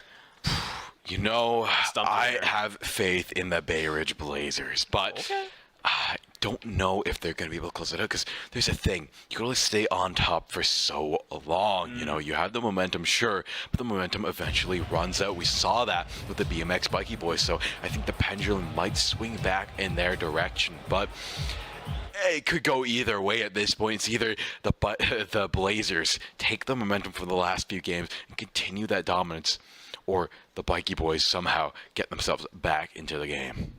Yeah, I really think that you're kind of getting the right look at things here. The momentum can really shift one way or the other, and if you take the momentum out of the equation, which team comes out on top? If we're looking at it that way, when you're going right into the game, there's no momentum on either side. It was the Bikey boys that were able to, lead and start establishing a strong presence. So if we're looking at it from that angle, I do think the Bikey boys might be able to come out on top. But of course, it's anybody's game, and the Bay Ridge Blazers have shown us that for sure in those last couple of games. Now we're looking 2-2, trying to head into the last game here. A couple of tech issues are going to be delaying us a little bit, but these players are not discouraged. They're not losing focus. They want to make sure that they're ready whenever this game comes to them.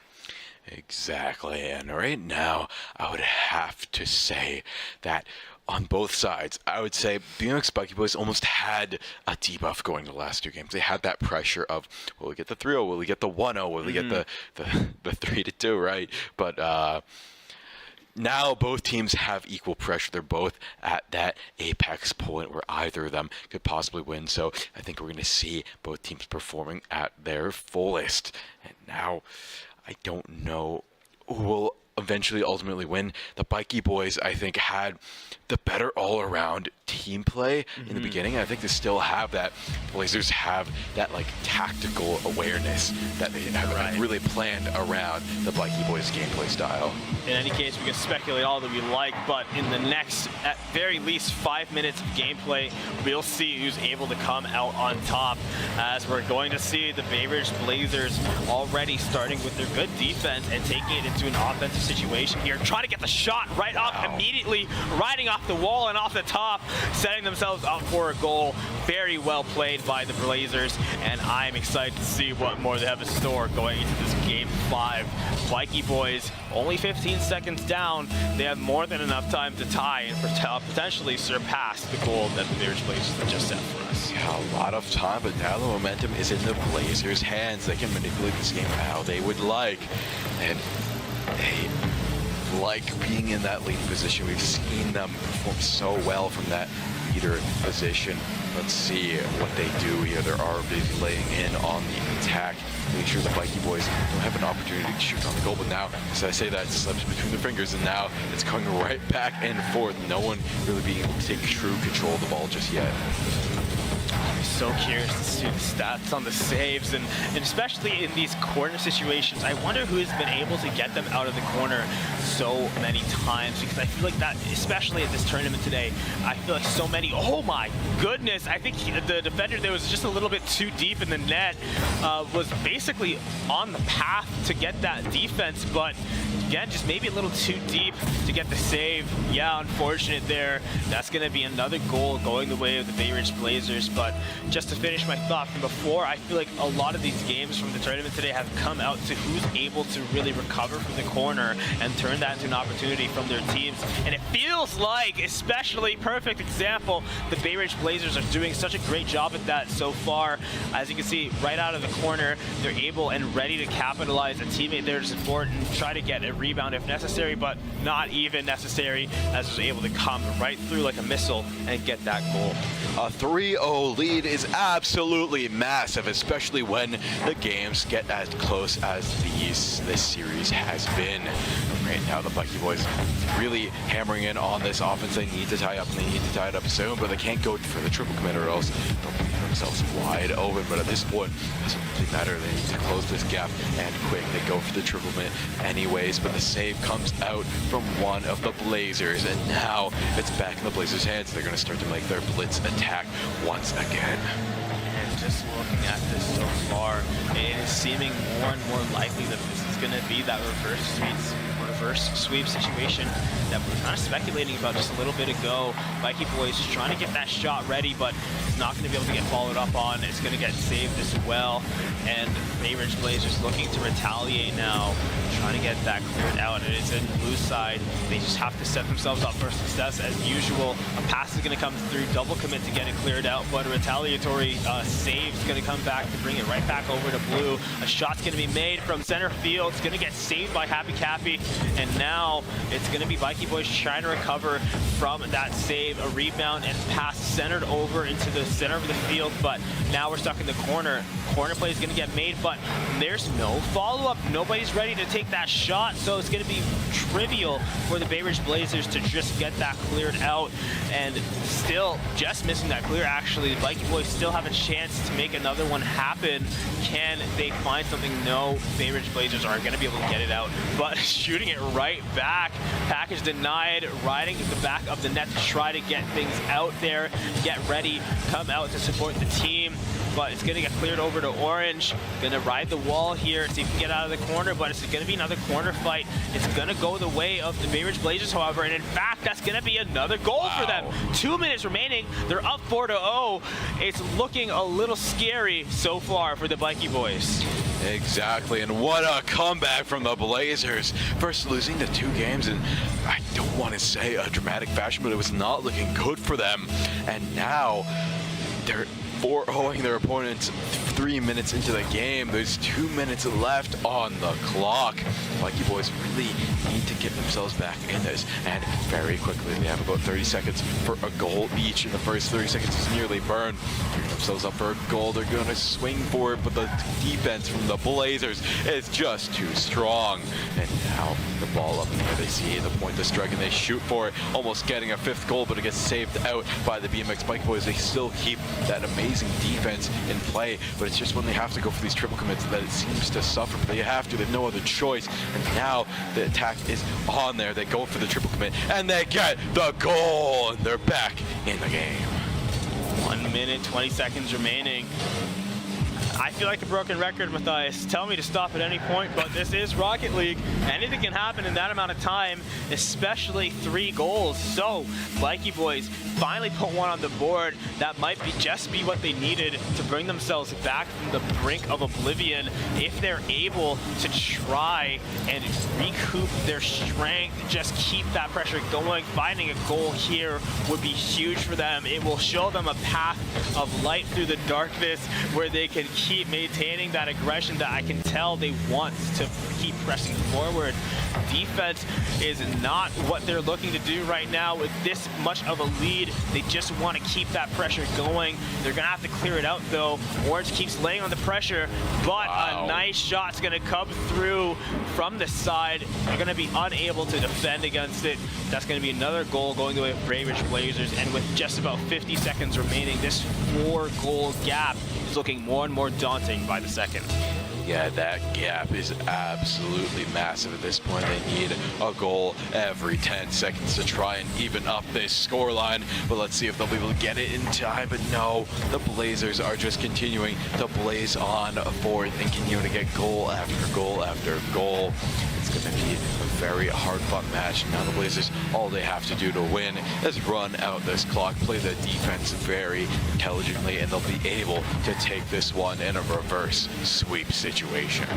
Trying to get that shot off the post, but with only 15 seconds remaining to get 4 goals, I hate to admit, but that seems very, very unlikely to be possible for the Bikey boys. And it seems that Bay Ridge Blazers have got their number, got the better of them, and have figured out their strategy to conquer in this Game 5 situation. The Bay Ridge Blazers are going to come out on top after a successful reverse sweep situation, and you can feel the excitement, if not seeing it for yourself, on the players' eyes. It's a beautiful sight to see.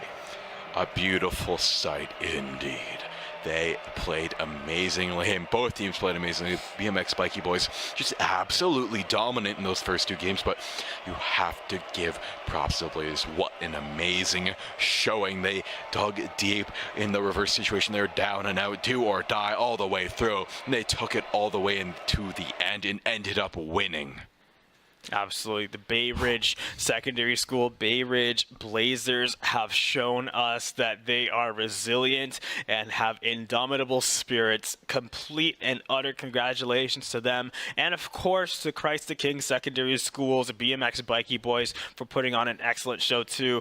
Can't forget the complete dominance they asserted in those first 2 games. It was looking very bleak. Now that the Blazers have won, I don't feel bad in saying it looked yeah, it was very bad. Bleak for them in those first 2 games, but able to bring it back over the Bikey boys and recover it. Very well played from both of these teams, but unfortunately we do now have to say goodbye to the Bikey boys. Unfortunately, but you have to give props to the absolute indestructible mental on the Bay Ridge Blazers. They were able to lock in, just figure out what made that enemy team tick, what made them work, and they deconstructed their play, and they reconstructed their own gameplay, and they made the perfect weapon to pierce their way to victory. I feel like that's the most important element. Not only did they figure out their opponents, but they figured out what was wrong with their own play and fixed it. Very, very much easier said than done, especially to do in such a high-pressure situation as here on the Saints stage. But they were able to do it, overcome, and make it look easy, no less.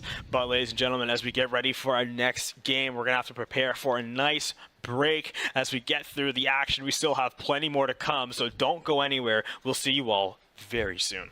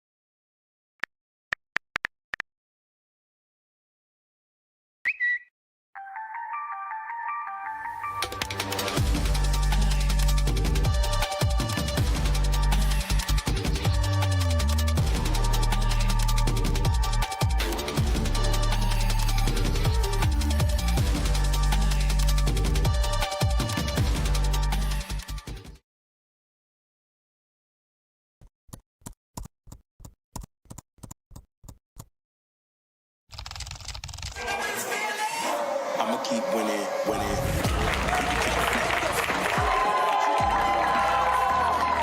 You can try to save yourself, but you wanna go play yourself.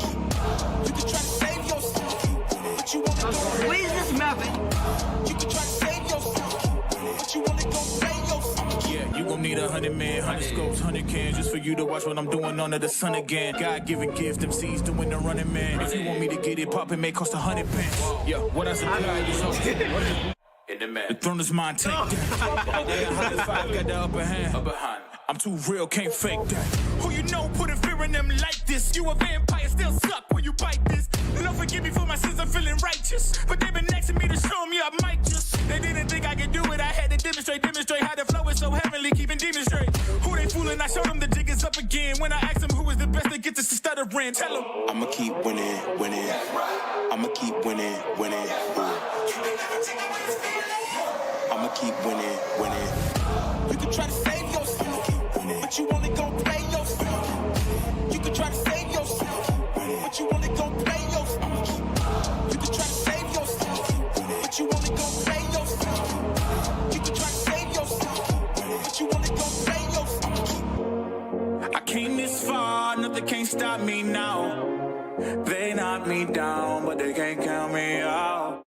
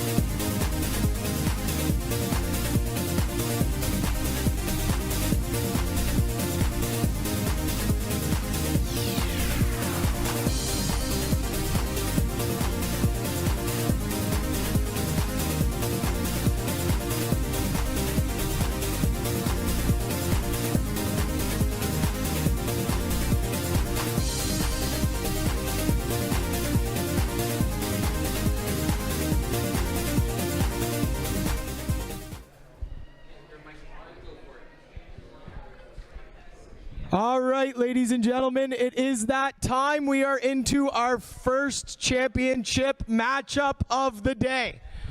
So for the middle school, we have the RLs and Team Parrot. Both of these two teams finished 1-2 during the regular season. And you guys played each other twice throughout the regular season, right? And if I remember correctly, you guys went 2-1 in one match, and then they went 2-1 in another match. So we should have a very, very close final here, a very exciting middle school final. All right? Are we ready, gentlemen?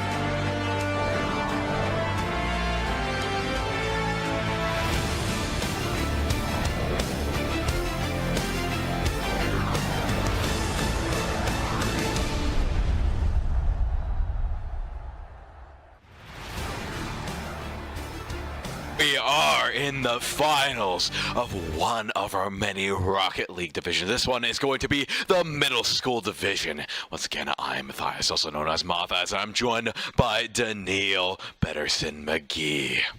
And it is a complete and utter joy to be able to bring you guys the action here today.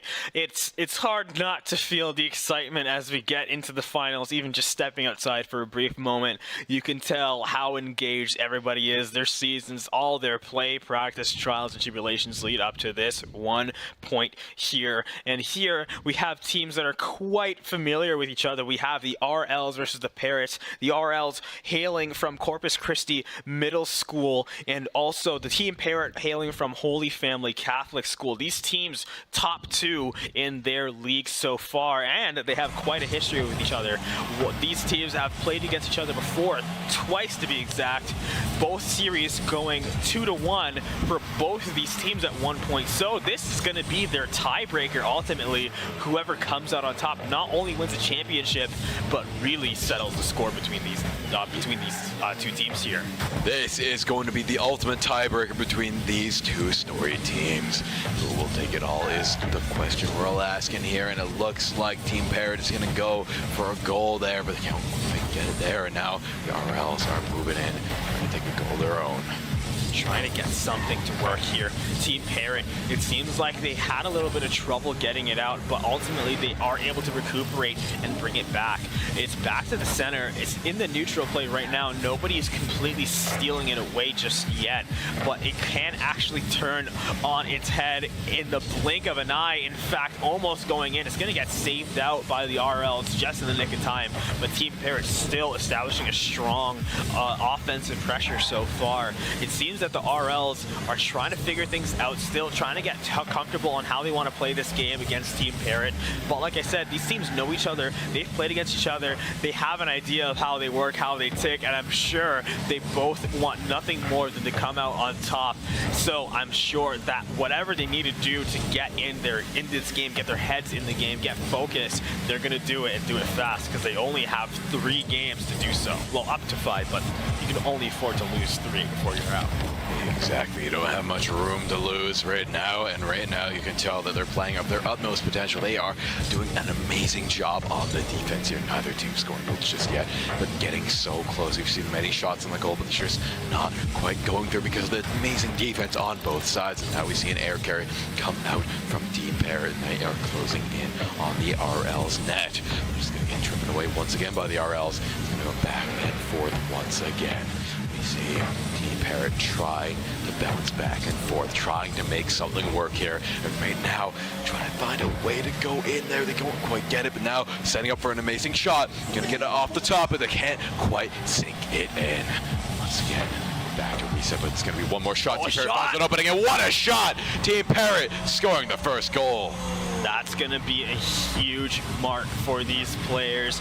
Finding the first shot, the first goal of this series will do a lot for your confidence in the rest of it. Team Parrot doing a great job at establishing what they want to accomplish here in this series. And now it's on to the RLs to answer. Can they find a goal in similar style to Team Parrot, or are they going to go down in this game without finding one? A nice shot, but of course the RLs are there to save it. Team Parrot not relenting, trying to bring it right back over to the corner, but it's a disaster right now. They're all fighting so hard to get control of the ball, and ultimately the RLs are going to be able to take control and make a shot. Going to get saved, however. Team Parrot not losing sight of their goal right now, making sure they always have at least one ready for the defense, but it's not even like their offense is suffering as a result. It still feels strong as ever. Very strong game all around for both teams right now. Team Parrot, though, in the lead by a point. It's 2 minutes for the RLs to try and close this one out, try and even this score line up.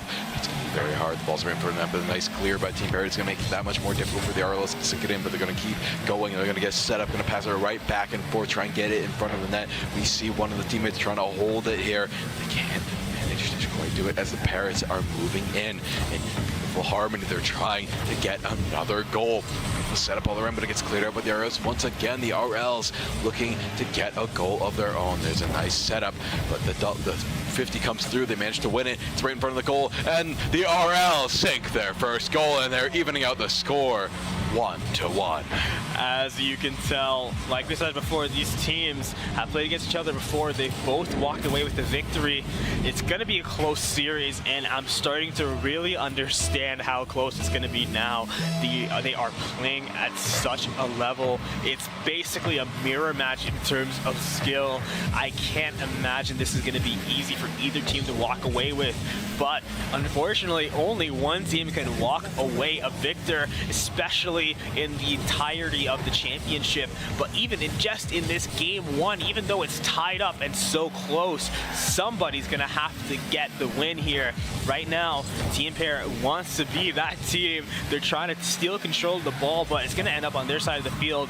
A shot from the RLs was not too far behind, but it is gonna be nicely controlled and protected by Team Parrot. Carrying the ball out now, 30 seconds until this game goes into an overtime. But can they find something before then? A nice shot, but honestly, it's gonna get saved in a very impressive fashion. They are not letting anything through. Just 15 seconds remains in this game. One more shot seems to be coming out, but it's going to go the way. In fact, Team Parrot finds it. An excellent shot, very well done, and that's gonna be their second goal of the game. 10 seconds for the RLs to answer. Can they do it? It's a tough job to do. If I have to make an executive decision, I would say the Team Parrot has this first game in the bag, but we've seen crazy kickoff goals happen before. It's all up to the RLs right here. Yeah, middle school division. We haven't been able to see them today, but they are putting on a very good show for us now with the two best teams of the division. They take game one. Team Parrot does so in a very close fashion. The RLs, they're doing a great job as well, but they are going to lose game one.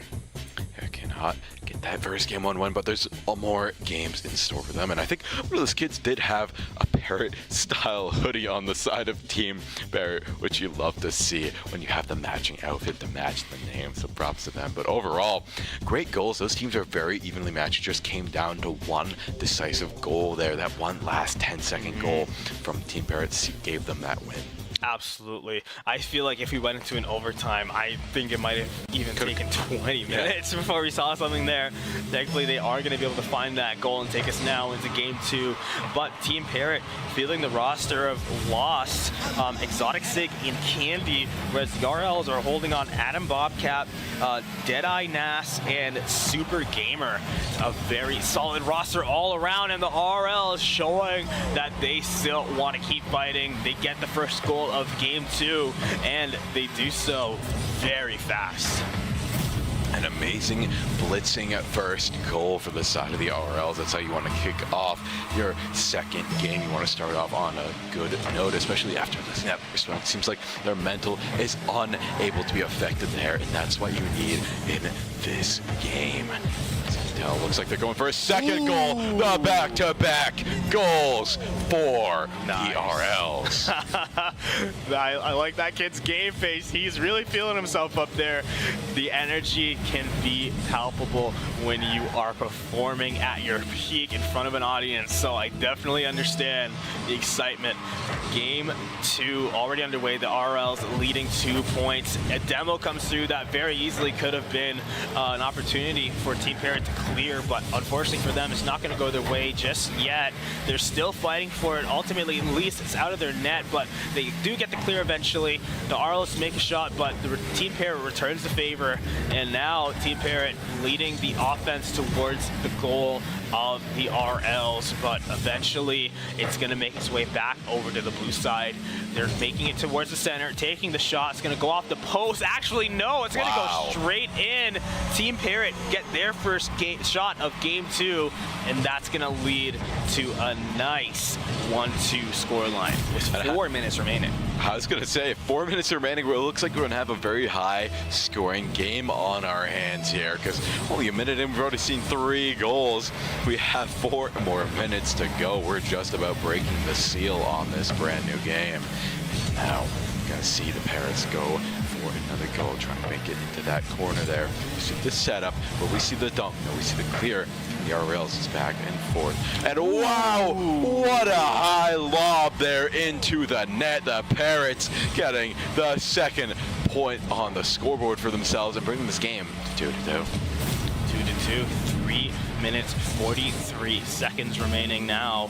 Whoever can get this next goal will definitely be feeling a lot more comfortable.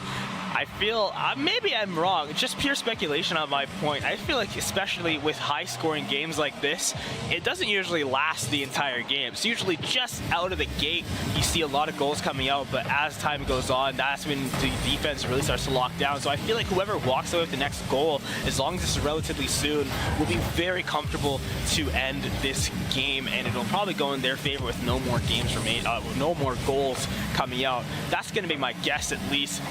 As longer the games go on, the defense usually gets better.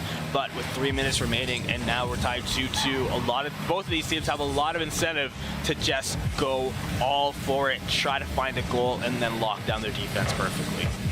That's what they're all planned for here. It looks like the Parrots are moving in on the RL's net, going for a dunk shot. Can't quite sink it in. They're not going to let up on the goal as he finds one from downtown. The rebound goal, getting the 3rd point for the Parrots and taking them into the lead. 3-2 now for Team Parrot. The RLs better hope that my prediction was wrong.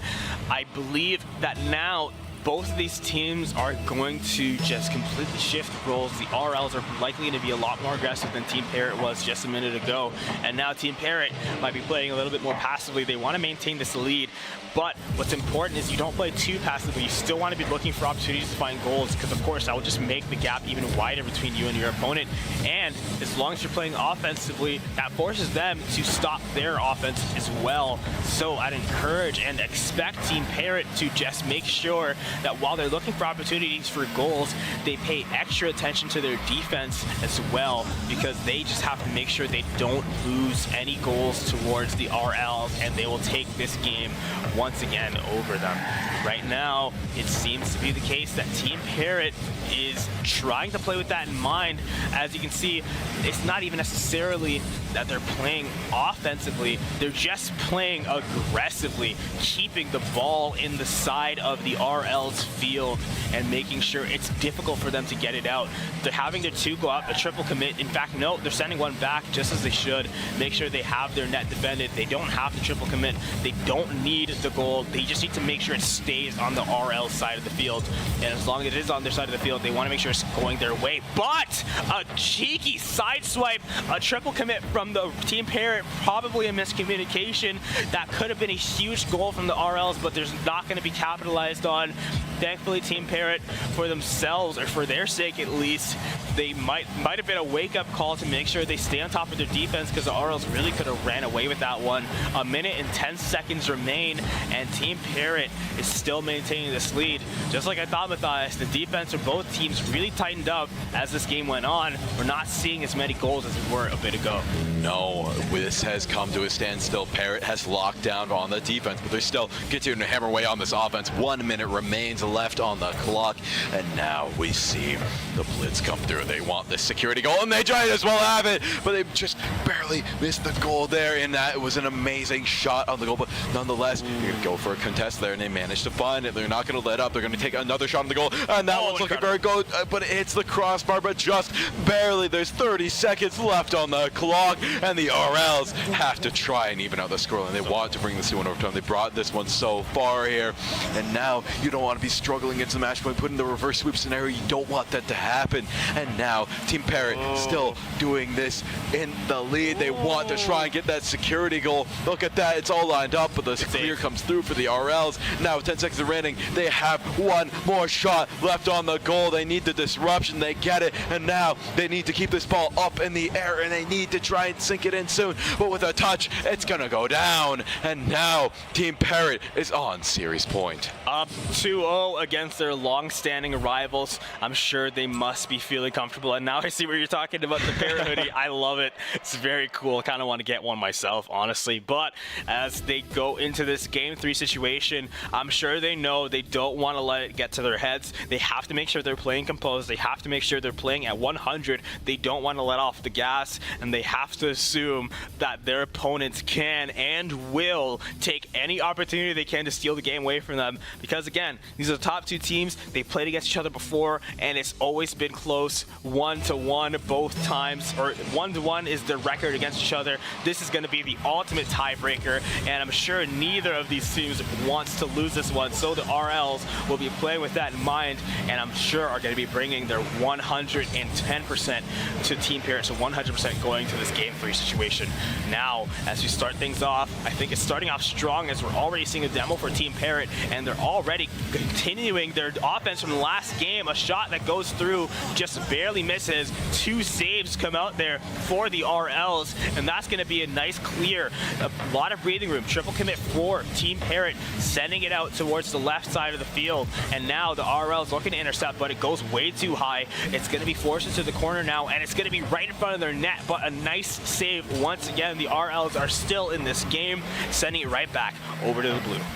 Sending right back. We're about a minute into this game. No goals so far. It seems like this one's going to be a little bit of a slower game. We can play a little bit more methodically, especially when those nerves are all high. But RL's getting the first score in this game. A very good goal indeed with almost exactly a minute down on the clock. He finds that shot, goes in, and that's going to be fireworks going off for this team. They find what they need. They're able to recover. They were able to look within themselves, figure out what was going on in those last 2 games, and hopefully patch it up. I feel like they're facing a lot less pressure. Team Parrot seems to be working a lot harder, but it's not going their way anymore in terms of this offensive pressure. Another demo is going to come out, and I feel like if the Team Parrot wants to even capture anything similar to the kind of experience they were having in the previous game, they're going to need to look for more demos to give them those opportunities to get aggressive, because the RLs are playing so well right now. I can't imagine you can get that much done with all 3 of them, but he makes me eat my words and finds the goal nonetheless. No demo is required. This is a full version, not a free trial, taking it through, finding a shot, tying it up with only, in fact, upstaging that team. In fact, took them a minute to get a goal, took them only 30 seconds. Jeez, yeah, that is correct, Daniel. They are performing amazingly. What a sneaky air carry there. Just alley-ooped it all the way there into the goal. But looks like the RLs are not going to let that go unanswered even quicker. I think that was 15 seconds or less. Oh, no, that's too bad, but doesn't matter. They got the win. They're in the lead. They're locked in. They're focused. Absolutely, absolutely, absolutely. I was making it a point about how long it took them to get each goal. That one only took them about 5 or 10 seconds. So already upstaged in this game of horse, they're not going to be able to beat that record, but almost losing down another shot. Team Parrot breathing a sigh of relief, and now they're breathing a sigh of aggression as they take it over to the orange side, trying to make it work here, trying to get something, trying to get it done, but it is going to escape their clutches. Going to bring it right back. These Parrots are carnivorous, and they smell prey. They're not letting up off the offense, but they have to understand they got to make sure they keep their defense up as well. They're sending one back into the net, and they're going to try to clear it. A nice interception is going to come through, keeping it over on blue side, but a Parrot's going to take it right out, off to the corner, off the wall. Can they find that shot? No, it's going to get intercepted. A pass is going to be made, but their goalie is almost, in fact, gets kind of swiped out, looking to get that save, but a shot's going to get made. Thankfully, the rest of the team was there. A Parrot's going to take it right out, flying out to sea. Can you make this shot work? Kind of clearing it back, but it's going to go over to the blue. The RLs are making a great moments, great movements to make sure that this ball does not go where they don't want it to, but Team Parrot is doing an excellent job as well of continually swatting it back. Exactly, they're doing an amazing job keeping themselves in this. They just need one more goal on the board to get themselves back in this, but the RLs just continuing that momentum, that leadership point, that point leader position that they are in. And right now, Team Parrot making great strides to try and carry this ball to the other end, but it keeps getting swatted back by the RLs. Right now, RLs gearing up for a 3rd goal, but it gets saved out in mid-air. And now, Team Parrot just itching to get this out of their side. It's been in this corner for about 30 seconds here. It's a long time, these Rocket League games. Now it just might have been cleared out. Wins the 50. Gonna win out the air carry once again, and this is a good time to set up. Almost gets a clear there. That's an opportunity for Team Parrot, but it just does not go their way. And now RLs get to clear it once again. They're still not letting up. Team Parrot wants to win. They know time is ticking. There's a minute 20 left on the clock, and now time is ticking. We see Team Parrot start to move forward even closer to this next goal, but now the RL still not letting up either. Both teams going at full throttle.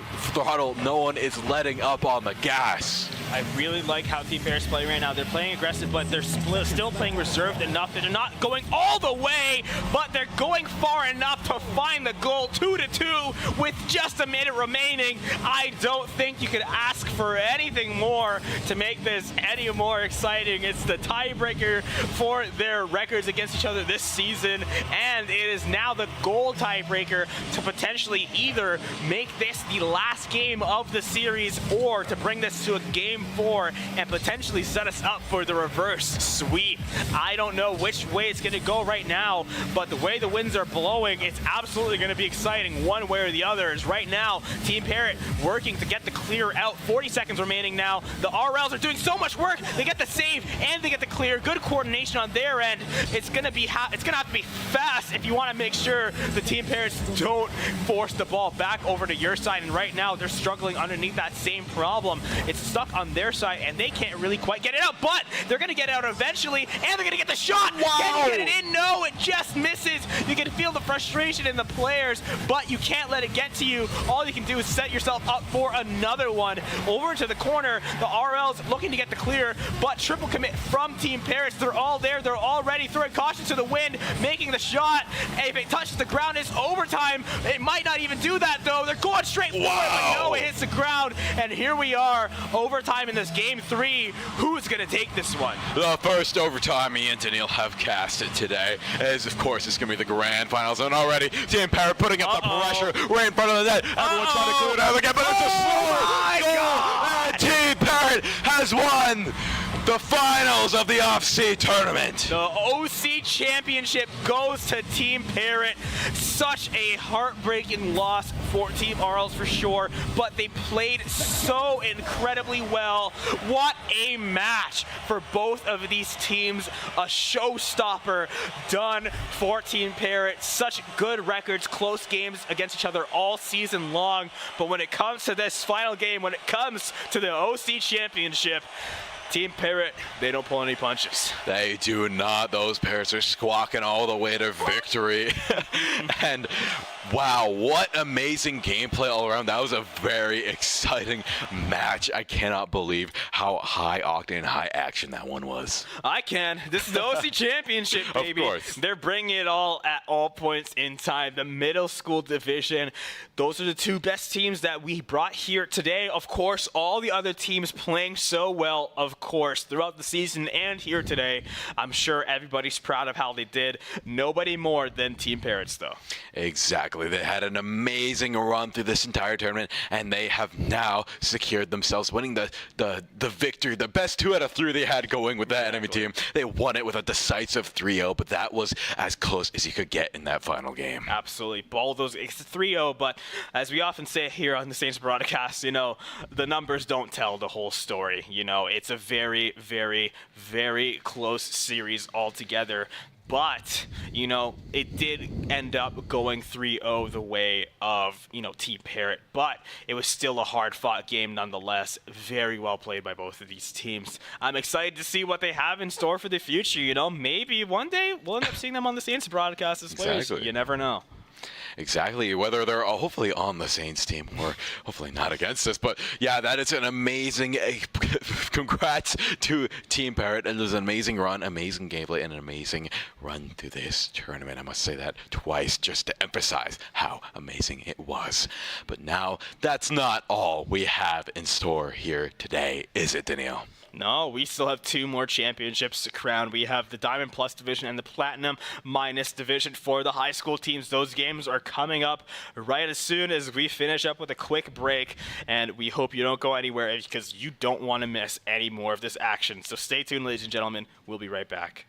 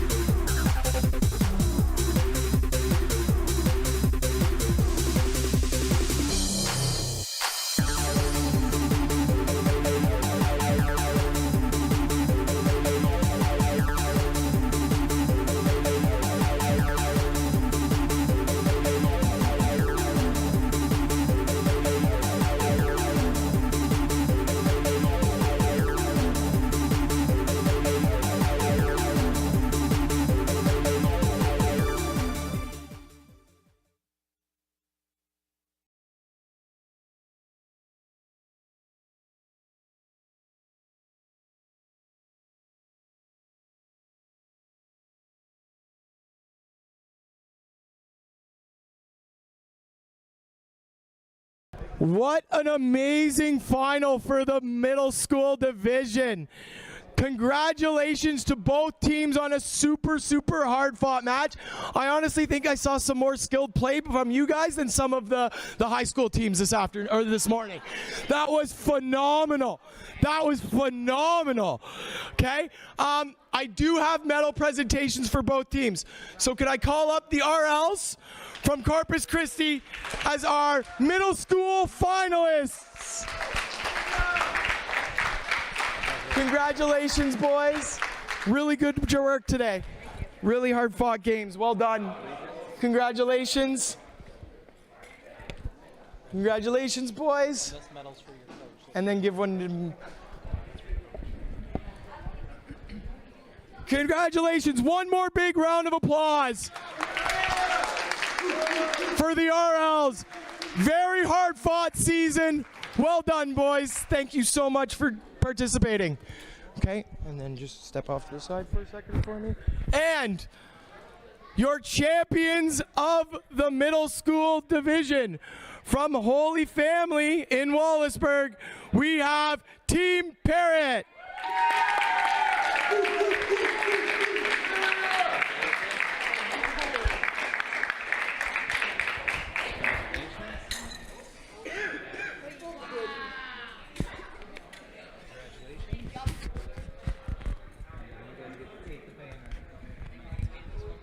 There you go, boys.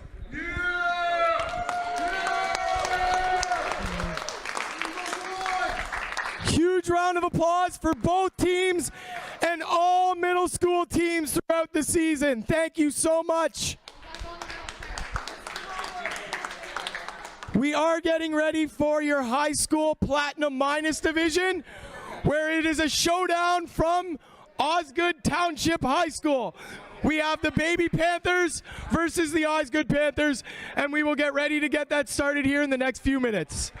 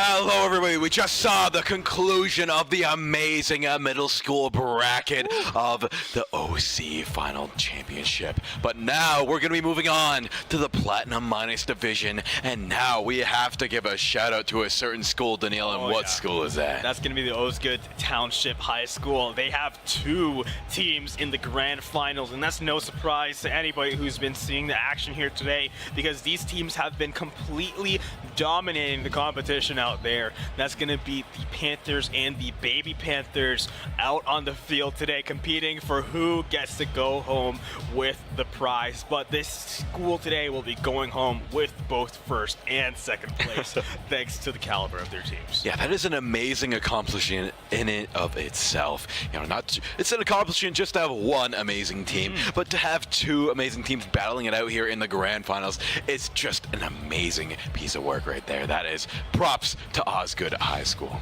Absolutely, and as they get ready to head into this last game, I'm sure their coach is going to have an interesting time juggling, kind of giving advice to both Who's teams. Going to be the favorite? Exactly. I mean, I've been in that situation with my own team. I have 2 of my players playing against each other. I'm just like, I don't know what exactly to say to you guys right now. So it's going to be an interesting conundrum, but one I'm sure they're happy to be having. Of course, these players not only going to the same school, but I'm sure they practice, they play, they train with each other. They know exactly what to expect from each other, and that should make this game all the more interesting to see. And I can't wait to see what kind of antics they're going to get up to on the field. Yeah, I'm very excited to see what is going to take place. It's always a joy to see how each team plays dynamically. Some people are more attacking, some people are more technical, and some people are more super defensive. So I'm excited to see how these 2 teams coalesce against each other in game. But as I say that, we're going to get to see very soon as we load into our first game. Yes, in the high school Platinum Minus Division Grand Finals, Panthers versus the Baby Panthers, both hailing from the Osgood Township High School. Let's see who's going to come out on top as we get started with this game. We have Sparrow Sausage taking the lead, but Frank My Fry, we saw him earlier, we see him back, trying to get things started on the offense side of things. Ethan Skelly looking to try to get this cleared out, but not going to go the way Sparrow Sausage is getting the nice save. Demos coming out for the Panthers here. Not the Baby Panthers, the Panthers. Icy Hazard trying to get the clear, but the Panthers are able to keep it in the Panthers side of the field, completely dominant. The Panthers are having such a hard time getting clear, but they are able to take it over to the Panthers. Exactly, and now the Babies are making their move here, trying to get a spot on the goal, but it looks like the Panthers are going to be the ones taking a big swing towards the Baby Panthers there. And now there's a nice shot on the goal, nice setup. Anyone's there to make good on it, but no, there it is. They're going to try and go through. Nice 50, but it's going to go the way of the Panthers, and they're not going to let up. They have an opportunity that presented itself, but now the clear comes through for the Babies, and they're going to keep on keeping on. Yeah, now the Panthers are trying to set themselves up for a nice shot down the center, but it's going to get intercepted by Icy Hazard. Actually, no, rather, he's going to get demoed. It was a different teammate that was able to clear that one out, thankfully, and now W. Aiden is going to be able to send that launch right over to the orange corner and trying to get it centered up off the center. Not going to go their way. Going to have to bounce it off the corner, but no one's there to lead up off of the shot. Frank My Fry catching the clear. Going to turn it back into an offensive play. It's going straight for the net, but it's going to get caught and intercepted. He's going to try to nudge that out, but it's going to be a 50 situation that's going to go the way of the Baby Panthers, and in fact, turn into a goal. Icy Hazard with a nice clean shot. That's going to be the first goal of the series going the way of the Baby Panthers, and I'm sure both of these teams are feeling the heat now. Exactly, that is putting the pressure on the Baby Panthers, looking very good at getting the first goal in the game. It's all up to the Panthers to try and even this one out. Baby Panthers, I'm sure, want that security goal. As you can see, the Panthers already moving very quick, trying to put as much pressure as they can on these Baby Panthers here. So as you find a nice clear from the Babies. Now they're in the middle, anyone's game to take, and the Panthers continue to put on the pressure.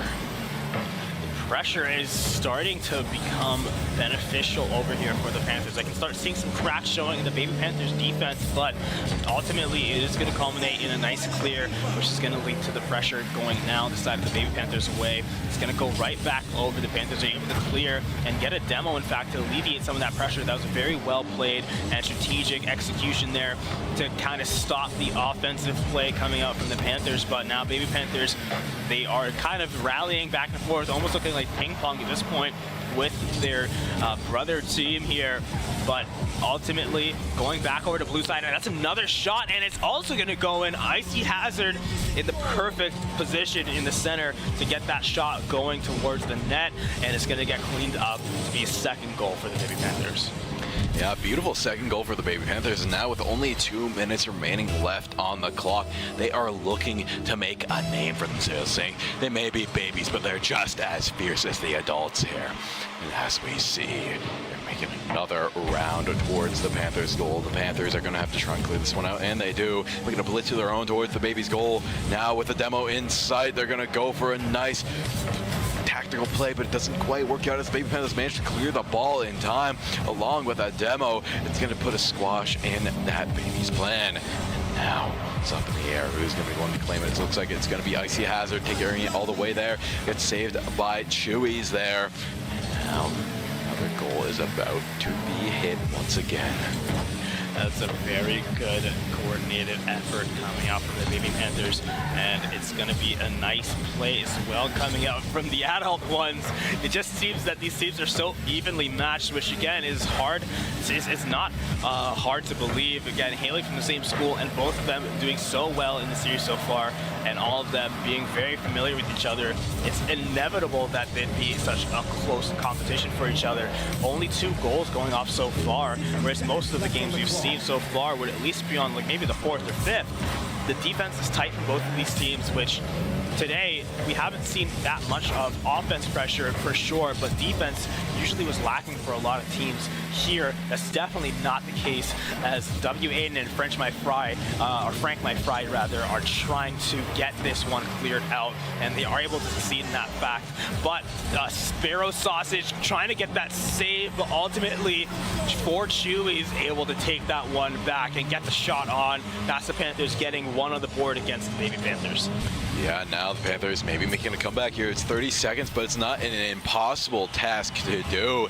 They are well within closing distance right here. As long as they play their cards over, we might see an overtime forced already here in the game one. Some of the Baby Panthers to play as defensively as they can. And wow, look at that, Baby Panthers having the other option, not play the defense, but play the clean offense, getting that security goal. Now 1-3, the Baby Panthers look like they have this one secured for themselves. Yeah, 30 seconds remaining, and both of these teams, I'm sure they want the bragging rights back home. Who came out on top? Because I could tell at least it might be some teasing going on back home between the first and second place, and they don't want to be on the receiving end of that. So Panthers are now stepping it up a bit, getting their second goal of this series, and now it's 2-3, 20 seconds remain in this game one situation here. Very well played by both teams so far. Both teams going on the full offense here, trading goals back and forth, left and right. The Panthers still need one more to close this one out. We see Chewy's going to lead the charge with this 10 seconds left on the clock. We might see an overtime here come through. The Panthers need one. They need one desperately. So the Panthers continue to put on the aggression. But now I see an air carry. Can he get the ground? He gets the dribble. It's up in the air. Will we see it? It's up there. It's last second. Will we see a touch?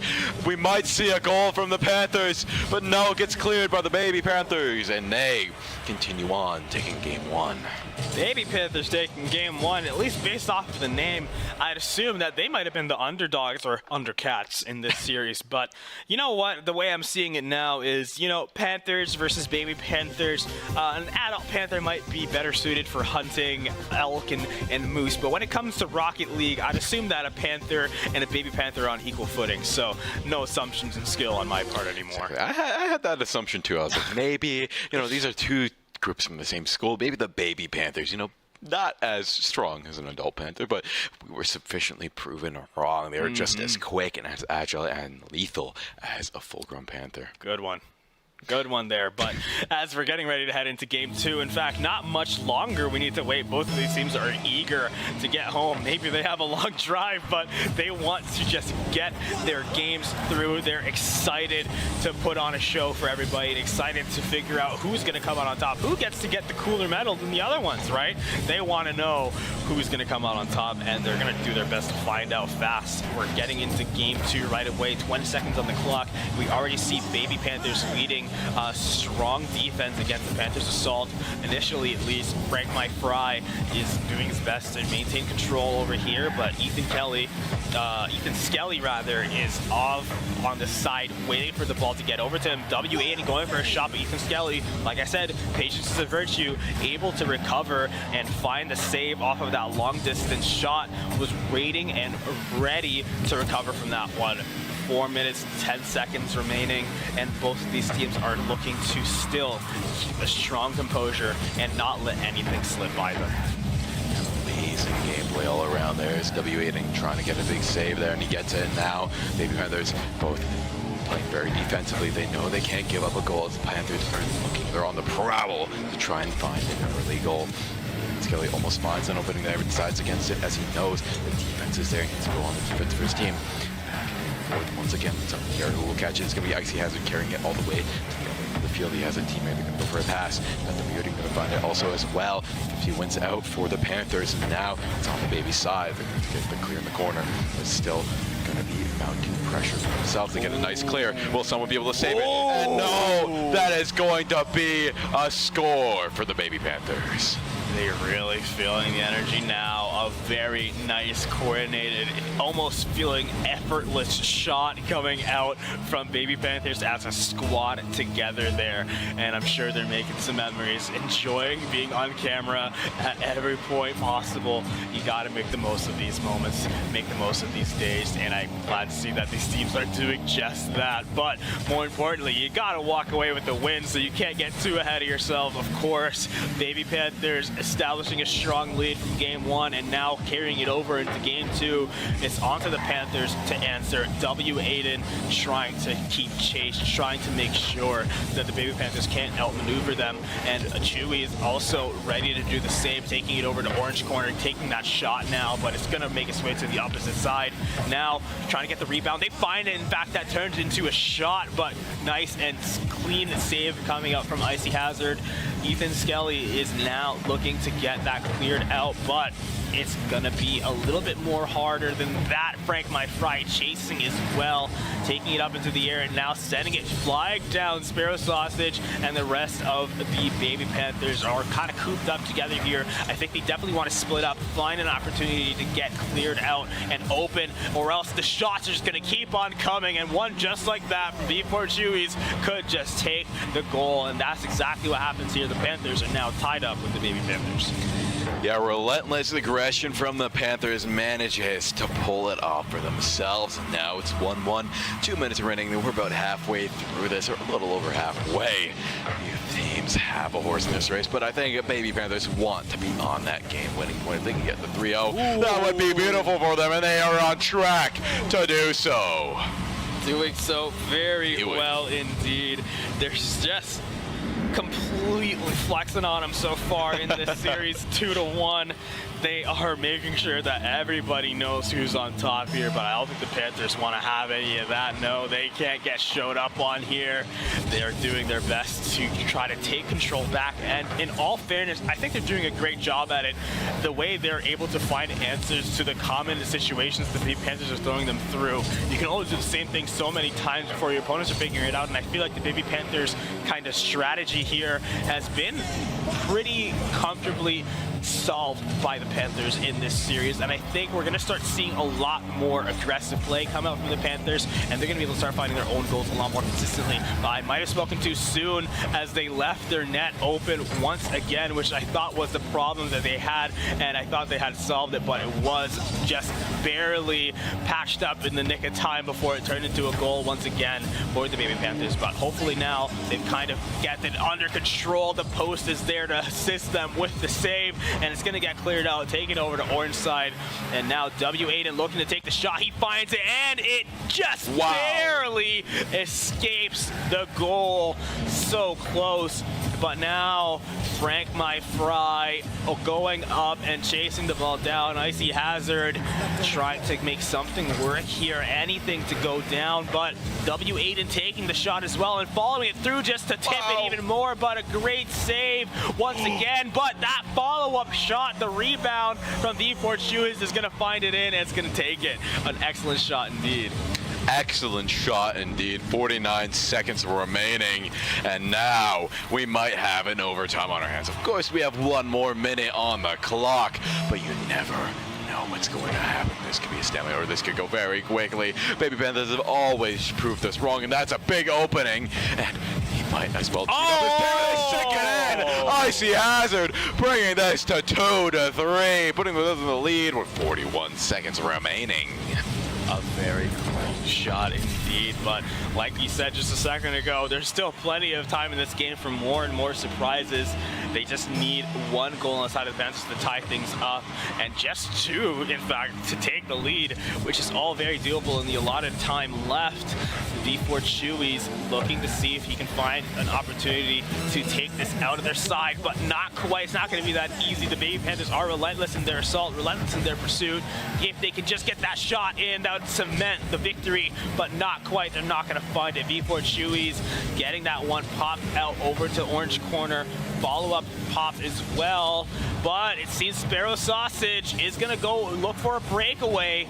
The demo is going to get found, and that's going to be ample opportunity to make something happen, but by that time, the respawns have already come through, and still not enough time to find a goal for the Panthers. That's going to be Baby Panthers taking not just game 1, but game 2 of this series, but still very close games. We're far from over. I wouldn't be surprised if even after 2 victories in a row here, we see a game 4 or game 5 come out. I wouldn't be surprised, but I also would not be surprised if the Baby Panthers take this year. You can tell that their mental is so intact. They're feeling so confident. They're just having fun out there. Exactly. So you know that that is just going to give you so much of a bonus. If the other team is feeling stressed, you know, their life is on the line, or they got so far in the tournament, you know, that can hinder or buff your performance in the game, but you never know. It's always a toss-up. For sure. I feel like in most things in life, even things that are deathly serious, the more you have fun with it, the easier it is to perform well. And I feel like right now the Baby Panthers might be doing just that. Instead, like you said, it seems like they're having a lot of fun out there. And of course the Panthers are too, but the Baby Panthers just seem to be a lot more natural and a lot more calm with this game. Maybe less expectations on them, so they're able to just get more creative with their plays. And I think it's working out for them very well. But W8 looking to make a point, make a statement. It's going to get stolen from him, however, taken over to blue side. Wouldn't be surprised if we see some follow-ups coming out. Icy Hazard as well, but Ethan Skelly almost taking that shot there. Icy Hazard there to stop the roll away, taking it up to the corner now. Spare Sausage to follow up, roll it over to the center, trying to clip it out, but V4 Chewies not too far behind. They're going to be leading it up. Frank My Fry trying to find something. He does find a demo for his troubles, and in fact, that demo is going to lead to an open net, basically. A nice focused shot, and they're so close to getting it in, but it's not quite there. No, sir. So close, but not exactly what we needed. We're 1 minute in and no goals. I got to tell you, both teams probably feel uncomfortable at this rate because they're used to having at least 1 on the board right now. Yeah, right now this one's going a little bit slower. The Baby Panthers are looking to sink this one in, not letting up on the aggression at all. And now we're going to go back over to the Panthers. They're going to carry it downfield right now. Now, it's a lot of resistance being met by the Baby Panthers, though. They're not going to let this one go in here, but they just might. They go for the double touch and they manage to get it. Now they're not going to let up. They're going to keep on sinking it once, time after time after time. Now we go back over to the Panthers. They're going to keep on keeping on here. They position themselves for the defense as they know the Baby Panthers have that rhythm. Defense attack. They're going for the big rotation. But now the triple commit from the Panthers might be what seals the deal. No one's there in the net to kind of be a savior there, but it still manages to get cleared. And now Baby Panthers making a mad dash for the net. And the 50 goes out. No one quite wins it. And now we're going to see W8 send it right over, trying to get one from downtown. Now gets a setup for his team. And we're gonna see a big clear from the Baby Panthers. They're all clumped up together. If someone can get an off angle, this could be the one that seals the deal. But right now it's gonna go back over to the other corner. The Baby Panthers need a clear, and they need one quick. But Ethan's gonna clearly make this a nice shot, but it gets saved out. V4 Chewy's an excellent goalie in the time of need, ready and waiting to get those clears. W. Aiden now taking it up as well, and we're gonna see Frank My Fry, V4 Chewy's all crawling the wall, double commit, and they're both gonna be ready for it.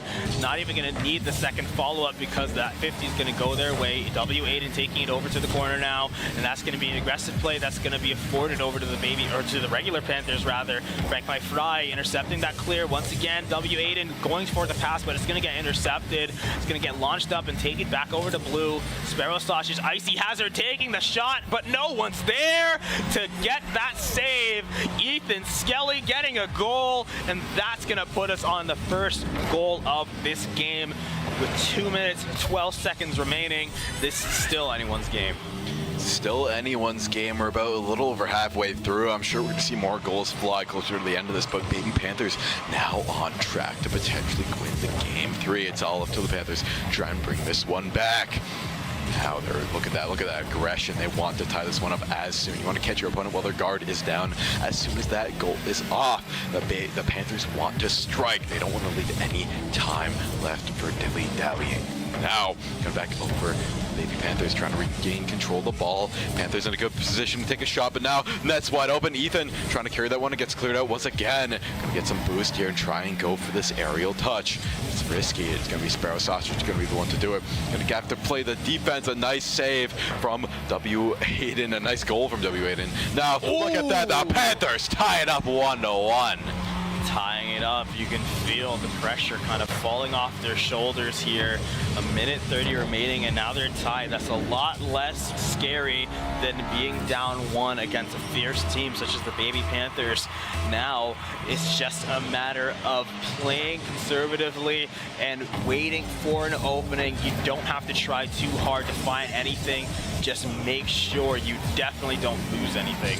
Icy Hazard looking to make that happen just as much. However, Frank My Fry is going to be able to put a stop to that one, and an attempt to make an interception is not going to go their way. Ethan Skelly a little too late on that one, but looking to redeem himself, however. But Sparrow Sausage able to get that save that was coming out of that intercept shot, but an open net, not for long, as Ethan Skelly's able to get the save after coming back in their time of need. And that's going to be a breakaway. Beats the 50. Can you break another one? Not quite. W. Aiden beats him there, but Icy Hazard coming to recoup.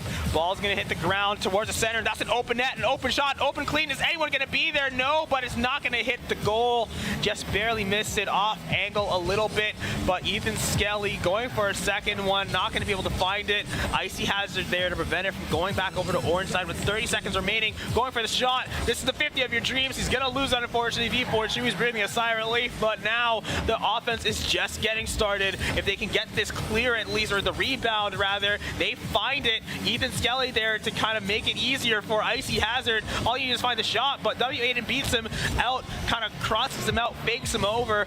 W. Aiden trying to get the clear, but Icy Hazard finds that one, sends it right back into the corner. Ethan Skelly chasing, but as soon as the ball hits the ground, we're going to an overtime. And overtime, and of course it's an overtime. It usually is when it goes to these grand finals. I'm sure this is going to be more and more common if we go to further games. Frank My Fry starting things off, being very, very aggressive. It's in the corner. Maybe Panthers need to clear that one out, and they barely just do so. And now the Panthers keeping up the aggression. Baby Panthers, though, on the prowl, even sending one. They need to send all 3 to compete.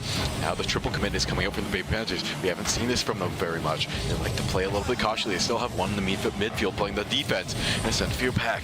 And now big save and a big demo from W. Aiden. They're bringing out the demos here, trying to secure this goal right here, right now. The Baby Panthers almost get the goal, but now just barely. That would have been the series-winning goal right there, but now it's still in the game. The Panthers still have a chance at bringing this to a game 4. The Baby Panthers are now still making a run for it. Going up the wall, in the air, all around. Lancey and Sky, they are looking to make this goal. It's all teed up, but no, it gets cleared out by the Panthers once more. Baby Panthers net is wide open, and thankfully Sparrow Sausage retreating alongside Icy Hazard to make that no longer the case, and a nice clear attempt at the very least turned into a stalemate, but now they are able to clear it out. Ethan Skelly looking for something there, gets a demo with the help of Sparrow Sausage and bouncing it back up. The demo's not going to give them too much of an opportunity to get an aggressive play, but at least they stole some of the boost. They're so dry over on the side of Baby Panthers now. They just need to replenish some of it so they can make some more of these aggressive plays, whereas the Panthers look fully loaded up. I spoke a little too soon. They're drying up now too, but to be fair, they did just make a very aggressive play. Now they just have to make sure they don't lose the game here. The Baby Panthers just need to get it cleared out, recoup their boost, and go for an aggressive play on their own, but the Panthers kind of beat them to it, fully stocked up. They're ready for anything right now. Ready for anything, and they are ready to strike. The Baby Panthers are all teed up here. This could be the game-winning strike for them. They're putting the pressure on the Panthers. They almost get it in, but the clear is just too strong from the Panthers. They're on full defense mode, but there's only so much defense you can have for so long. They're going to go on the offense here, but a nice goal from downtown. The Baby Panthers win the OC Championship for a Platinum Minus. And that was a beautiful game indeed. You could see the emotion in their faces, the excitement. They probably tried and trained so hard for this moment. They came out on top, but of course, I would be remiss to mention they came out on top of their own teammates. Basically, this is the two teams from the same school playing in the same division, playing in the same championship, playing in the same series. Two teams making the grand finals, and unfortunately only one of them could come out on top, but realistically they're all winners here today, as they're just showing how dominant that their school is, and that's Osgood Township High School. Like you said, if there's anyone you want to lose to, it's your own teammates, it's your own school. So good games all around, but what a showing from the Baby Panthers. We both underestimated them in the beginning, and it turns out they got the 3-0, but it was a very competitive game all throughout, but they just had some insane plays that put them over the top of the adult Panthers. For sure, and maybe that's the naming scheme. You know, the Baby Panthers are maybe even seem to be the advantageous team, because nobody expects a Baby Panther to be the one that does you in, but that's going to be the case for that series. Baby Panthers are going to take it away, take the series 3-0 over their teammates at their school, and they're going to walk away with the first place prize. But again, that school's walking away with both first and second place, so I don't think anybody's going to be complaining there. No, that was an amazing game all around, and I just want to give props to everybody on that team. They were so fun. But I think like both teams were having fun. I think one a little bit more jokey than the other, but both teams had very good sportsmanship all throughout. So props to everybody, and props to Osgood from nurturing both of those teams and bringing them to the pinnacle of that Plat Minus division. But that's not the only division we have, is it? Of course. No, we have one more. We have the Diamond Plus division. We have one more championship to crown, and that one is going to be coming up sometime soon, hopefully. But before we throw it to a break to get ready for that last game, do you have any last thoughts you'd like to share on that series with us? I am just excited for this next one. That last one was amazing, and now that we're approaching this Diamond Plus division, I'm excited to see the penultimate showdown here today. But we will see you very soon after a short break.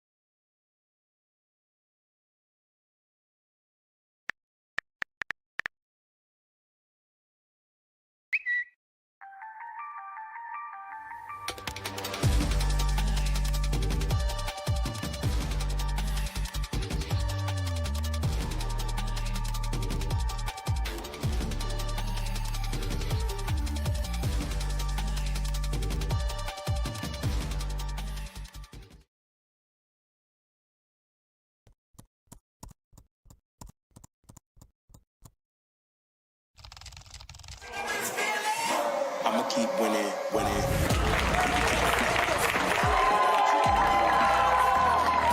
You can try to save yourself, but you wanna go play yourself. You can try to save yourself, but you wanna go squeeze this method.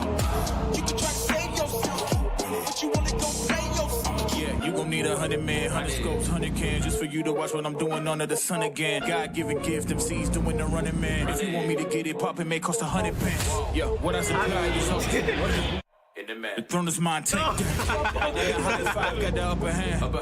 I'm too real, can't fake that. Who you know put a fear in them like this? You a vampire, still suck when you bite this. Lord forgive me for my sins, I'm feeling righteous. But they been asking me to show me I might just. They didn't think I could do it, I had to demonstrate how the flow is so heavenly, keeping demons straight. Who they fooling? I showed them the jig is up again. When I asked them who was the best, they get this to stuttering. Tell them I'ma keep winning, winning. I'ma keep winning, winning. I'ma keep winning, winning. You can try to save yourself, but you wanna go play yourself. You can try to save yourself, but you wanna go play yourself. You can try to save yourself, but you wanna go play yourself. You can try to save yourself, but you wanna go play yourself. I came this far, nothing can't stop me now. They knock me down, but they can't count me out.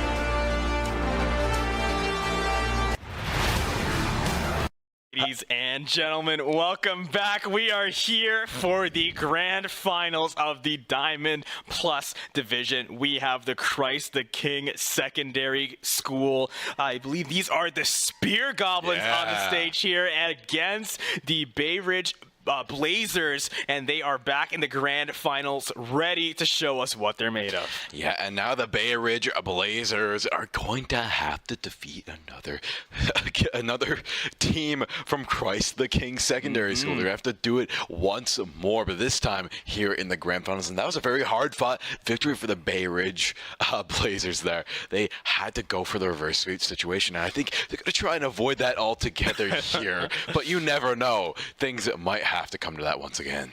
Absolutely. This time around, I'm sure both teams want to show us exactly what they're made of. They don't want to give any room for error, any room for mistakes. I'm pretty sure these teams want to go completely undefeated, uncontested, to really show everybody who's on top. But only one team can win, and here in the high school Diamond Plus division, we're going to see the highest level Rocket League we've seen all day today in the grand finals, no less. Here we have the teams already underway. 4 minutes 30 seconds on the clock so far.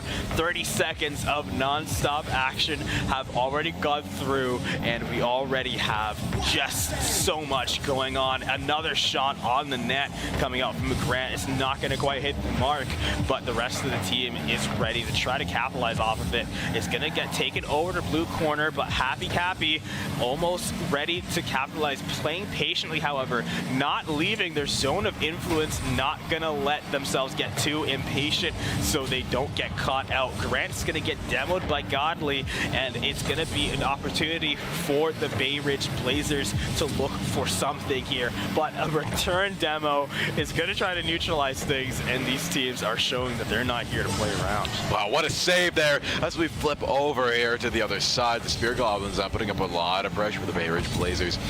Going to have to try and dunk this one in as soon as they have the chance. But no, the defense on both teams is absolutely very strong there. What a save from Grant once again. But no, the double shot from the Spear Goblins. They finally sink the goal.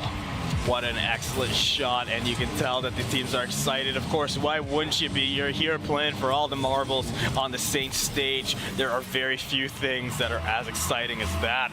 3 minutes, 30 seconds remaining. Spear Goblins with one on the board. Can Bay Ridge find an answer and retaliate to the offense that Spear Goblins has already been putting forward? That is the question here. Looks like the Bay Ridge Blazers have to try and put up a lot of pressure here, which is what they are doing. The Blazers looking for the clear. Now Grant's looking to find that opening thread and sink that one deep in there, but it's not going to quite work. But because the defense from the Spear Goblins is just too strong.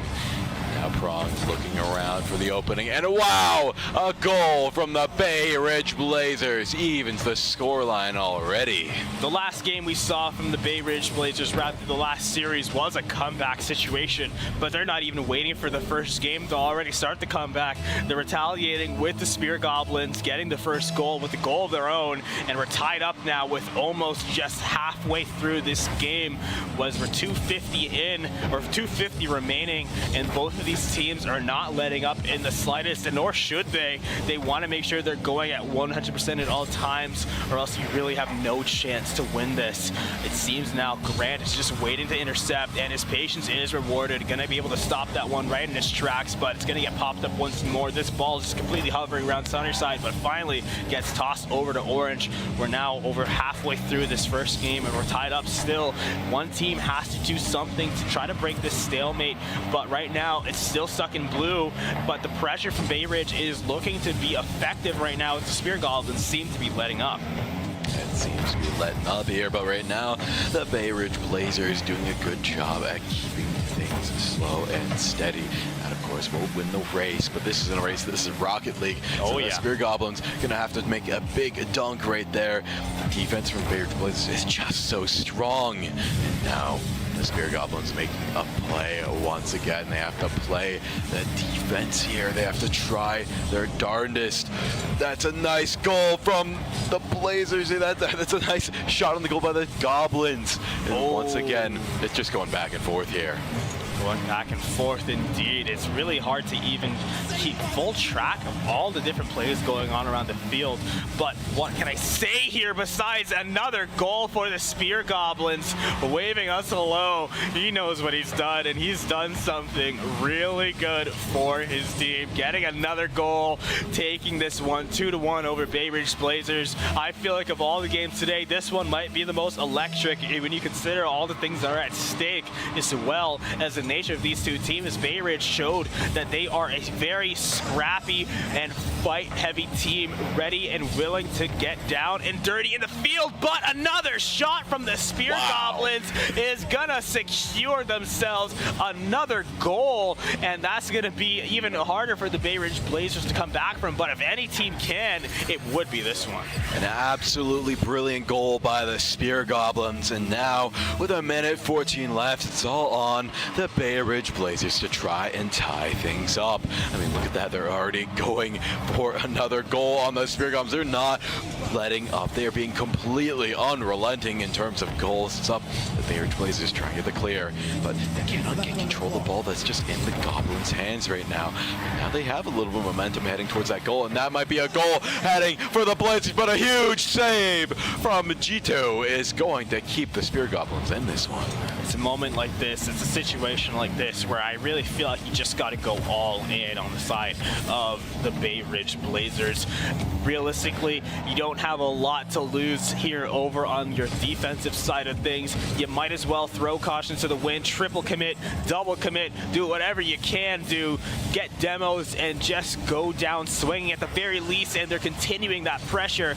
It's a good strategy when you're already down in such a close game. You might as well just throw it all in. Godly going for a shot, but it's going to get extended out by Prondos. So now we're going to have a contest going over the corner. Metavice chasing it out. G2 meeting it in the corner in the center, but this game is in the bag for the Spear Goblins, taking game one over the Bay Ridge Blazers. Not an easy feat, but they managed to pull it off. They managed to pull it off, and you got to be hoping you're not getting the run back. You know, you don't want to have that back-to-back reverse sweep situation. So you got to be feeling good if you're a Spear Goblin, but you cannot lose hope if you're a Bay Ridge Blazer. You still have a chance unless you've done it before. You just hope you don't have to do it again. Here's the advantage of losing, however. Bay Ridge Blazers, they have been in this situation before from their previous series. I wouldn't be surprised if they don't even let this first loss really face them at all. Honestly, this might not even matter to them. They know they've come back from much scarier, much harder situations and reverse swept the entire series. So I'm sure being down one game at this point for this team really is not too much of a deal for them. Happy Cappy is gonna be there to set up something, but it's going to be a Spear Goblins goal, helped out and assisted by basically the entire team. Exactly, there we go. A great goal by the Spear Goblins to kick things off 20 seconds in, and now they can definitely play a little bit more comfortably. They still cannot relax just yet, as the Bay Ridge Blazers are known for getting those counter scores very, very quickly. I mean, look at that, already making a huge push through there. Quite get it just yet though. Right now the defense of the Spear Goblins is tantamount. Happy Cappy gonna get one though. They can maybe break through there with that demolition. Now it's in the corner. They need to clear another demo coming out, but on the side of the Spear Goblins, they're looking to keep on the pressure on the Bay Ridge Blazers. I mean, look at this. They're already teeing up everything. The disruption by the Bay Ridge, though, is going to be major for them. Now it's going to be heading towards the Spear Goblins' goal. They have to play very defensively here. It's up in the air once again. It's anyone's game if someone can grab it, but a nice clear from the Spear Goblins keeps them in the game. a nice clear, sometimes all you need. What's been happening time and time again in all the series we've been seeing so far, unfortunately, for usually the team clearing, is it often gets rebounded right back, but not this time. Pronged is almost there, almost ready to take that one back, but it's going to get saved out. Godly now on the offensive with the assistance from Metavice. They are going to find the goal, and that's going to be a second one from the Spear Goblins, doing such great work to tie up, or not rather tie up this game, take this game completely by storm. Exactly. We still have 3 minutes 30. Things can still shake up, but that is an amazing start for the Spear Goblins. The Bay Ridge Blazers need to get in a position where they can try and analyze the situation, go back, relax, and maybe find an opening through the Spear Goblins game plan. So far, the Spear Goblins playing very, very well. They're on this stage about a year ago now, so they are hungry for this win. Yeah, you know, you can only come twice so many times before you kind of just lose it, and they don't want to come twice again. They want to come out on top, take the victory home, and with 3 minutes, if they can at least make sure that Bay Ridge doesn't come away with 2 goals, they will be 1 game closer to that. But 3 minutes might as well be 3 decades in Rocket League years, because a lot can get done in 10 seconds, let alone 3 whole minutes. Wow. Just like that, however, they're demonstrating that fact, but maybe to the opposite effect. Just goes to show that in that amount of time, they can make their lead go even further than what it was before. Even further beyond our expectation. They are 3 points in the lead. There's 3 minutes remaining, not an impossible gap to close. The Bay Ridge Blazers need to start moving, and soon. And look at that. Spear Goblins still playing like their life is on the line. They are getting goal after goal and maintaining such immense pressure on the side of the Blazers. It's just hard to decide what you're supposed to do if you're on Bay Ridge. There's 2 ways of playing like your life. Whoa! Oh my, oh my. Wow.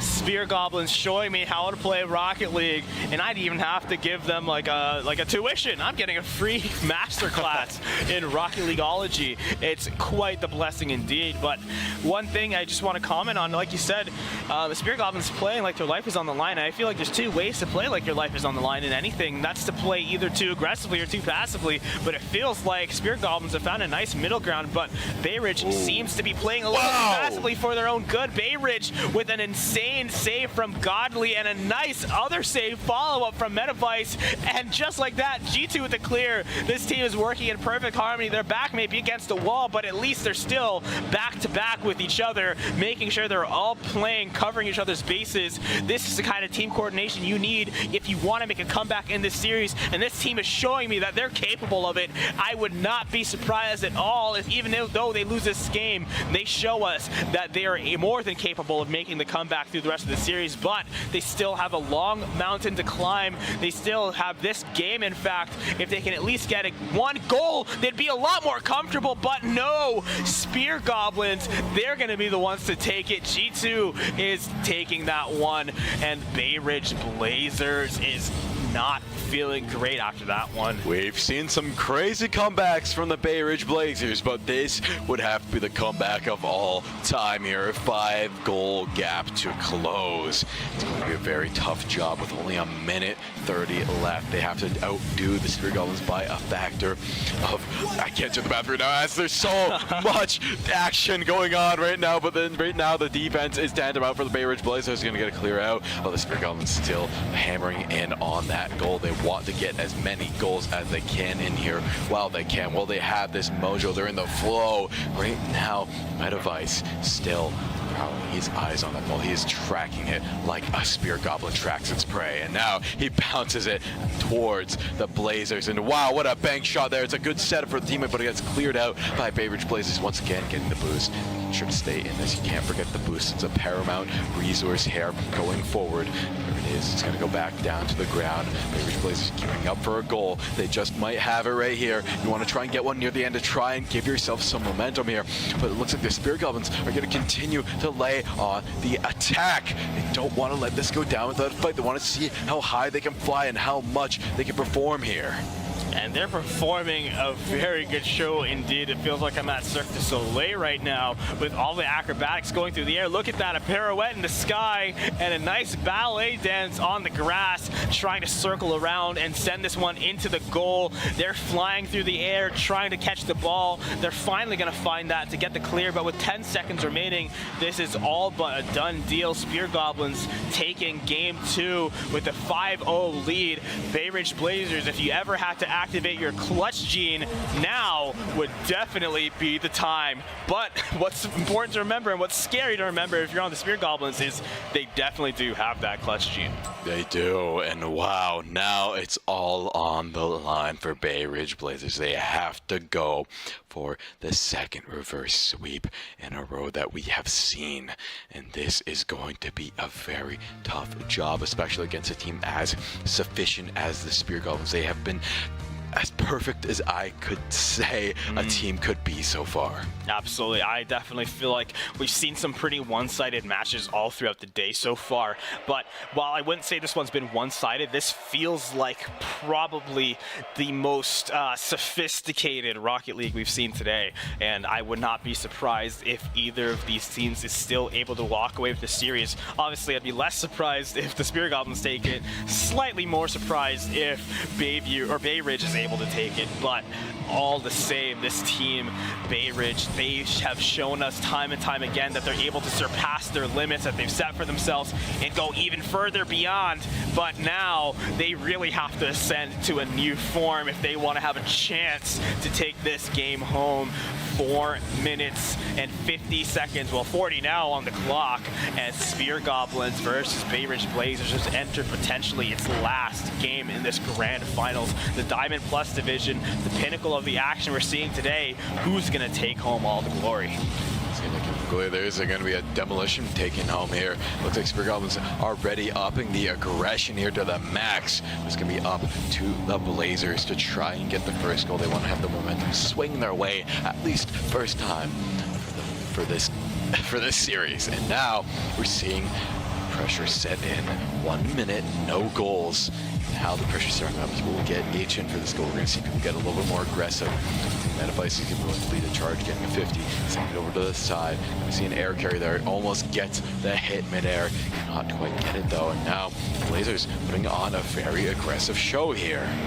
A very aggressive, very impressive, very interesting show off the post, but a follow-up shot just barely missing. Spear Goblins want to put one on the board desperately. A follow-up from Metavice takes the goal, and now they're looking great, looking in good form, in good shape for the series.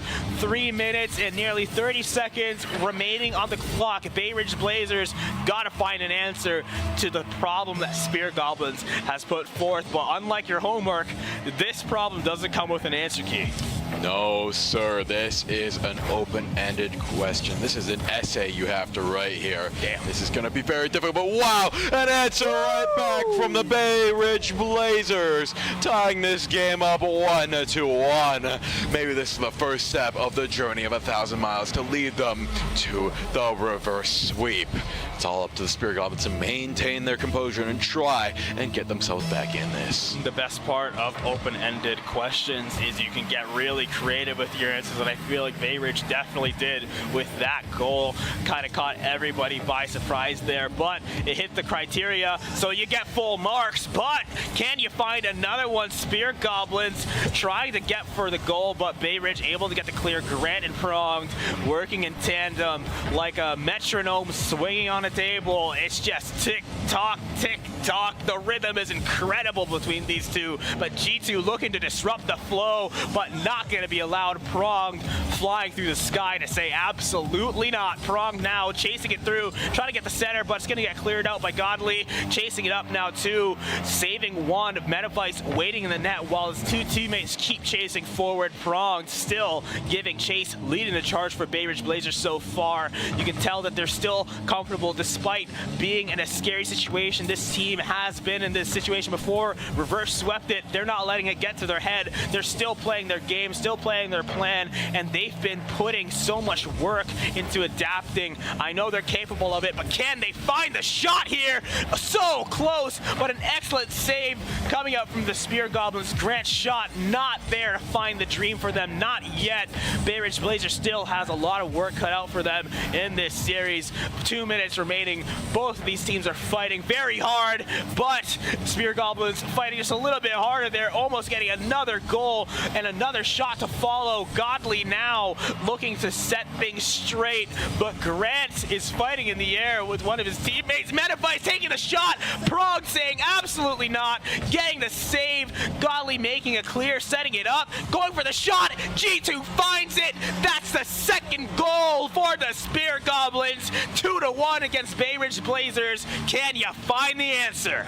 Can you find the answer? It looks like they found it twice in a row. It's 2-1. 1 minute 39 remaining. The Bay Ridge Blazers need to find something, and soon, or else the Spear Goblins will take this game 3-0. And I don't think the Bay Ridge Blazers, the team notorious today for their comebacks, will like that very much, would you, boys? Absolutely not. 2-2 is the score. 1.5 remaining. There's still so much Rocket League to be played here. Even if it's just in the next 1.5, I think we're going to see so much put into this very short period of time. Exactly. Everything's on the line. Bay Ridge Blazers perform very well under pressure, and now you can see the ball's going back and forth. Look at that. Already another shot, and the goal gets cleared out by Metavice, and it's already going in the other side against the Bay Ridge Blazers there. Double demo coming out for Spear Goblins. They have an opening here. They can't quite use it as the single man on the side of the Bay Ridge Blazer clears it out for his team and even tees them up for another goal. With 1 minute remaining left on the clock, who will take this one? Will this go to an overtime in the final stretch here? Potentially, as long as the Bay Ridge Blazers can get one more, they might even bring this to a game 4. The tension is palpable. Everyone's going towards that goal. It's shots back and forth. It's wide open. Gets saved by the Bay Ridge Blazers, and with 30 seconds remaining, I cannot believe my eyes, Daniel. I can't believe it either. 30 seconds remaining. There's still so much life on the field. Nobody wants to lay up anything, but eventually you will have to. Spear Goblins take a shot, and another. Both of them saved. The Bay Ridge Blazers are not letting anything through. They want this more than anything, and they're fighting tooth and nail for it. 10 seconds to go. Grant and the rest. Spear Goblins take a shot, and another, and that's the goal. This could be the series, Matthias. It would be so hard, but I would not put it past the Bay Ridge Blazers to come back from this. 9 seconds on the clock. Are you crazy? Can you make it work? I am absolutely insane right now because there's 9 seconds. Bay Ridge Blazers has everything against them right now, but they just might do it. They are the clutch team of all time. The Spear Goblins just need to stall the time, and the ball's on the grab and keep it up in the air. The Bay Ridge Blazers there it is, alive. They cannot blaze a path, as now the Spear Goblins have taken their spear to victory and won the Diamond Plus division of the OFC Championship. The CTK Spear Goblins are your OFC Diamond Plus division champions here, ladies and gentlemen, and look at all the emotion coming up from the players here. It's a hard-fought season. It's hard work. It's a lot of love, of course, and great sportsmanship on both sides indeed. Everybody has great respect for each other because they all know how much work it takes to play on this stage. So nothing but love for each other here, and it's all sportsmanship. A great game from both of these teams. Exactly, an amazing game all around. Very close. The Spear Goblins, had a very good fresh start, but you could definitely see the Bay Ridge Blazers near the end of that third match, even all throughout that third match, kept things super competitive. Always had an answer for every single goal. But I think if this was maybe a best of 7, if it went just that little bit longer, I could have seen the Bay Ridge Blazers maybe even taking that one. Absolutely. There's so many moments. They're just microseconds, just micro steps. So many little situations, little interactions that ended up having that game end up the way it did. Realistically, I'm still of the opinion, maybe I'm wrong, that really could have gone either way. Both of those teams have demonstrated today that they're more than capable of taking away the victory, but at the end of the day, Christ the King Secondary School's team of the Spear Goblins were able to come out on top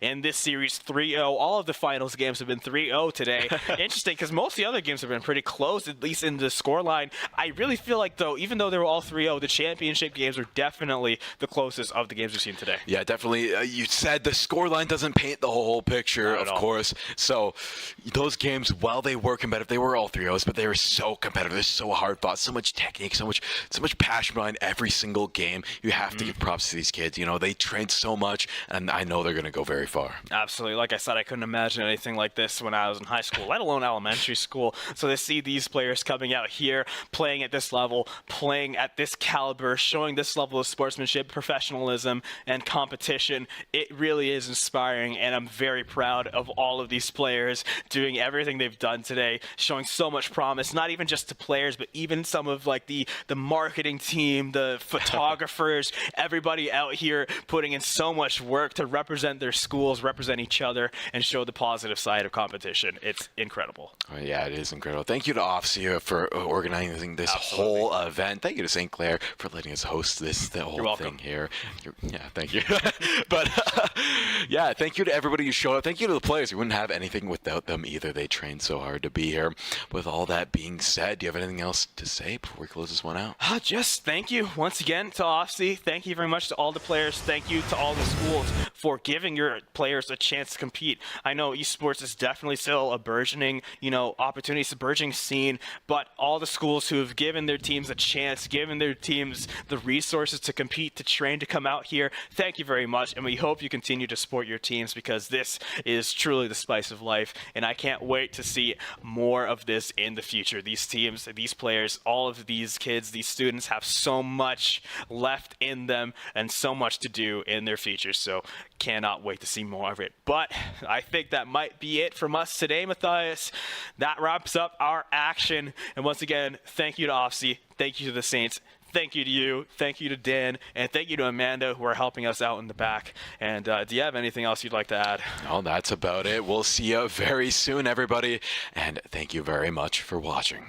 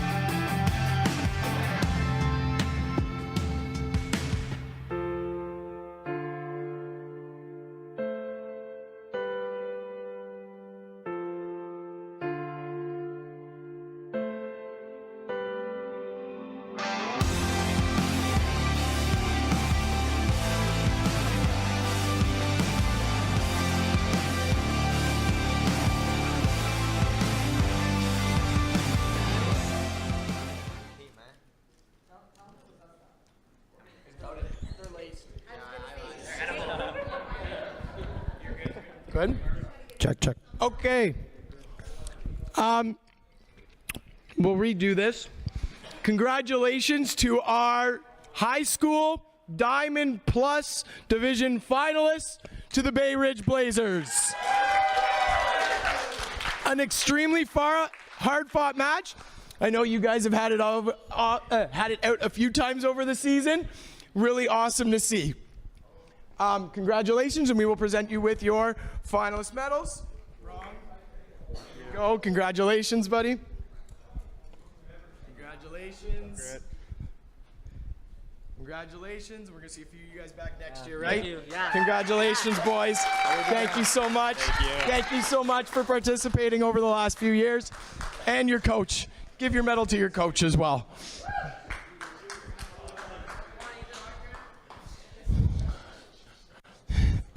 Yes, it's your turn.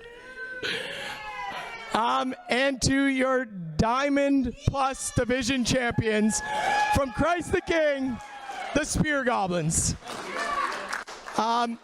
Extremely proud of you boys. I know you've worked really, really hard this year to try to sweep these tournaments as much as you possibly can. And I'm really, really proud of all the hard work that you guys have put in over this year. So congratulations, and I will present you with your medals. Thank you. Godly? Let me give you a kiss. You actually go.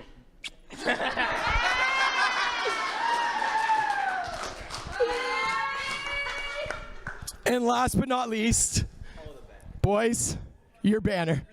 No. Congratulations to your 2024 spring season Diamond Plus champions, CTK, the Spear Goblins. One last shout out.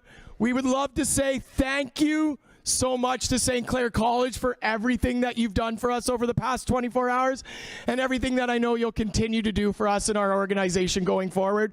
We love the partnership that we have with you guys, and I know that we're both in this together to see it grow within Ontario. So thank you so much to Dan, to Sean, to the whole team at St. Clair. Thank you so, so much. That is a wrap on our 2024 championships. Thank you all for coming, and hopefully we see as many teams back next year as we can. Thank you so much, everybody. Have a safe drive home.